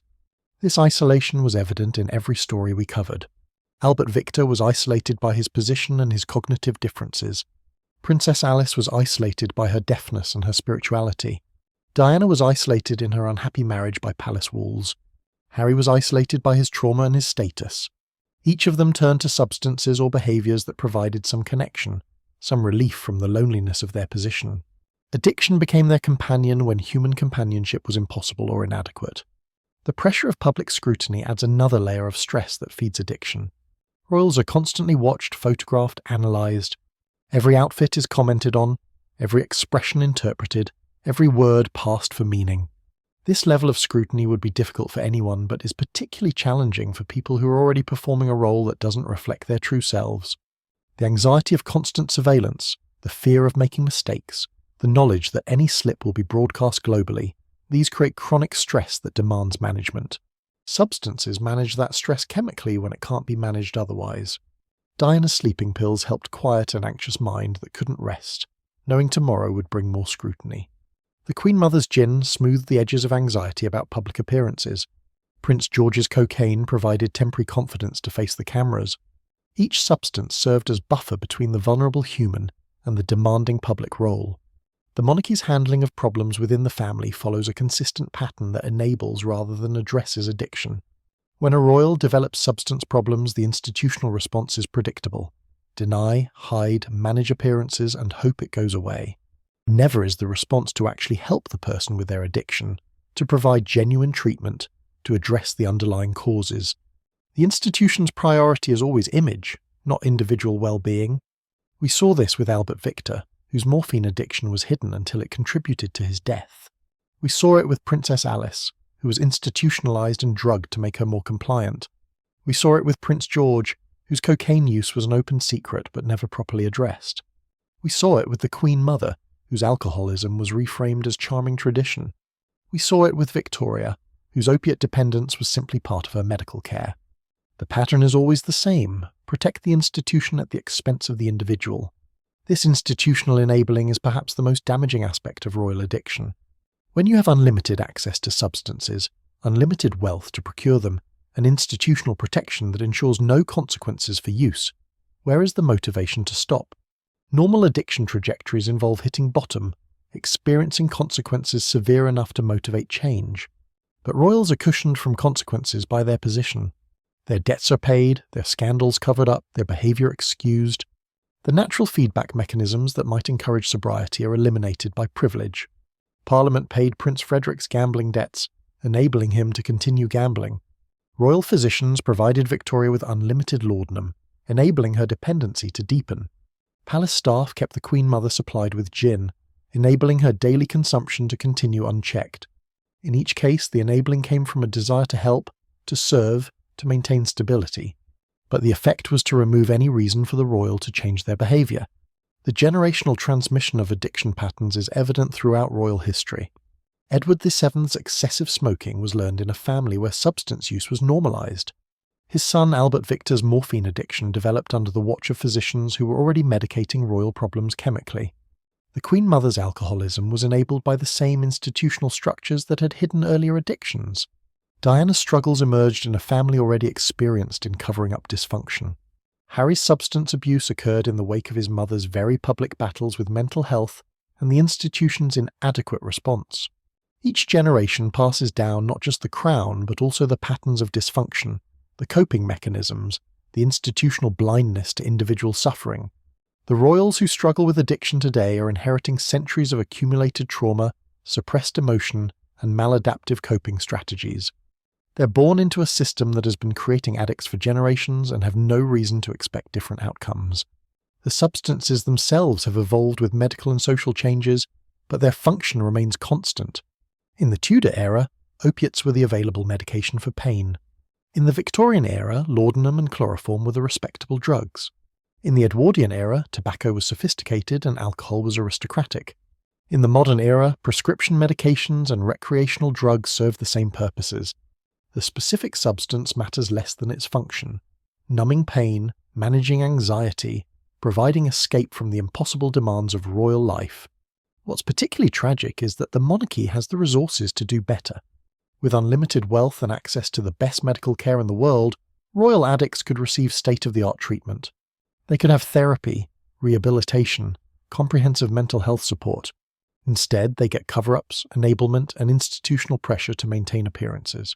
The resources exist to help them, but the will to use those resources doesn't, because genuine help would require acknowledging that problems exist, and that acknowledgement threatens the carefully maintained image of royal perfection. The few royals who have broken the silence, Diana and Harry most notably, have paid enormous prices for their honesty. Diana was vilified by the palace establishment and died still fighting for acceptance. Harry has been essentially exiled, his relationships with family damaged potentially beyond repair. The message is clear: speak about your struggles and you will be punished. Stay silent and your struggles will continue unaddressed, but at least you'll remain in the family's good graces. It's a terrible choice, and it's one that the institution forces on any royal who might want to seek genuine help. The monarchy's relationship with substances also reflects broader societal attitudes in interesting ways. When Victoria was using laudanum, opiates were socially acceptable medicines. Her addiction reflected the norms of her time. When Edward VII was smoking 20 cigars daily, tobacco was sophisticated and healthy. His addiction was fashionable. When the Queen Mother was drinking gin, aristocratic alcoholism was distinguished. Her addiction was elegant. Only now, when Harry discusses his cannabis use and Diana spoke about her bulimia, is royal substance use seen as genuinely problematic. The substances haven't changed in their effects, but social attitudes have, and the monarchy has always reflected those attitudes. This raises interesting questions about what royal addictions of the future might look like. Will we see royals struggling with prescription medication dependencies, hidden behind legitimate medical need? Will we see behavioral addictions to social media, to validation, to constant stimulation? Will future royals find new ways to cope with the ancient pressures of their position, substances we haven't even imagined yet? The patterns suggest yes, that as long as the underlying pressures exist and the institutional responses remain inadequate, addiction will continue to find expression in whatever forms are available. The cost of royal addiction extends beyond the individual sufferers to the institution and the nation itself. When royals are impaired by substances, their judgment is affected, their ability to represent the nation is compromised, their capacity to fulfill their duties is diminished. Victoria ruled the empire while medicated on opiates. Henry VIII made decisions about war and peace while drugged on laudanum. Edward VII conducted diplomacy through clouds of cigar smoke. The decisions these impaired monarchs made shaped history in ways we can barely calculate. The financial cost is substantial as well, though rarely discussed. The gin consumed by the Queen Mother, the cocaine snorted by Prince George, the gambling debts accumulated by Prince Frederick, all of these were funded ultimately by the British taxpayer. The royal allowances that support royal lifestyles also support royal addictions. The public pays for the palaces where royals hide their substance abuse, for the staff who enable it, for the cover-ups that hide it. The cost of royal dysfunction is socialised while the benefits of royal privilege remain private. And yet, despite all this, the monarchy persists and royal addiction continues. The patterns are so entrenched, the institutional responses so inadequate, the pressures so relentless, that change seems nearly impossible. Each new generation of royals enters the same system that broke previous generations, faces the same pressures that drove their predecessors to substances, and receives the same inadequate support that enabled earlier addictions. It's a cycle that shows no signs of breaking. Harry's departure from the royal family could be seen as one response to this impossible situation. Simply leave. But this solution isn't available to most royals, particularly those directly in line for the throne. William can't leave, and his children are already being raised within the system. The cycle continues, and we can only hope that the family has learned enough from previous generations to support their mental health more effectively. The question that emerges from our exploration is whether the monarchy can exist without creating addicts. Can an institution that demands such performance, suppression, and sacrifice ever be healthy for the humans within it? Can royals ever be allowed to be fully human while also being symbols of the nation? These are questions without easy answers, and they get to the heart of what monarchy means in the modern world. Some would argue that the problems we've identified are inherent to monarchy itself. The very nature of royal life, the privilege combined with responsibility, the status combined with restriction, the wealth combined with loss of privacy, creates contradictions that strain human psychology. Others would argue that reform is possible, that the monarchy could evolve to be more supportive of individual well-being while still fulfilling its symbolic role. Recent steps like William and Kate's mental health advocacy suggest some awareness of these issues, though whether this translates to actual systemic change remains to be seen. What's clear from our journey is that the crown comes with costs that are rarely discussed but heavily paid. The jewels and gold are beautiful, but they're purchased with human suffering. The palaces are magnificent, but they contain centuries of suppressed pain. The pageantry is impressive, but it's maintained by people struggling with very human problems that their position prevents them from addressing effectively. As we conclude our exploration, let's acknowledge that these stories are not just historical curiosities or salacious gossip. They're human stories of suffering and coping, of pain and attempted relief, of lives constrained by circumstances beyond individual control. Albert Victor, dying at 28 with his morphine addiction unacknowledged. Princess Alice, forcibly medicated for her spiritual experiences. Edward VII, smoking himself to death while being praised for his sophistication. The Queen Mother, drinking her way through decades of widowhood. Prince George, his cocaine addiction ending in mysterious airplane crash. Victoria, numbing her grief with laudanum while ruling an empire. Diana, starving herself and medicating her despair while the world watched. Harry, drowning his trauma in alcohol and cannabis before finally speaking out.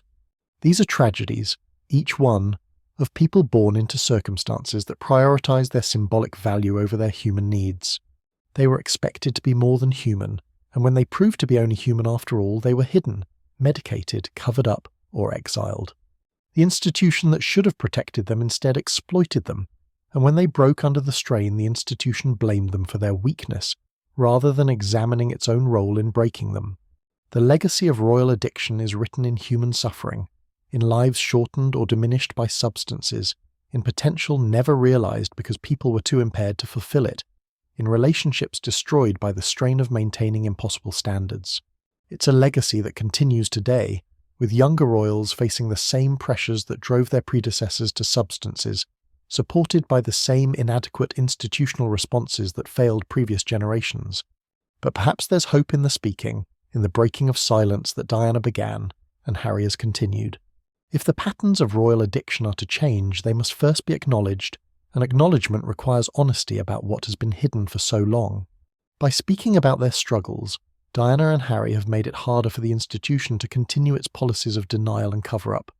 They've created public expectation that royal mental health matters, that substance abuse should be treated rather than hidden, that individual well-being should sometimes take precedence over institutional image. Whether this speaking leads to actual change or simply to more sophisticated cover-ups remains to be seen. Institutions as old and entrenched as the British monarchy don't change easily, and the pressures that create royal addiction are deeply woven into the fabric of monarchy itself. But awareness is the first step toward change, and our exploration tonight has hopefully contributed to that awareness, showing that royal addiction isn't about individual weakness, but about systemic pressures that would strain anyone. The crown on the scales weighs heavily, and the balance is yet to be determined. On one side sits centuries of tradition, institutional protection, and symbolic importance. On the other side sits human suffering, substance abuse, and the cost of maintaining an image of perfection that requires destroying the people meant to represent it. How society weighs these competing interests, whether we value the pageantry enough to accept its human cost, is a question each generation must answer for itself. For tonight, though, our journey is complete. We've traced royal addiction through centuries, seen its many faces and substances, understood its patterns and causes. We've learned that the palace is not a fairy tale castle, but a pressure cooker that produces dysfunction as reliably as it produces pomp. We've seen that royal blood offers no immunity from addiction, that crowns provide no protection from chemical dependency, that wealth enables rather than prevents substance abuse. As your eyes grow heavy and sleep beckons, carry these stories with you into your dreams, not as judgment of the individuals involved, but as understanding of the human cost of institutions we often romanticize. The royals we've discussed tonight were people, flawed and struggling and seeking relief from pain just like anyone else. Their substances were their salvation and their destruction, their comfort and their curse. The velvet curtains of the palace hide much, but tonight we've pulled them back to see what lies behind. It's not pretty, but it's true, and truth has value even when it's uncomfortable. The monarchy continues, the pressures persist, and somewhere in those grand palaces, perhaps another royal is reaching for their substance of choice, seeking the same relief that their ancestors sought, paying the same price that has been paid for centuries. Good night, night owls. Thank you for joining me on this journey through royal secrets and royal pain. May your dreams be peaceful and your sleep be sound. May you wake refreshed and carrying with you new understanding of the human cost of crowns and the universal nature of addiction. Sweet dreams, and remember, we're all human beneath whatever crowns we wear, whether those crowns are literal gold and jewels or the metaphorical pressures of our own lives. Addiction doesn't discriminate, pain is universal, and the need for relief crosses all social boundaries. The royals in their palaces and us in our homes share this common humanity, this vulnerability to suffering and to the substances that promise to ease it. Sleep well, dream gently, and may you find healthier ways to cope with whatever pressures your life brings than the royals found for theirs. Their stories are cautionary tales, reminders that privilege protects nothing, and that no amount of wealth can purchase peace of mind. True peace comes from authenticity, from connection, from being allowed to be fully human, things that all the royal treasure cannot buy. The crown sits heavy on the scales, but tonight you can set down whatever burdens you carry. Tomorrow they'll still be there, but for now, rest. Let the stories we've shared settle into your consciousness. Let the patterns we've identified deepen your understanding. Let the humanity of these royal struggles remind you of your own humanity. Good night from me to you, wherever you are in the world, whatever time your clock shows, whatever struggles you carry. May your sleep be deep, your dreams be kind, and your morning bring fresh perspective on both royal stories and your own. Until next time, sleep tight, night owls. The palace has shared its secrets with you tonight, and now it's time to let those secrets rest while you do the same. Sweet dreams.